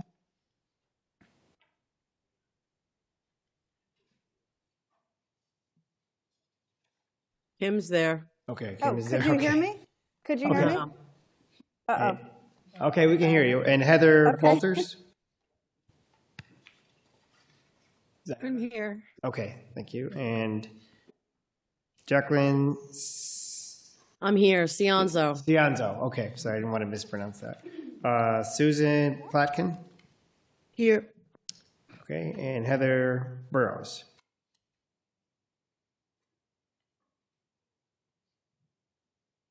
She is here. She's just muted, so maybe she stepped away for a minute. But she is here. Okay. Okay, excellent. Looks like we have everybody. Yes. Rita, we'll begin with you. Thank you. Can everyone hear me okay? Chair and members of the committee, thank you for the, sorry about that. Thank you for the opportunity to speak today. My name is Rita Jones-Safian, and I'm the mother of a 26-year-old adult son, Daniel, who is diagnosed with profound level 3 autism and has complex needs. Daniel is nonverbal, has intellectual and developmental disabilities, and requires 24/7 care throughout his life. He also suffers from severe anxiety, OCD, gastrointestinal issues, and a sleep disorder, all of which worsen under stress. Daniel was diagnosed at 19 months old and received high-quality early intervention followed by strong educational supports through preschool and school age. At age 15, because of his significant needs, Daniel moved to the Center for Discovery in Harris, New York, a 3+ hour drive from our home on Long Island. This was a program that specializes in individuals with complex conditions. He lived and thrived there for over 8 years. We were deeply involved in his life, visiting weekly and bringing him home to Long Island several times a year. He was safe, healthy, and happy. When Daniel turned 21, he had to transition to an adult program. After delays caused by COVID and other factors, he moved in February of 2023 to an OPWDD certified group home in Suffolk County, Long Island. We were assured that all of Daniel's needs had been reviewed in detail and that a suitable day program and medical supports would be in place. We trusted the process and took a leap of faith. Unfortunately, what happened next was devastating. There was no day program. There were no established medical providers. Staff were untrained and unprepared to support someone with Daniel's behavioral and sensory profile. Within weeks, Daniel began to regress dramatically. One day, we received a call from the hospital and was informed Daniel was held there overnight. Staff had failed to follow his behavior plan, called 911, and told police he was choking them. My son, who has the cognitive ability of a 3 to 5-year-old, we were told, was taken away in handcuffs and given medication that he was allergic to. We were horrified. And this was just the beginning. Since then, there have been more than 50 Justice Center reports, multiple hospitalizations, which included Daniel taken away in handcuffs, unexplained injuries, and repeated incidents of staff neglect. On one occasion, Daniel went missing in a park for over 2.5 hours, requiring a full search team with helicopters and canine units, until I found him myself crying in the woods. On another day, he was left in a hot van, restrained, without water and unattended. We've reported incidents like these again and again, but without cameras or stronger oversight, most have been ruled unsubstantiated. Meanwhile, Daniel continues to suffer. His medications have been increased just to keep him safe, at great cost to his health and quality of life. In OPWDD's 2023-2027 strategic plan, it states that there is, quote, a 35% turnover rate in the voluntary DSP workforce. The retention issue is the most critical issue to address. Our family's experience is not unique. It represents a systemic failure, a breakdown in transition planning, accountability, and workforce competency that leaves individuals with profound autism at risk. thousands of families like mine are asked to trust a system that lacks oversight, staffing, and transparency to deliver the care our loved ones deserve. So what needs to change? Number one, require monthly fidelity checks on behavior support plan implementation with family and care manager access. This ensures that written plans are actually being followed. Number two, fund staffing models that reward retention, experience, and advanced training, especially for management that serve people with significant behavioral or sensory needs. Number three, create safeguards against unnecessary residential transfers or program removals. No one should lose their placement without a documented trial of enhanced supports and full family participation. Number four, establish a comprehensive handoff packet that follows each individual during transitions. This packet should include cognitive, behavioral, communication, sensory, safety, and medical information, and be signed by parents or legal guardians, care managers, OPWDD, and the receiving agency to ensure true continuity of care. Number five, streamline state regulations and guidelines to allow providers to deliver higher quality, more effective care. These are practical, achievable steps that would strengthen accountability, improve quality, and most importantly, protect individuals like Daniel from preventable harm. In closing, it is impossible to put in a 5-minute testimony what transpired over the last 33 months. However, I leave you with this question. If a system cannot keep our most vulnerable citizens safe, how can we call it a system of care? Thank you for your time, your compassion, and your commitment to improving outcomes for New Yorkers with IDD and complex needs. And one more thing I do have to say, I have to thank Assemblywoman Giglio for her help with Daniel's personal situation, for drafting a bill to improve the transition process, and for being there for our family for the last almost year. So thank you. Thank you. Thank you for your testimony. Go ahead, Tom, you're next.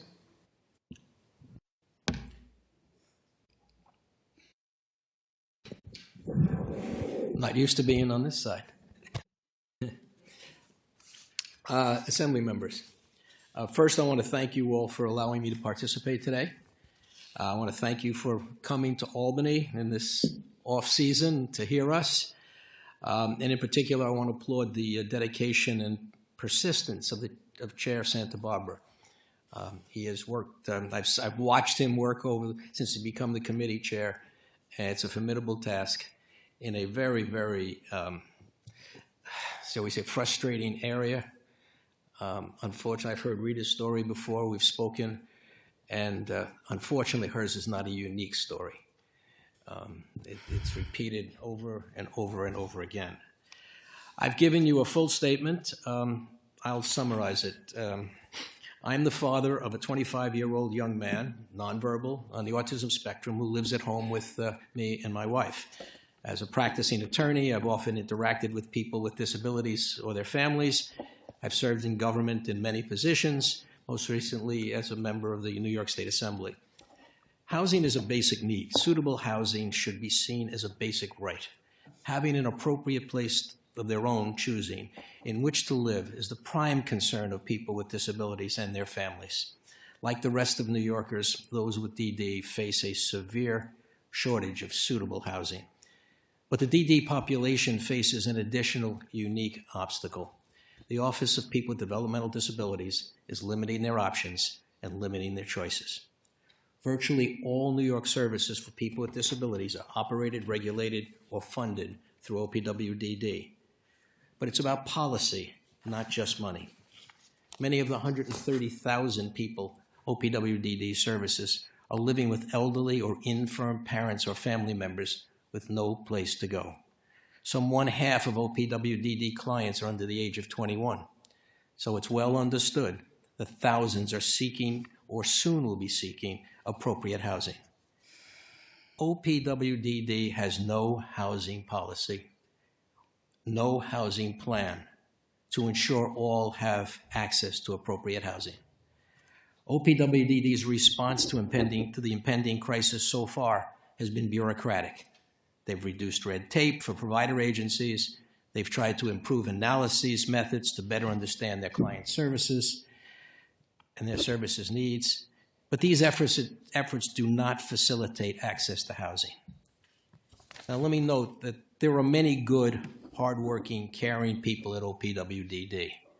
You've heard a lot of concerns about the way OPWDD operates. It's not intended to, say these are bad people. But OPWDD's vision was formed years ago when the mission was to download institution residents into individual residential alternatives. And while it's updated its language, OPWDD has never updated its mission. OPWDD has enunciated a, quote, person-centered vision that people with developmental, quote, people with developmental disabilities live in the home of their choice and fully participate in their communities. But OPWDD has not updated its practices to meet today's housing needs. People with DD have a spectrum of abilities. They need a spectrum of housing. OPWDD sees only two paths: certified housing or independent living. Certified housing. Certified housing is operated by OPWDD or nonprofits regulated and financially supported by OPWDD. They're mostly called IRAs or group homes. But group homes are not for everyone, but they're not readily available even for those who want them. There's a long waiting list, and OPWDD has closed some 150 state-operated IRAs, has been refusing to fund nonprofit voluntary IRAs, and has stymied voluntary agency efforts to fill open spots by insisting that nonprofits accept only those from OPWDD's emergency list, even if the emergency placement is not suitable for the opening. OPWDD has become a regulatory, not a supervisory entity. They need to visit more group homes, and they need to mandate remediation, not just recommend it. Reports of abuse and neglect are monumental. Look at the Justice Center numbers. They're from ignoring diets or medical needs to harassment to literally physical assaults. Many have become regimented. They're mini institutions with no room for individual needs or preferences. They're more group and less home. Many have significant staff shortages. OPWDD prohibits simple technology to supplement the staff, to monitor safety. For example, it bans cameras in group homes. Convictions commonly only come with video documentation of incidents of physical abuse. And most recently, the state has banned cameras, where they have been for quite some time, in youth facilities and youth homes. Now, marketplace housing. Independent living in marketplace housing is a solution to the quest for person-centered housing. Not all with DD can live alone, but most can live independently with proper supports. But OPWDD has no policy, plan, program, system to facilitate access to marketplace housing. Notice I use marketplace as opposed to non-certified, because marketplace to me is what we're really talking about. In the upside-down language of OPWDD, they see certified as the golden, the golden standard. I see marketplace. Like decades ago when families created the voluntary agencies when the state failed, today's families are trying to lead again, to follow successful housing models in other states, to use innovative approaches to create housing tailored to the needs of people with IDD and DD. Permanent leases, supportive landlords, near families and friends, accessible to services and recreation, but most importantly, living with people of their choice, person-centered housing. With no mechanism for independent housing through traditional OPWDD program, the alternative is self-direction funding, which now assists 30,000.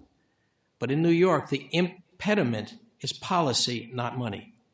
OPWDD policies hinder or obstruct clients seeking appropriate housing.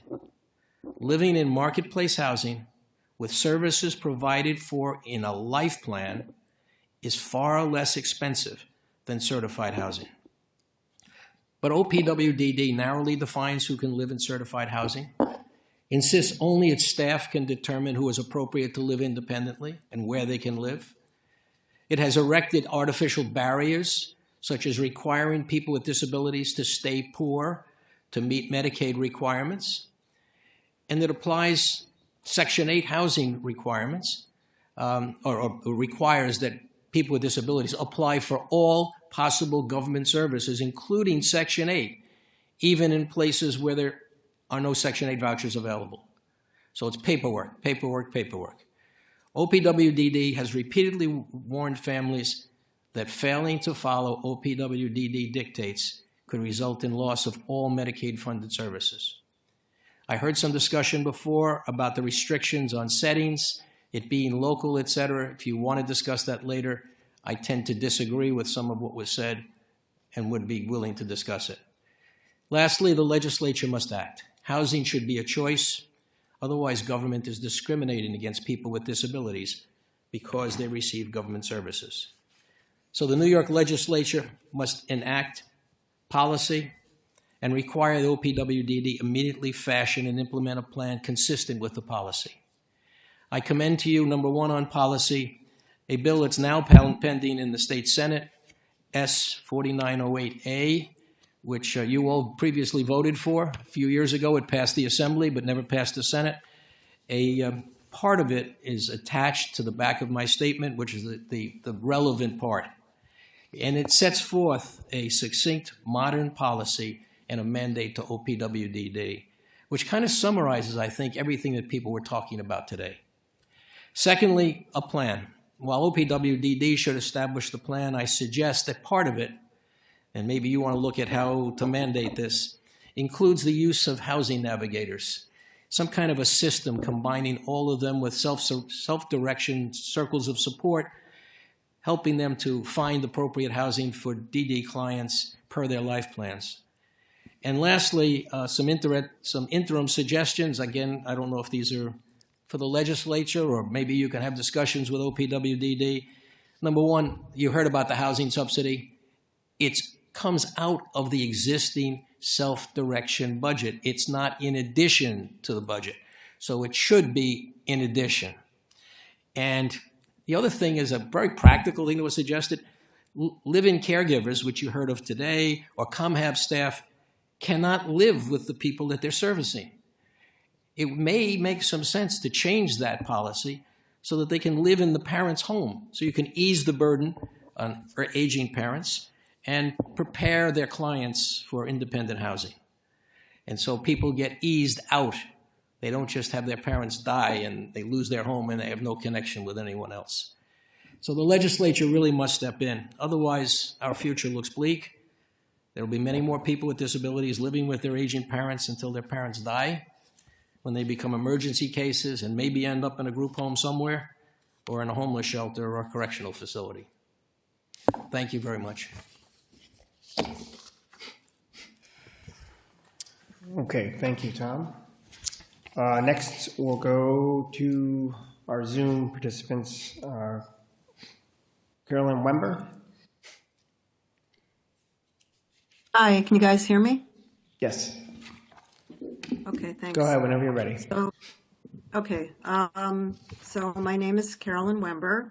I live in Brooklyn, New York, and I have a 35-year-old daughter who has cerebral palsy. Because of her severe physical disabilities, she gets 24/7 services through a combination of CDPAP and OPWDD self-direction. And I would love to see some kind of a Love Michael option specifically for people like my daughter who have physical disabilities.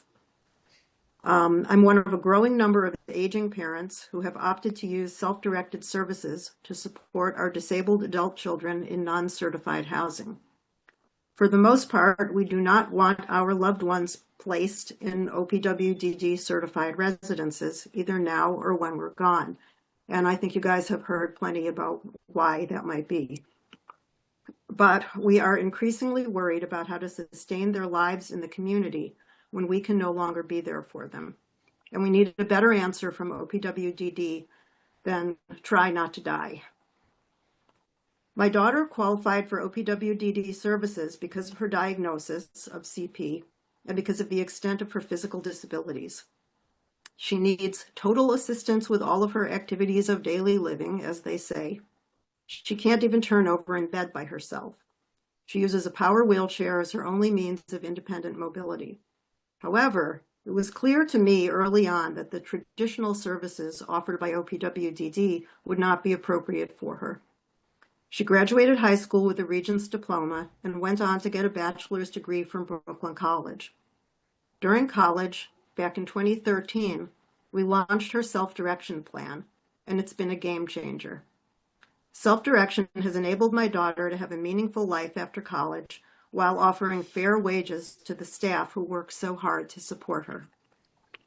My daughter's self-direction plan has also allowed us to set her up in her own apartment with an OPWDD housing subsidy. She wouldn't want to live in a certified residence, nor would we want that for her. In her own home, she can have privacy and support staff of her choosing. So, what am I worried about? For one thing, her housing situation is the best we've managed to come up with, but it's far from ideal. If my husband and I weren't in the picture to oversee everything, my daughter would be extremely vulnerable to abuse and neglect. The prospect of my severely disabled daughter living alone in her apartment after I'm gone is terrifying, but that doesn't mean she belongs in certified housing. It just means that the ideal doesn't seem to exist here in New York.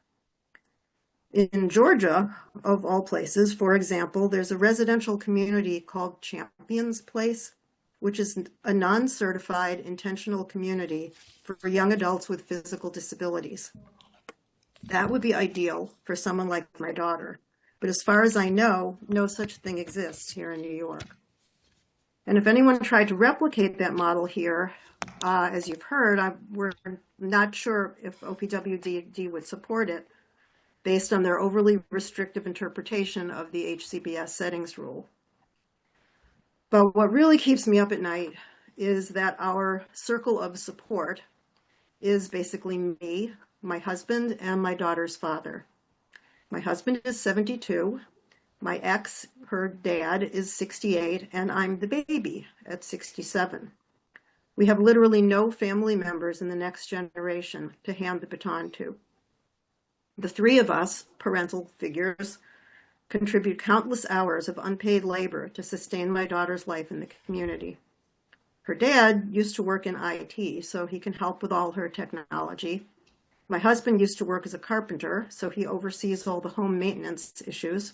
And I'm a retired attorney, so I get the job of in-house benefits manager. For now, if one of the paid staff doesn't show up, any of the three of us can drop everything and step in as personal care aides. We've worked incredibly hard for 35 years to give my daughter the best possible life, despite her severe limitations. But at our age, we're all one health crisis away from everything falling apart. And when the support system falls apart for people like my daughter, they end up in nursing homes or hospitals, where they probably won't survive for very long. If you didn't know my daughter very well, you might think she could keep things running on her own, being college educated and all that. But with her severe physical impairments, coupled with other less visible issues, she needs a lot of help. Families like ours are the proof of concept that people with high support needs can thrive in non-certified settings with self-directed services. For years, we've been begging OPWDD to help us come up with a solution to replace the unpaid labor of aging parents. And I hope they or someone will finally listen. Thank you. Thank you. Next, we'll hear from Kim Madden. Yes, hi. Can you hear me? Yes. Okay, great. All right, whenever you're ready. Okay, great. Thank you. I'd like to thank the committee for calling this hearing on a topic that keeps me up so many nights, and to ask for your help in creating new creative housing models for people with higher support needs. I also, as a newer person to this world have learned so much today. And I hope that you have this monthly, honestly, that I have learned an incredible amount. I especially want to thank Rita. You broke my heart and reminded me why we need to keep fighting for something different. And Tom, you really nailed it in terms of, describing the state of things now. I'm the parent of a 22-year-old young man, Owen, who receives both OPWDD and CDPAP services for his complex neuromuscular disability. He gets 24/7 care, at least in theory. His disability is progressive, but it's not fatal.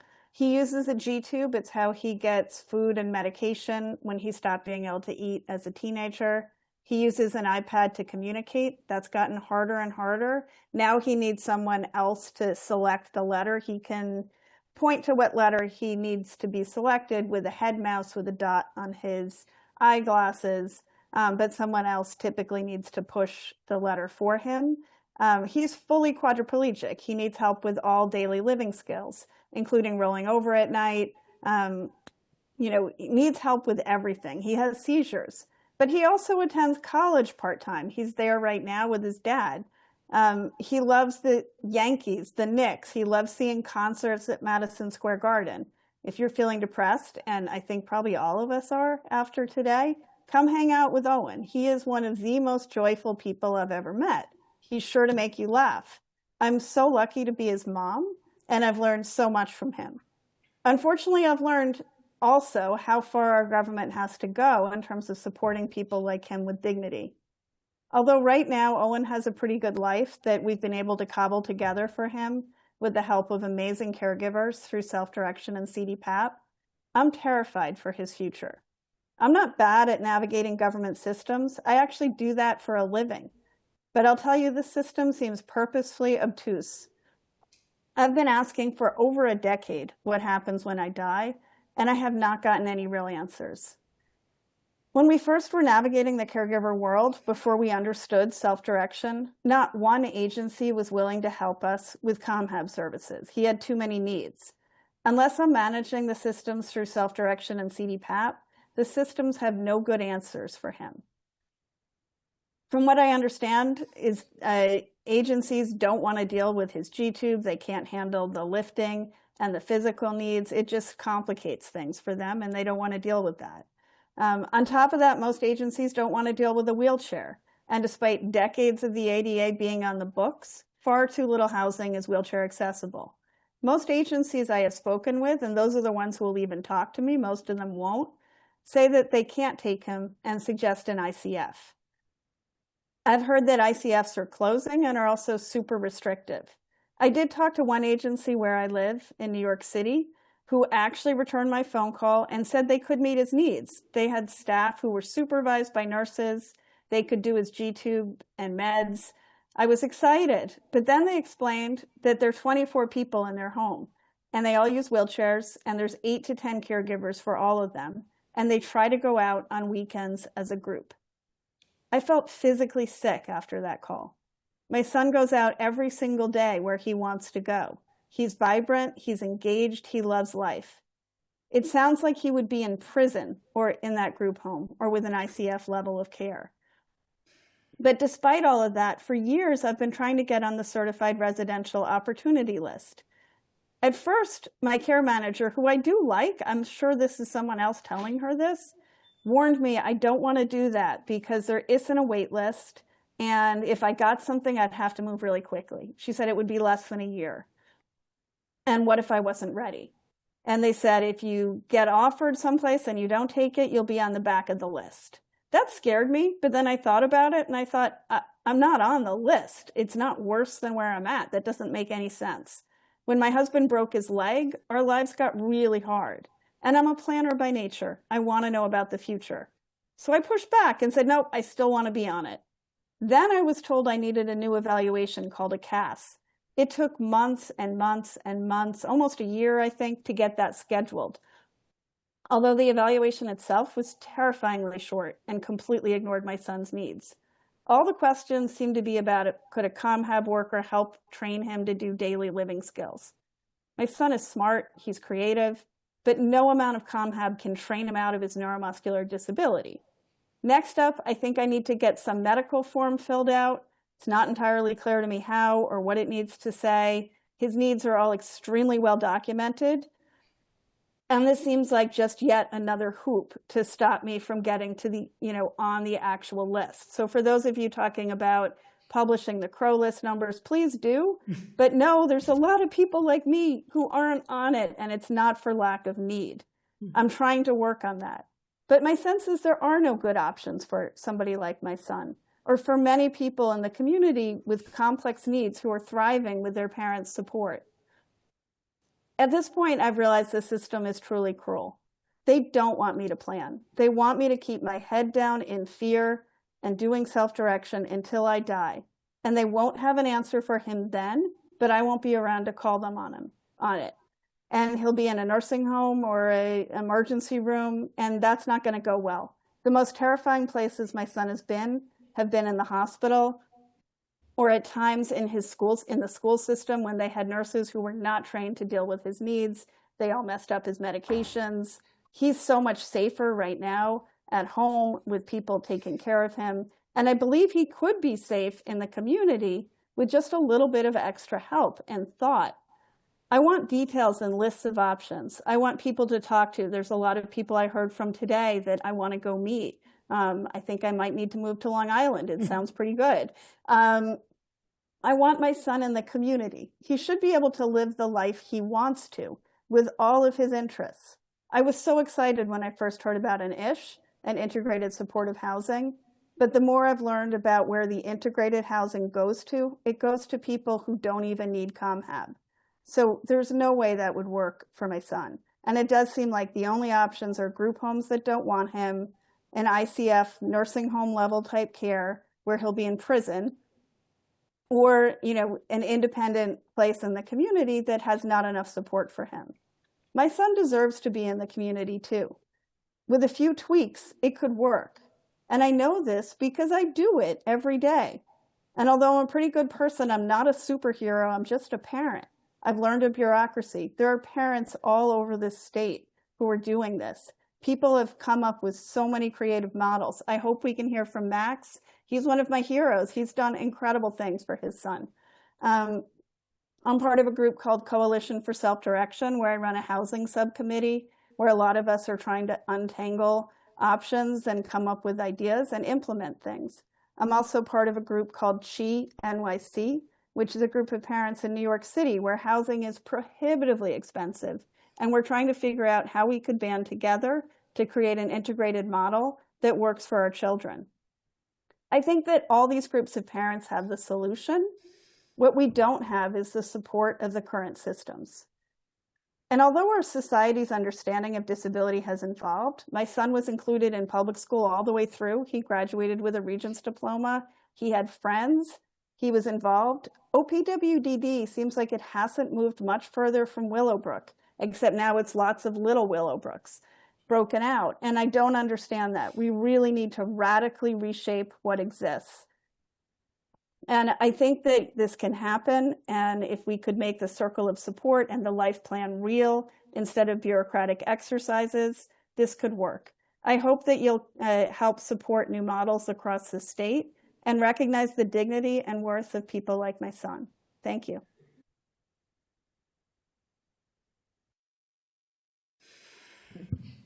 Thank you.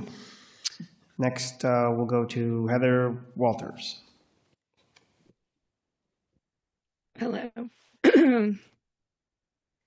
Thank you so much, Assemblyman Santa Barbara and the committee for holding this. It's been very, very informational.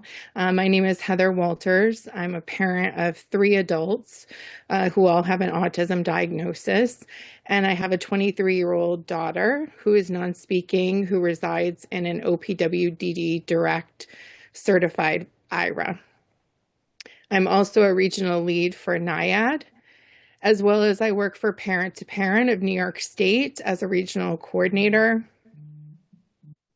In the past, I've held many different roles, including being a DSP, a residential manager, a QIDP, or a qualified individual disabilities professional. as well as a program director for many different community-based services. So I feel like I kind of have a unique position as far as having worked within a group home, and now I find myself being a parent of someone who lives within a group home.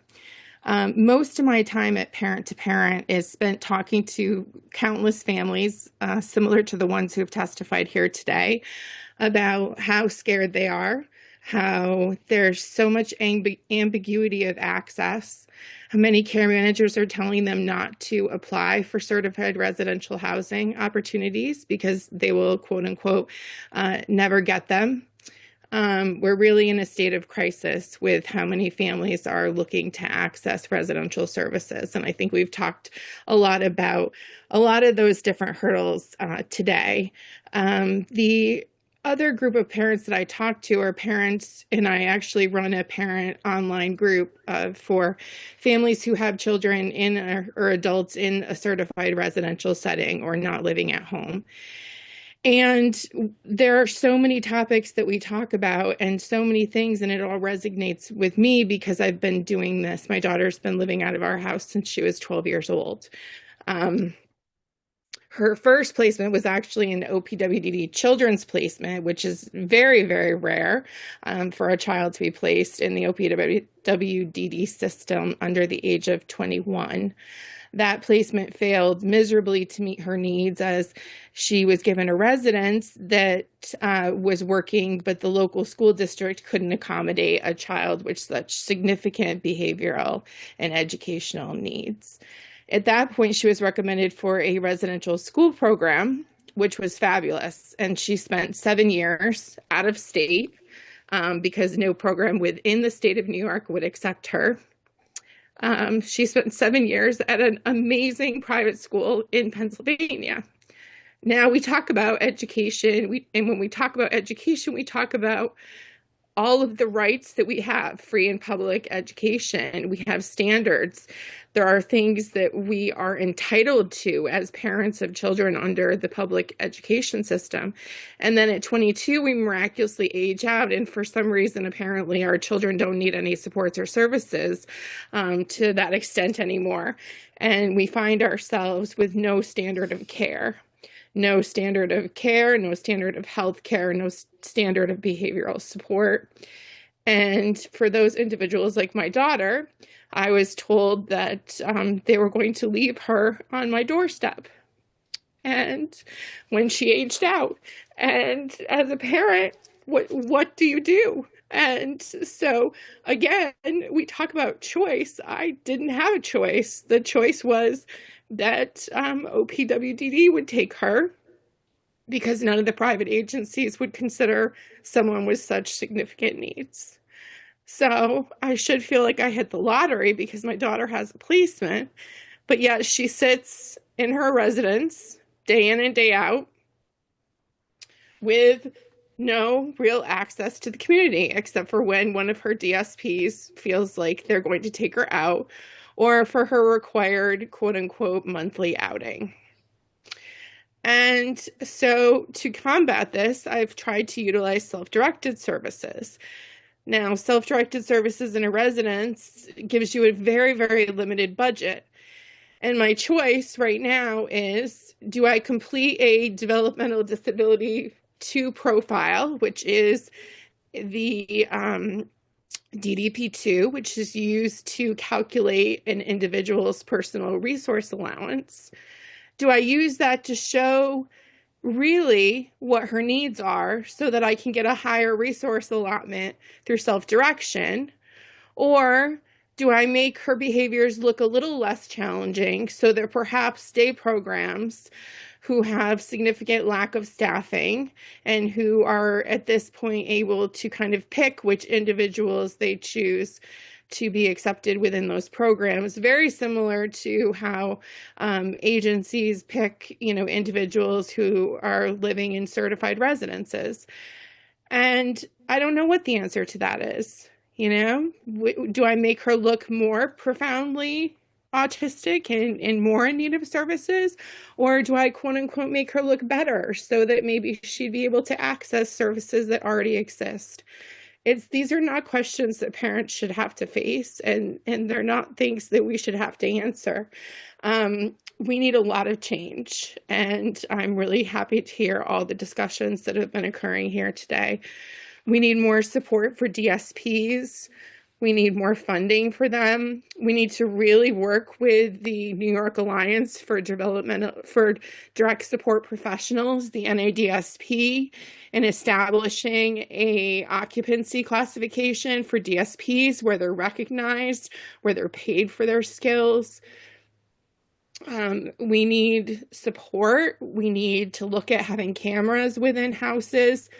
Right now, if you have an issue, it goes to the Justice Center, which goes back to the quality improvement of the agency. And for my daughter, that's OPWDD itself. So what is the oversight? What's the accountability here? We need to really start having these conversations and make housing, certified housing and non-certified housing opportunities appropriate for those who need them. Thank you for your time. Thank you. Next, we'll go to Jacqueline Cianzo. It's not that bad. Come on, I'm Italian. I'm going to hyphenate it now, so I'll know. Okay.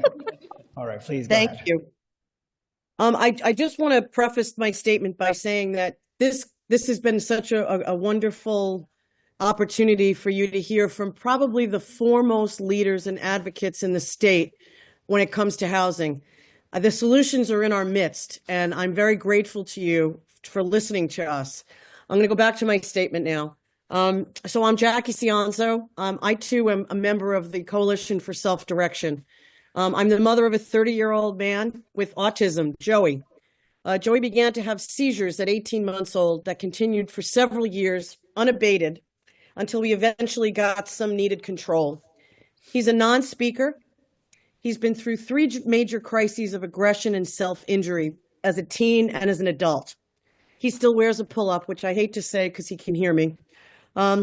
He has lived with us, his family, because the residential placements that other folks have talked about were just not available ever for us.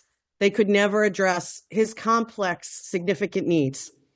My husband and I now are over 60. We started self-direction with Joey when he was 18. And after all the years of navigating the maze of social services, I really thought, wow, they finally have figured it out. We planned his self-directed life around this program. He needs 24/7 support. His week is filled with classes that he can successfully participate in. He has a seasonal job in Columbia University. I can't believe he made it to an Ivy. We have rented him an apartment, and we have tried to staff it full-time with both the help of the self-direction budget and through CDPAP, which you've heard a lot about. I've tried to get Joey, like Kim has, and a lot of folks in this group today, on the CROW list, the Certified Residential Opportunity List. Totally misnamed. And no one seems to know how that list operates. I have been very involved in the special needs community in the past 2 decades. I have friends who have gone to residential schools and subsequently into certified settings. Parental fears for abuse for nonverbal family members in certified placements is very real. We all know it happens, and it's not getting the attention it deserves. I have personally tried to build non-certified housing opportunities and have been met with such incredible opposition from OPWDD. The Catholic Church tried to help, the largest landowner in the state, and they have been met with opposition. I've worked on those projects. They are a major hindrance to any progress. Their housing system is broken. Listen to us.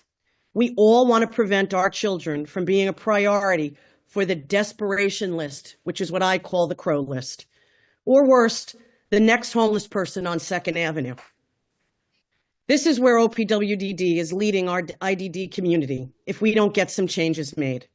We have groups of families, you've met so many of them today, ready, willing, and able to help not only their own child, but others as well.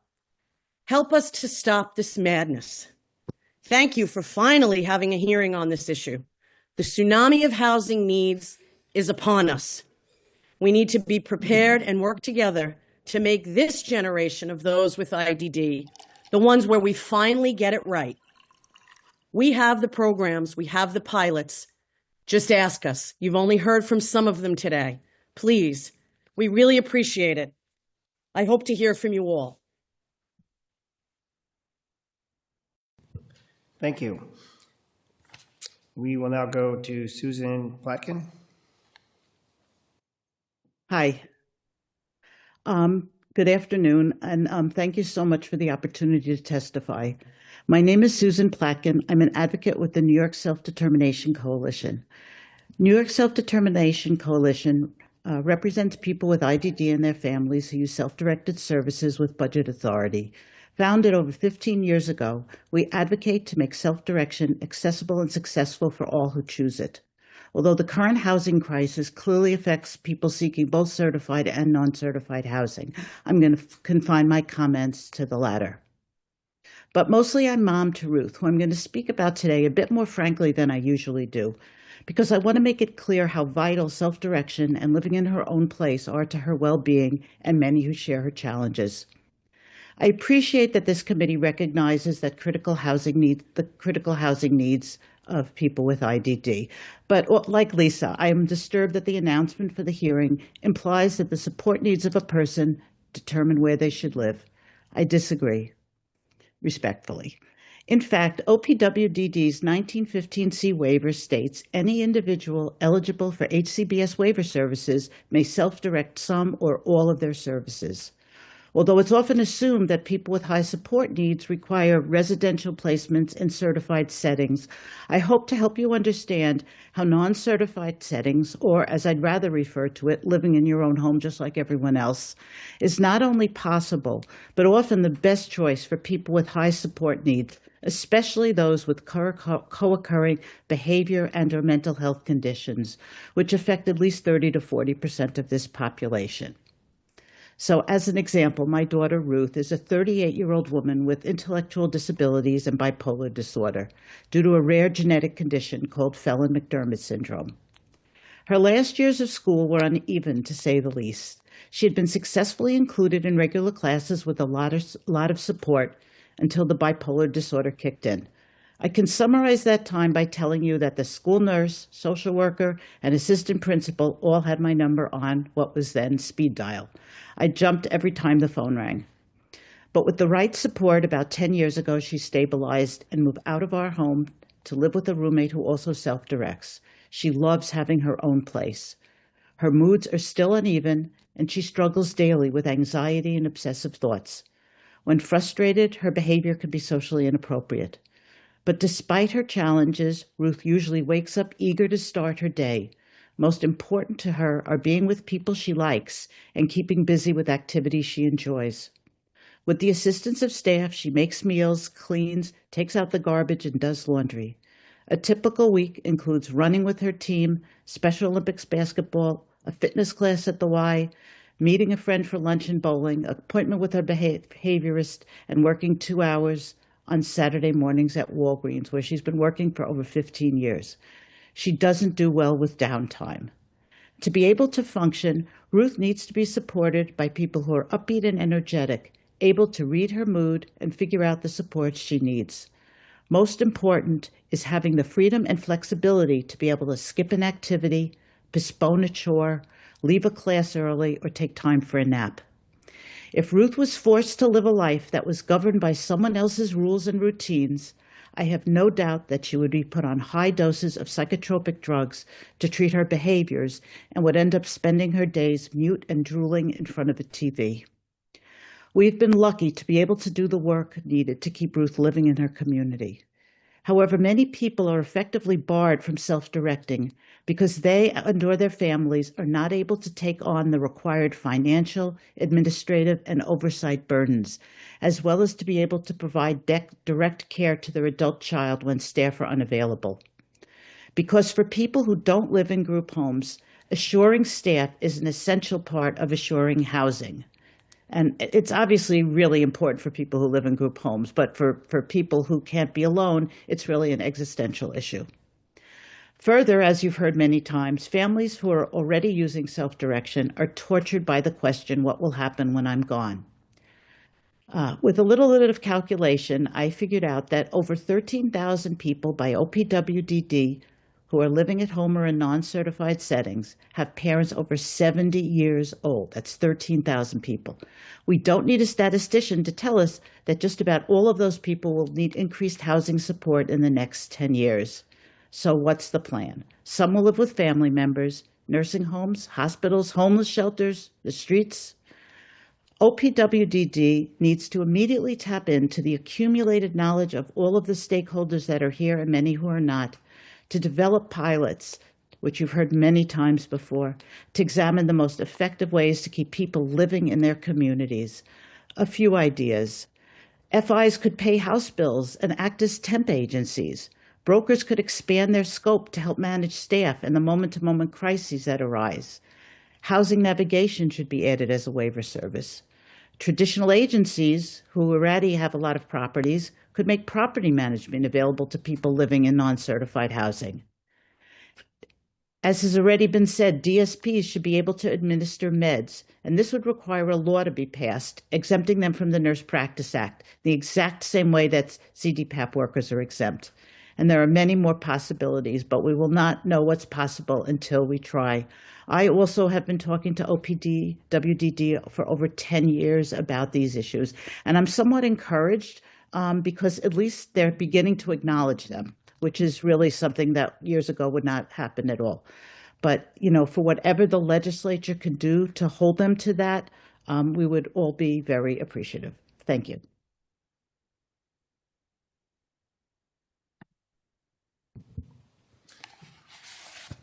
Okay, thank you. Next, we'll go to Heather Burrows. Thank you. I want to thank you, Assemblymember Santa Barbara, for sponsoring the Communication Bill of Rights, which passed unanimously last session in the Assembly, and to Assemblymember Giglio for being such a strong voice for the disability community. As a ranking member, you've led the effort to make sure every voice is heard, and giving my daughter and others like her a voice is my life's work. And this committee's work makes that possible. So thank you for this opportunity today. My name's Heather. I live in Rochester. I'm a mother, sister, wife, psychologist, and the director of advocacy at Autism Up. We're an organization that supports more than 4,000 families navigating systems that rarely work together. All of my children have support needs, with my daughter Devin requiring 24-hour care. Families like mine are the canaries in New York's disability coal mine. We sound the alarm when systems become dangerous because we feel the strain first. And for years, our struggles have warned of impending collapse. So many people have already said this, but like thousands of New York families, my husband and I lay awake at night asking the same questions. Who's going to care for them when we can't? And where will they live when we're gone? Too often people look at my daughter Devin's complexity and shrug, and as though that her disability somehow excuses the system's failures. An efficient system would triage and respond to the greatest needs first. When we prioritize in this way, it isn't just compassionate, it's effective. Instead, families like mine are most likely to be waitlisted, most forced to tread water. You'd think that being the largest unrecognized minority group, we'd be seen. But in most cases, our pain goes unnoticed. So we are externally grateful for the Assembly taking the time to learn from us now, before our shot clock runs out, before the state has no choice but to step up. A few people had mentioned long-term care, nursing homes, ICFs. I worked in a 500-bed facility. There aren't that many spots. I think nursing homes alone in New York State have 117,000 possible beds. Most of them are filled. Here's a number that should shake you. There's 109,000 adults with IDD in New York that live with caregivers over 60. We could take up every nursing home bed if that's where we actually wanted to live. And there's one thing I have to say too is we all noticed that we were barely mentioned in the last State of the State address. And we know that the budget is based on what's in that address, right? It kind of follows. So if you rally with us now, this time we won't be just mentioned. Maybe we'll be a priority to the governor's office. The inequities present are all contributing to this. 75% of OPWDD's budget funds certified options that serve less than 25% of eligible New Yorkers. People in self-direction have equally complex needs, yet receive significantly less funding. Self-direction depends on unpaid family labor to fill the gaps, a model that's not fair or viable long-term. But did you know that New York is the last state in the nation still this dependent on certified group homes? OPWDD lists sustainability as a goal. And logic tells us that if we were close to achieving the sustainability goal, we'd be opening more certified homes than we were closing. For many of us, it feels like New York is performing CPR on a dinosaur. We're trying to revive a model that's long outlived its time. Rather than keeping it on life support and spending so much money defending it in court, let's take what once worked, let's learn from our history and integrate the best parts of certified into a modern model that truly delivers value. That would be a stronger return on investment, which means more people will be served well, and that should be our ultimate goal. Workforce shortages, turnover, safety concerns still plague the 30,000 plus people living in certified settings. And here's the hard truth. Why should these programs, which we can't staff, which are failing our loved ones, and where the abuse rates remain shockingly high, continue to receive the lion's share of funding? For context, the Justice Center confirms that nearly 30,000 substantiated cases of abuse or neglect happen each year. That's basically a 1-to-1 ratio.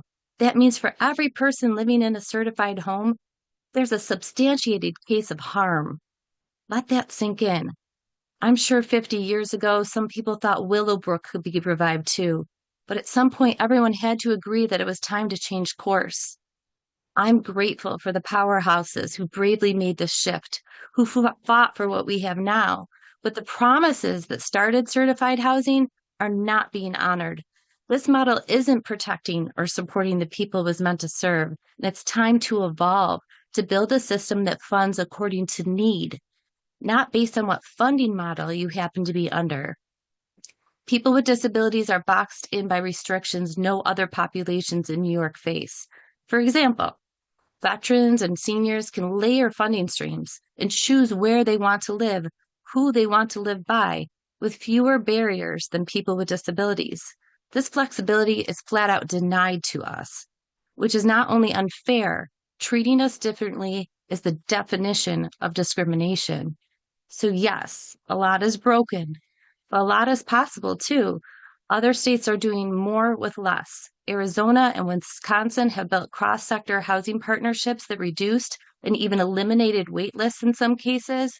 They've increased affordable, accessible options. It's time for us to bring their lessons home to us. In my role at Autism Up, I worked with First Place to conduct Rochester's housing market analysis, and New Yorkers had a lot to say. We gathered more housing data than any other region in the entire nation. Please look up the report. The link is in my written testimonies. Families have done the groundwork. We're ready to get to work. Join us, or we politely ask you to step aside.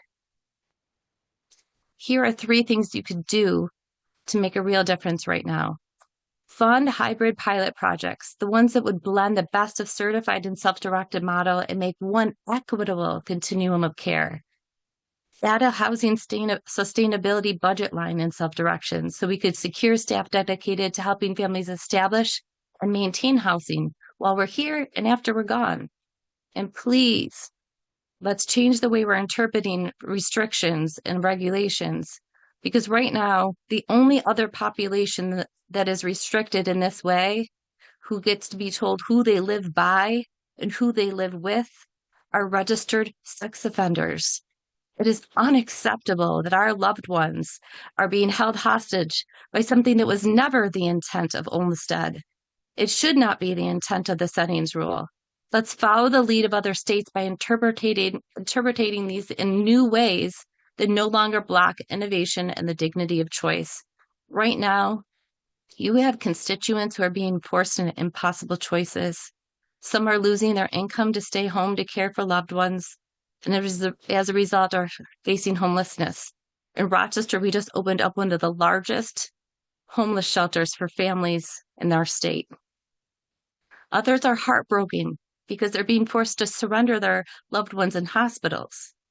I think Tom Avenatti mentioned that. They know that if they drive away, it will escalate their child's priority and maybe someone will help them. I'm working on a task force with my county, Monroe County, right now, because we have hundreds of people boarding in hospitals. Often their stays are over 140 days. Just think about the cost of that, the human cost of that. And sometimes families are even counseled to put their children in foster care because by taking away the roof over their head and their parental component, supposedly it escalates their priority. But really all it's done is made a mess. We continue to live under the shadow of Willowbrook, and New York must finally confront it. This hearing tells me you're listening, but hope without action is another form of neglect. The canaries are calling. Families have carried the system on our backs for decades. If we break, the safety net is going to break with us. Please don't ignore us. We're not collateral damage. We're the warning signal, and time is running out. Thank you for your leadership.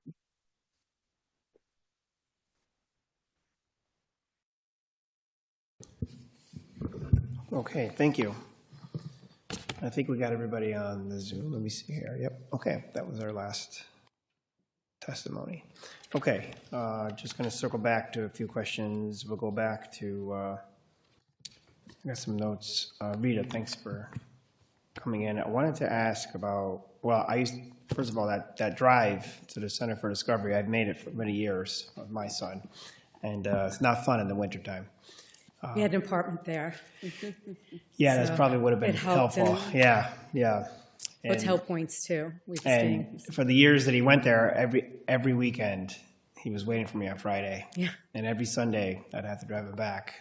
But if I didn't pick him up, he would be wondering what happened to me. So I'd have to go every single weekend. But I feel the effort that you made there. But I wanted to ask about the transition packets. Sure.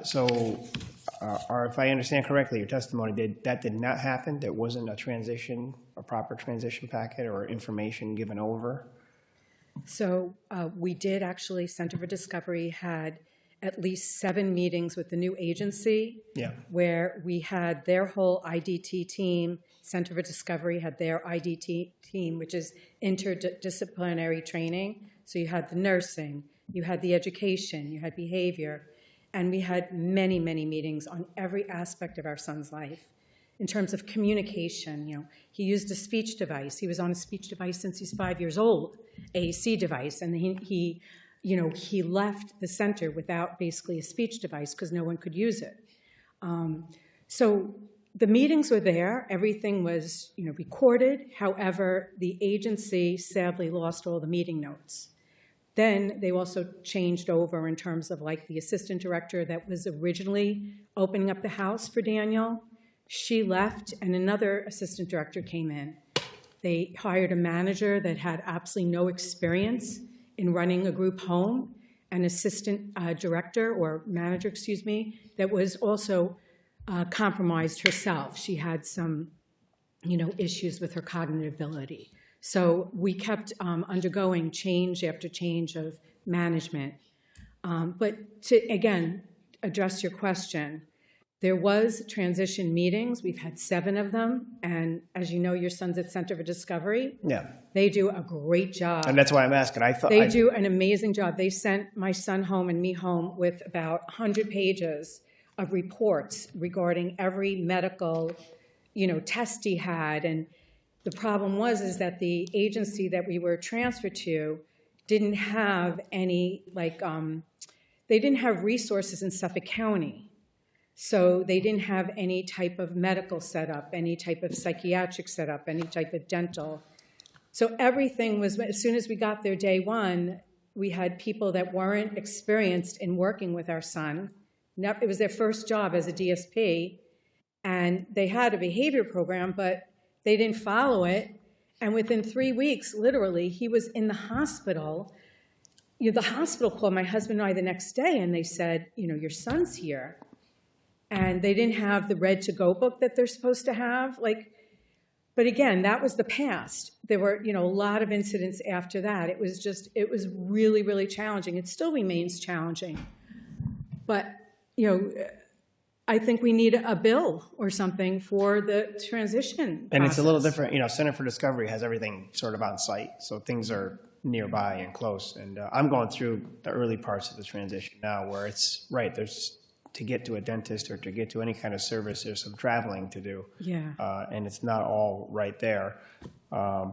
But I just wanted to. But nothing was set, I want you to kind of understand, he had all these needs, so every meeting that we had with the Center for Discovery and the new agency, every meeting was focused on a specific need of his, whether it be behavioral, speech, OT, his diet. And unfortunately, when he got there, they weren't able to follow through on anything, and they actually even lost all the notes. So I don't know how your son is, but my son, first of all, doesn't do well with transitions at all. So there was no real transition planning. And plus, there was no day program, so there was nothing for him to do during the day. Yeah. Which they promised. It was. Did you say they lost his? They didn't lose his device. They had his device, but no one was trained to use it. I see.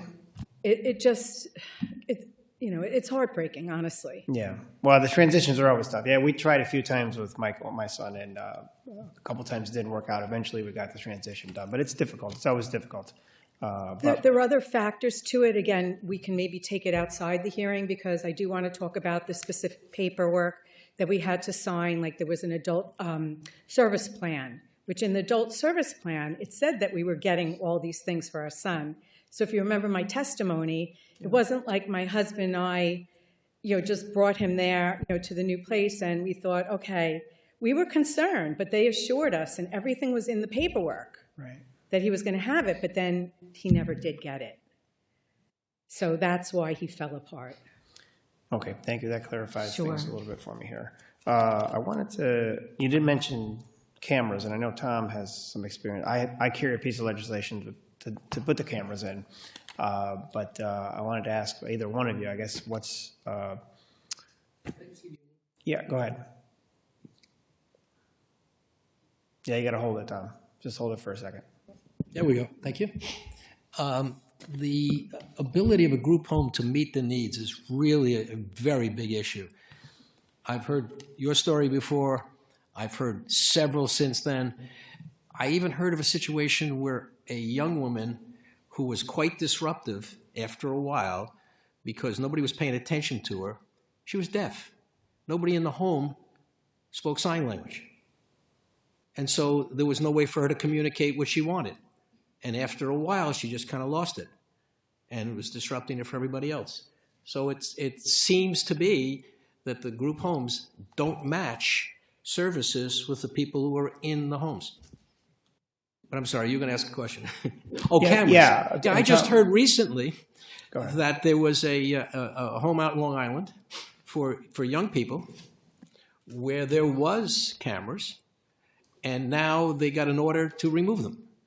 And we all know that the only time there's ever a substantiation is when somebody breaks down and actually squeals on the other people in the home and says, yes, that happened, I saw it, because even verbal residents are not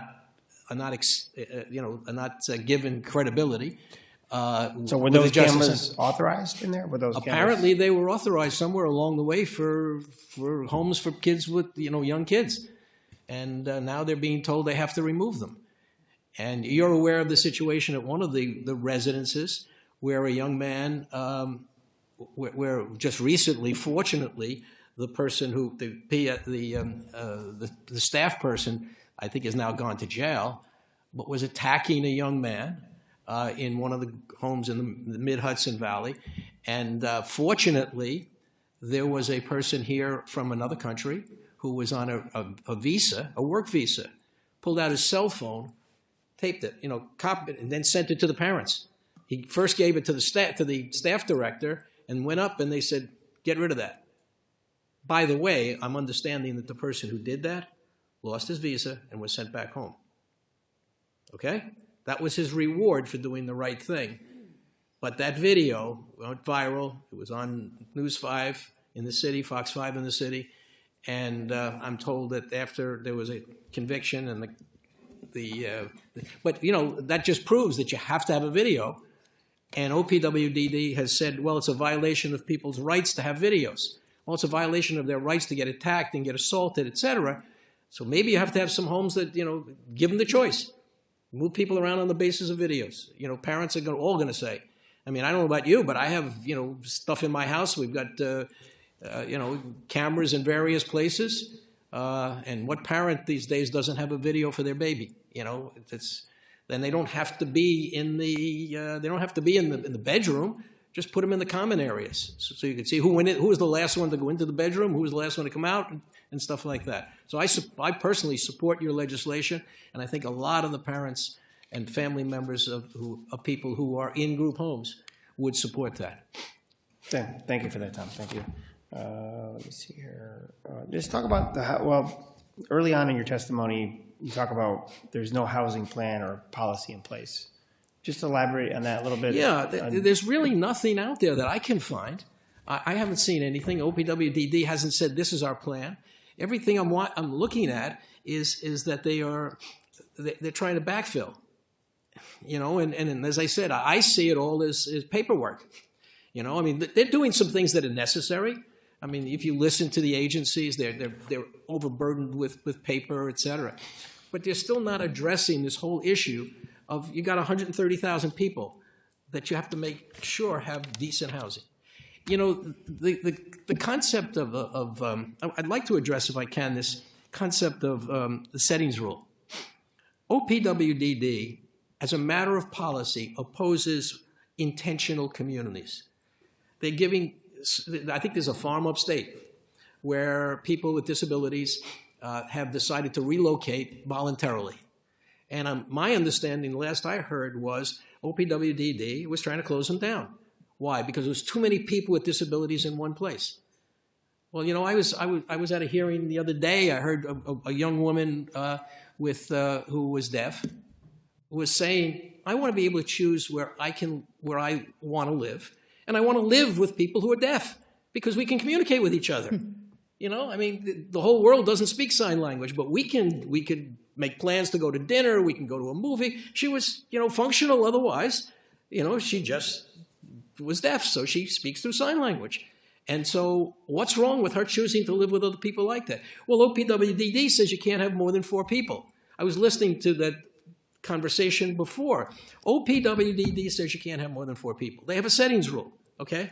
They even oppose it in apartment buildings. I don't know how it works in the city of New York, where you know, if a group takes an apartment, my understanding is, and I could be wrong, but my understanding is that if there's a group of 4 in an apartment, you can't have another apartment with 4 in that building because it's too close. So I think we've got to talk in New York City and check that out. But I do know, and I think Jackie may be the one who can back up this point, they opposed the Catholic Church in Tuckahoe in Westchester County, took a convent and converted it to an apartment building. Leased 8 of the apartments to young men who were pretty self-sufficient. And then 2 people, I guess it was 2 families in the other apartments. And OPWDD originally denied the housing supplement. They all appealed, and then miraculously OPWDD backed off. And yeah, but they're getting the housing. There, Tom, it's Jackie. The crime there is we have now discouraged the Catholic Church from helping solve the disability housing crisis for the state of New York, because at each venture that they've tried to help, where they've paid millions of dollars for renovations of buildings where they didn't ask the state for a penny, and they agreed to take the pittance that is the housing subsidy, they gave them a hard time. Now they're like, you know what? How can we do this? The Cardinal just said the other day at a Mother Cabrini conference, he's like, sometimes the state, city, and the feds don't know when to get out of the way, right? We're trying to help. There's so much we can do, but the regs and all these things get in the way. So that's the bigger crime here, is that now they're discouraged. And I wonder how many developers feel that way as well. And Jackie, am I correct? That was a house, that's an apartment building in Tuckahoe, and it met zoning. Yeah, it was a convent. It was a convent that they renovated into 10 apartments. Yeah, And that's it met right. And they zoning. did it It very was approved. successfully in Staten Island as well. What's that? It was approved by the municipality, no problems. No problems with the municipalities. The biggest problem in Staten Island was all they wanted to know is where's everybody going to park? That's the only problem they had. The municipalities didn't care about how many people. Because again, like everybody has said here, if it was older people or if it was veterans or whatever else, it's one thing. But if you're disabled, well, then you're not allowed to do that. You can't live together. Mr. Chairman, on this point, I'd like to put something on the record. I believe that OPWDD misinterprets a federal rule. This is a discussion going on with the New York State Bar Association right now, the Disability Committee, and they're starting to have some forums on this. And I asked one of the lawyers who knows more about this than I do, put it very simply. She said, the settings rule does not prevent people with disabilities from choosing to live anywhere they want. The settings rule deals with whether certain federal funds can be used to fund what the state operates. So it's purely a question of money. But then she goes on to say she sees it as a policy choice because she believes that OPWDD is misreading that rule. My belief is that the settings rule from the federal government was designed to prevent people from being mandated to be in some kind of a setting like Willowbrook. But if you choose to live with people who you went to school with, I think you heard earlier today the Smoky Hollow. These are people who went to school together, became friends together, do things together, learn to put up with each other's quirks, and, you know, just like we all do, right? You get married, you learn to live with a person, you have a family, maybe. Okay. But my point is, it becomes a family. And if it may be 4, it may be 6, maybe 8, but these are people who do things together, they share staff, and they live as close as possible to a normal life in the community. Why do you stand in the way of that? Mr. Chairman, can Yes. I make one Please. other request? Okay. So I got involved in advocacy about a year ago because of my situation.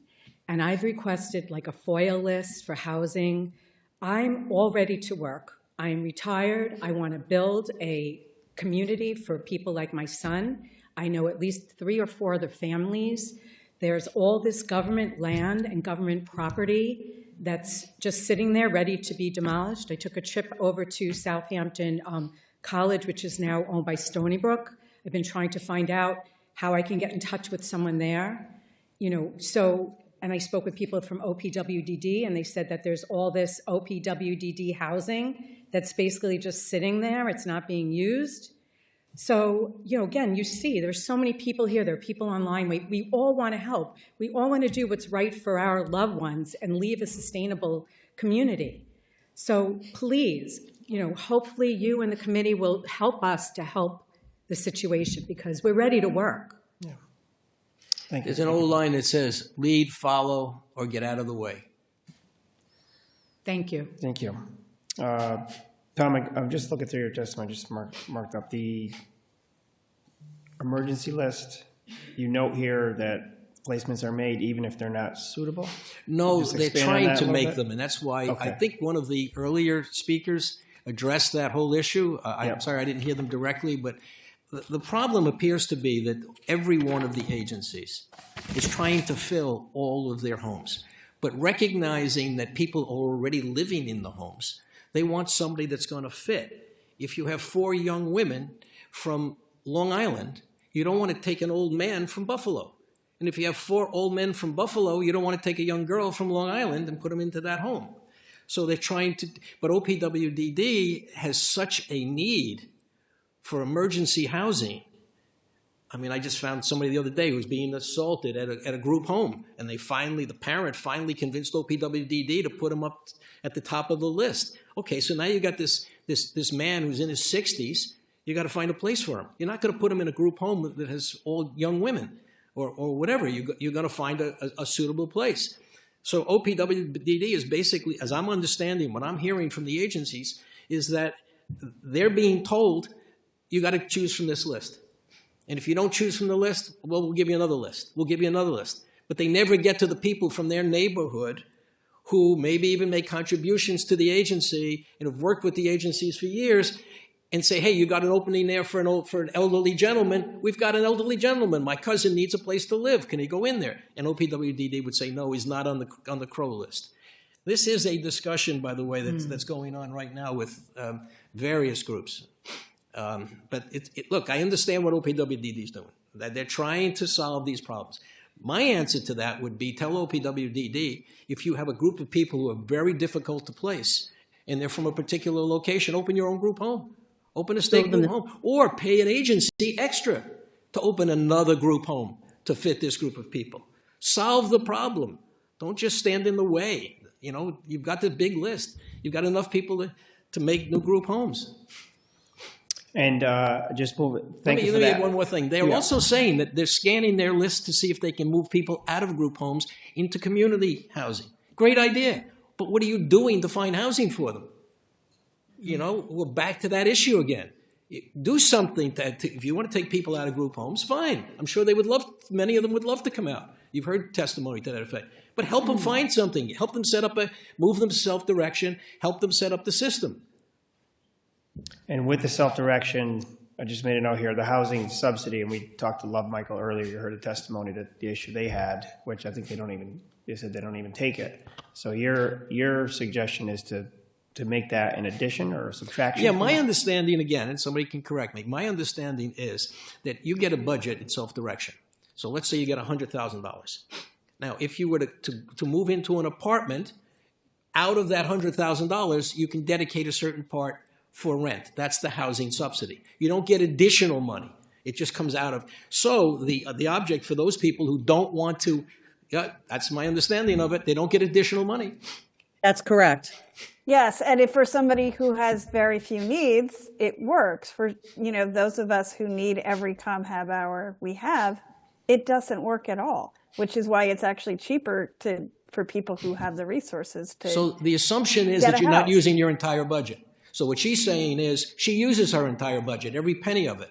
But a lot of people have difficulty finding staff, so they don't use the whole budget. So the families fill in and do a lot of the work. The families are subsidizing support for adults. This is not kids. We're talking about adults. Some of them are 30, 40 years old, right? And the families are providing most of the support, and so they're not using the full budget. So if they find an apartment, there's money left over, they can say, I want to use the rest of my budget, and I want to use it as a housing subsidy. Can I ask you a question? Sure, go ahead. I'm not being clear? Mr. Chair, can I ask a question? Go ahead. I'm sorry to interrupt. Go ahead. So you're telling me that you get your $100,000 allotment, and then you have to have approval to use that allotment? Yes. Oh, yes. For housing?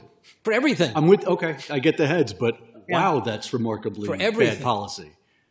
Remarkably bad policy. Remember, have a seat. It's all broken up into silos. You have so many constituents in your district that are using self-direction that can explain all this to you. Yeah. So of that $100,000, $32,000 is capped for community classes. Then there's $3,000 capped for respite. There's $3,000 capped for this. So it's all siloed out. So it's virtually impossible to use all of it. And then if you do, the housing subsidy is then based on HUD rates. So a 2-bedroom apartment, say in Manhattan, it's capped at $2,000. That's what the rate is. So if you get that, then that $24,000 then comes out of your $100,000. Now you're left with $75,000. Now of that $75,000, $32,000 is capped for the classes. Now you have what? Not even $60,000, $50,000 to pay for ComHab. It doesn't work. So that money should be on top of the housing subsidy. Should be on top of your budget. Should be separate funds. Just like let me add to what she's saying. Jackie, correct me if I'm wrong here. My understanding is you get a budget, and you got to do your budget at the beginning of the year. So let's say you set a certain amount of money for community habilitation, ComHab, right? And you run out of money just in the last 2 months, and you've got some money left in another area. You can't just use that money. You got to get a budget amendment. Okay. So OPWDD is spending time reviewing a budget amendment that's already been approved by your support broker. It's been seen by your caseworker, and it's been approved by your fiscal intermediary. Now OPWDD has got to approve it. I will give them credit. Recently, they realized this was a problem, and they're starting to deal with this to try to streamline this. But it's taken a long time to do that. But I'm looking at this and saying, if there's a minimal amount of a transfer, why bother bothering OPWDD? You got a budget. You got 3 other people to look at what's going on. Let them handle Certainly, it. if it's a cost-neutral budget amendment, if you're moving from one pot to the other, there really is no reason for anybody to look at it. It's one thing if you're looking for more, but these are cost-neutral. This means just moving from X to Y. There's no reason for it. It's just another bureaucratic, obstacle. Okay. I appreciate There's arbitrary budget limits on those lines, so you can't just move it over. If you've already used your 32,000, they don't care if there's money somewhere else. You're not allowed to use it. Okay, so thank you to all of you. With the permission of the chair and in coordination with his office, I'd like to pursue this with you. This seems like a huge mess that we can actually change some people's lives if we do this correctly. So I'm happy to work with you on it. Thank you. And it's such a huge mess that could be so easily fixed if you guys would just look at it. I'm telling you, it's so easy. I think the problem, as I said here, OPWDD is stuck in the past. There are a lot of good people there who would like to solve these problems, but they don't seem to be able to move the system going that way. I don't want to fault the people. I think they've been taught a certain way, they've been instructed a certain way, and they seem to read certain regulations a certain way. I'm not quite sure how you fix it, except the legislature pushed them to fix it. Yeah. And Tom, under that, Section A, you had two interim suggestions. And Section B was allow the live-in caregivers. So that's another piece, I guess, that would require legislation. There are restrictions on the use. Again, Jackie seems to know a lot of this. She can back me up. There are restrictions on the use of the different pots of money. So if you have a community rehabilitation worker, ComHab worker, right, thank you. Sure. Tongue-tied. A ComHab worker, okay? And that person has a certain function in the life of the person with a disability.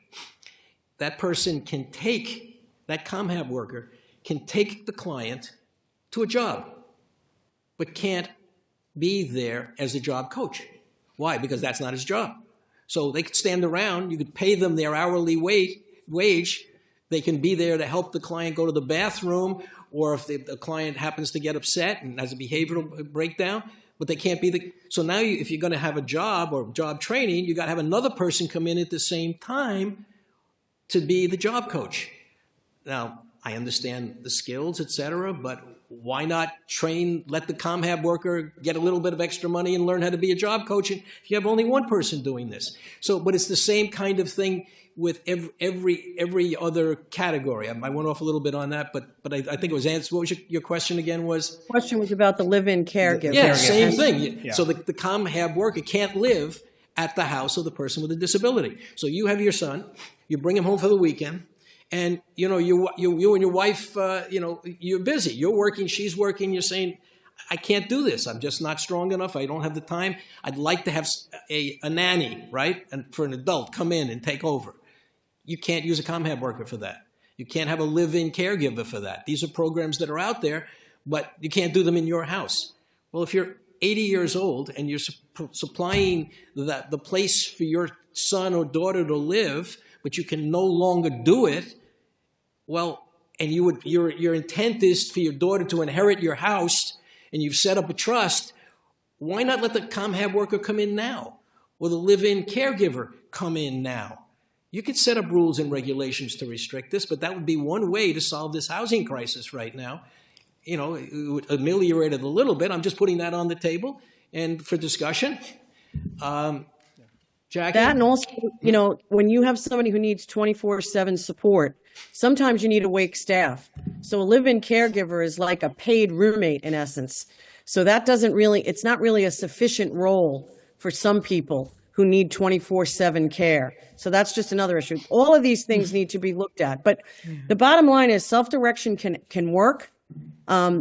It's working for many of us despite all of these obstacles. So imagine if we just sat down and hammered some of these things out. And I think that's really what we're asking you to look at. That, and also many of us have friends who have kids in certified settings. We all want to make that better as well. So that the whole system needs to be strengthened. We have a lot of the answers. We just need to be able to sit down and have this conversation as we did today, which I have to tell you is the first time we've been able to have it in a long time.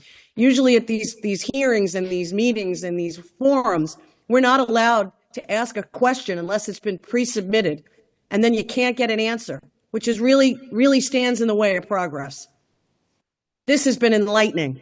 Yes. Yes, thank you for having a Thank you so discussion much. rather than just testimony and then you go home. Thank you for that. Okay, I'm gonna turn it over to.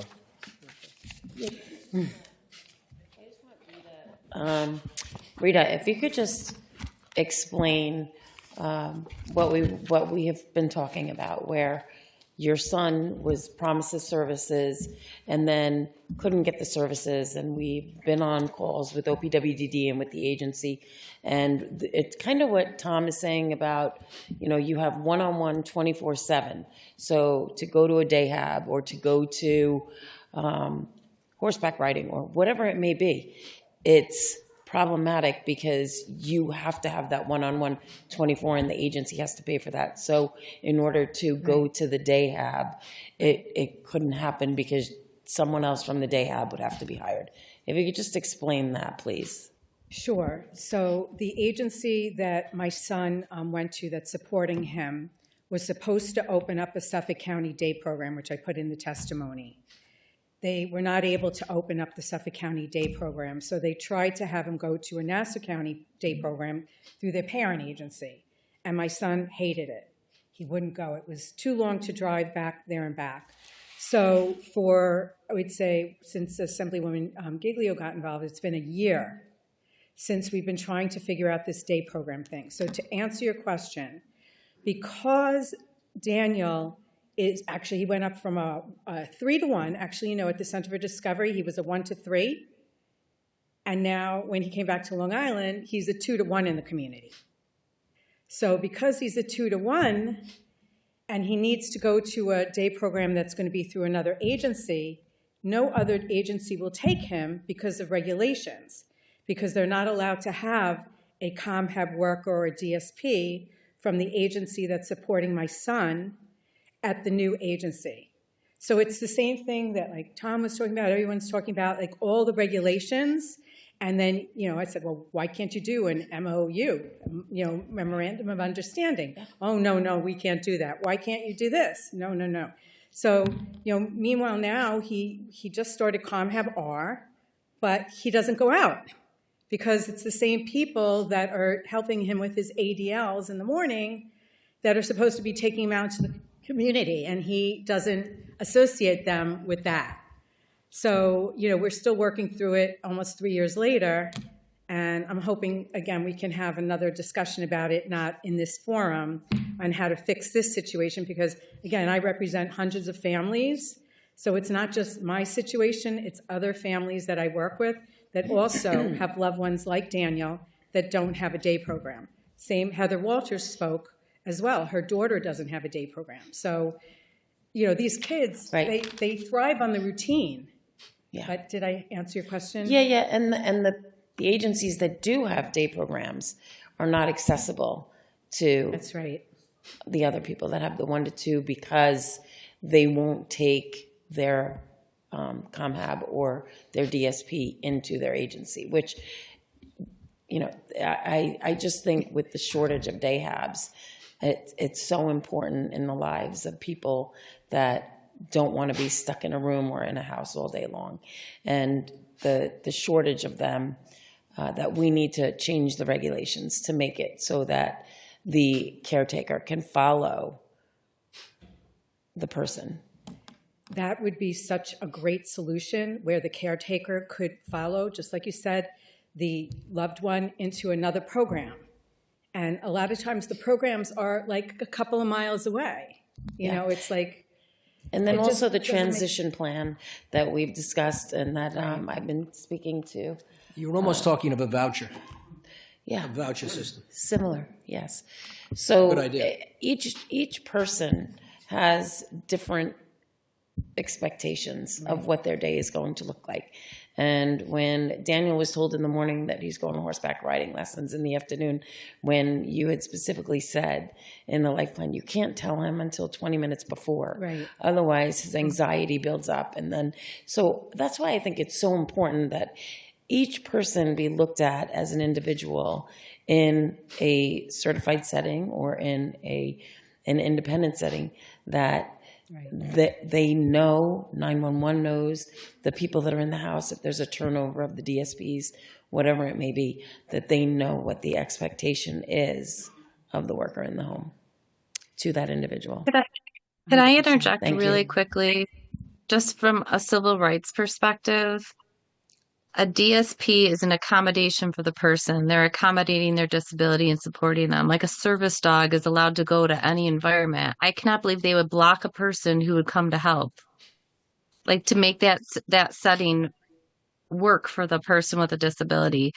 If my self-directing child wants to visit their friend who lives in a certified group home, it's actually not allowed. They cannot bring their self-directing staff to the certified setting. We have all these situations where we are all friends. We have the same complexity of needs. We went to school together. We live in the same neighborhood, but we are not allowed to hang out. We are not allowed to be in the same space. And it just doesn't make sense. We've been segregated into two groups, but we're all the same people. And I think that is the biggest issue for me. Why is there self-direction? Why is there certified? And why isn't there just a continuum of need? Can I note that I believe this legislature passed a bill, might have been Amato's bill, requiring hospitals to allow aides in, because the hospitals were doing the same thing. They were saying, we're not going to let anybody in except the patient.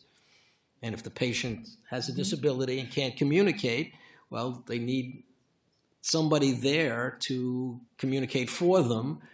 And so I know that the legislature passed the bill, which was signed by the governor. So that might be a model for you to look at. Great point. Was that your bill?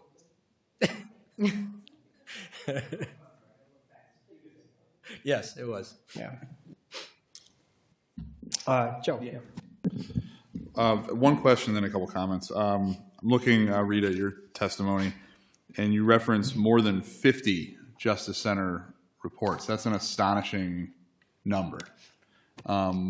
What has been the outcome from those reports, if anything, and where do they stand? And you'd think if this isn't one or two, it's 50. This is a very long conversation. Okay. I actually met with Assemblywoman Giglio and Senator Murray about a month ago, and I actually brought in the stack of papers that were like this big. And I'm supposed to be meeting with the agency this week on 5 of them. I know at least 2 or 3 of them were substantiated. I'm going to use this opportunity to talk about something because my son is in a certified home. Mm-hmm.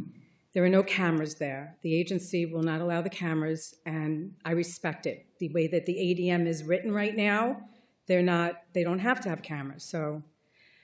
But there was one incident, and I mentioned it in my report, where Daniel was in a van, and what was happening was my husband and I were meeting our son and his support people at the doctor's, at the clinic where he was going, and we parked. It was like a 95-degree day, right. And we just waited. And I could feel myself, I was just boiling because I saw the 2 staff that were with him get outside of the van. One of them had their nice iced coffee. Another one was on the phone. And the agency does not want me to videotape anything. But I went over there with my phone and I videotaped it, showing that my son was restrained in a van with a buckle guard, with no water. It was 93 degrees, okay, really hot. I went there and I took my phone and I videotaped it. And guess what happened? Just take a wild guess. I'll tell you. When I sent the video to the person who was doing the investigation, the person said that the video wasn't long enough. That I think I needed maybe 5 minutes or 10 minutes to show the abuse. I said, well, did you have a timestamp showing when the van pulled up to the point when I came? And, well, we just couldn't get that. So now I know, not that I want to do this, because my husband and I, thank God, have a very good relationship with the agency now. We really try to work together. That's what you have to do when you have your son in certified. But the fact that I needed to have 5 minutes on that video at least Well, that would be long enough to put his life in jeopardy, I would think, right? Thank you. Yeah. Thank you. So again, there's a lot of problems, you know, with certified, with not, but I'm so grateful for this panel here today, and I really hope that we could set another date in another month to recap and just to see where we could all make some progress quickly, because we don't want to see these kids have their health in danger, and we don't want to have them die. Let's just like look at it and say, you know, people are getting really hurt and dying. Right. So the guardian gets a call from the Dayhab program saying, you know, your brother, when's the last time you saw him? Oh, a few weeks ago. And, well, he's got this scalding on his arm. So she investigates and says, what happened? And it turns out that, well, apparently some coffee got spilled on him. Coffee got spilled on him? He doesn't drink coffee, but okay. Next thing you know, another incident. The Dayhab program. And then she gets a call from the emergency room. He's in the hospital with a broken clavicle. Abuse and neglect, unsubstantiated. What did he do? Run into a wall? Fall out of bed? What happened? No video? Nobody talking? Okay? The guardian insisted you get him out of that house. They put him in respite by himself. Okay? So he's no longer with his friends, no longer with the people. He gets moved out, not the people who committed the problem. And that's, I can go on and on with these because I've heard a lot of them. You know, we spoke, I've heard them with others, and, you know, they just keep coming and coming and coming. Reporting. The independent reporting is the problem. The ombudsman has been awesome, the IDDO, but they report to OPWDD. They should be reporting to the legislator. Maybe the Justice Center, we need to maybe look at the reporting lines. You know, sometimes that's part of the problem. Well, one, just to wrap up, it seems like a lot of, certainly we have bureaucratic things I think we can fix, but a lot of what we're dealing with here, it sounds like, and anybody that's currently on the panel, correct me if I'm wrong, that we're sort of downstream from major staffing issues. That if you're talking about who replaces the parents when they're self-directed, well, that has to be a staff person. We're talking about programming for folks in a certified setting, that's a staffing issue. If you're talking about placement and starting new group homes because you have shorting placement, that's a staffing issue. So what I, in my mind, over the course of the hearing, that's what I keep coming back to, is we have a lot of situations that we're dealing with, and this is a wide-ranging hearing, and I appreciate the chairman calling it. What I keep coming back to is we need to do something about staffing issues. Now, some of that is many years of neglect from the amount of pay, but I think it's also a broader issue of not only do we need to pay more, but we need to do things to attract people into this. And we can't solve any of these problems without having the staff there to solve them. You can't replace mom and dad when mom and dad can't do it unless there's another person that's there that's willing and able and trained and paid properly to do it. So that's what I keep coming back to. May I respond to that? Yes, sir. And again, the panel behind me here will be better at this than I am, but I know in Westchester County, self-direction pays a very nice sum of money. And so you're getting people who are responsible, who like their jobs, and they're allowed to do things. They can take the people bowling. They can take them to a movie. And so if you get young people, we've been fortunate. My wife is very good at this. She has found young guys who are the same age my son. One of them actually went to school with my son. And, you know, he's now doing this full time for us and others. And so he'll take 3 or 4 of them, let's say, out and, you know, with some other aides. Mm-hmm. So they have a whole group of people and they go bowling. They go to a movie. So there's a few aides, a few people. They've got a group of people. They enjoy it. They enjoy each other.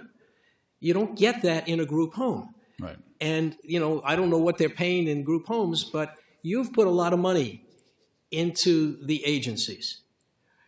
And in many agencies, very little of it has gotten down to the starting salaries or to the people who actually provide the services. So why would somebody work for an agency when they could, in fact, become a self-direction employee get benefits, and if they're working, 35, 40 hours a week full-time, and get paid $30 an hour, when the agency is paying 18. Right.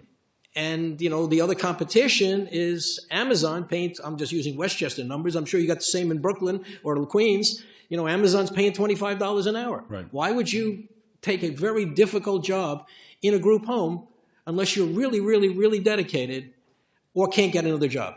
Right. And I think that's what you've got. You've got And people. then sorry to interrupt, but then you end up in a situation if you're competing with, and I don't mean this in a disparaging way, my first job was in fast food, but if you're Right. competing with fast food, somebody messes up there, you get a bad hamburger, somebody messes up here, somebody dies. Exactly. And so Exactly. we Thank you. certainly need to make the investments. That's where I would start building the budget. I'm a pretty conservative Republican. I represent the most Republican districts in the entire state. So I have concerns about the overall level of spending, but certainly we should spend more here. And this is where we should start building the budget out from, because we're dealing with people that are dealing with challenges through no fault of their own. My final comment will be to everybody on the panel.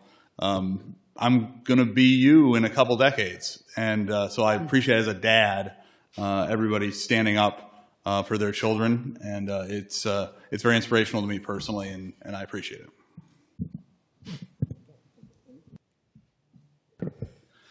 Just one last comment. First, I want to thank everybody on this panel and all the other panels. I learned a ton today, and I'm greatly appreciative for all of you telling your stories, and particularly thankful to my colleagues, both sides of the aisle, and the chair for their work. I would just, one recommendation, if I can, respectfully.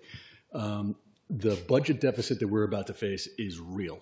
Yep. And I know this group and others are about to get in a room and start to figure out, hey, what are we going after this year? I would highly recommend, based off this hearing, that while you got to go for some money things, you have to, you have no other choice. This is one of the most target-rich environments for change in policy and regulation without a fiscal impact that I've seen in years. There's regulation change that you could really make now while you're in the next couple of years, where every time you go to Ways and Means and ask for money, they're going to say no. So my recommendation is to focus on the regulations change that are achievable in the short term, and then start planning for the long term for some money conversations. But that's what I would recommend. And I just want to say thank you again to everybody. I learned a lot today, and I'm better for it. So thank you all. I appreciate it. Okay, thank you. And I want to thank everybody for participating today. Thank you for those who are in person, those that were on Zoom. Thank you for taking the time to join us. Your stories were powerful, and I think, as my colleague said, everybody's been enlightened and has more insight on what we need to do, what our job is. And it's not just funding, it is legislation, and it is some other things that we need to do. But this really gives us a good picture of where the challenges are, where we can make improvements, and what the long-term goals are. I think a lot of us, if not all of us, have loved ones with disabilities, and we share similar challenges, similar struggles. So we have that deepened understanding as well that we all share. And also, people that couldn't attend today, some people did send in written testimony, but also talk to your colleagues, talk to your circles, talk to other people that will advocate for these changes as well. We're going to have more hearings like this as we get into the new session, especially during budget time. This committee will convene again for another hearing. I'd love to see you all back to share these stories. It's the personal stories that are really powerful, that really help people understand why we're fighting for change and why we're fighting for the funding that we're asking for. So thank you. So with that, I'm going to close the hearing, and we'll see you all next time. Thank you.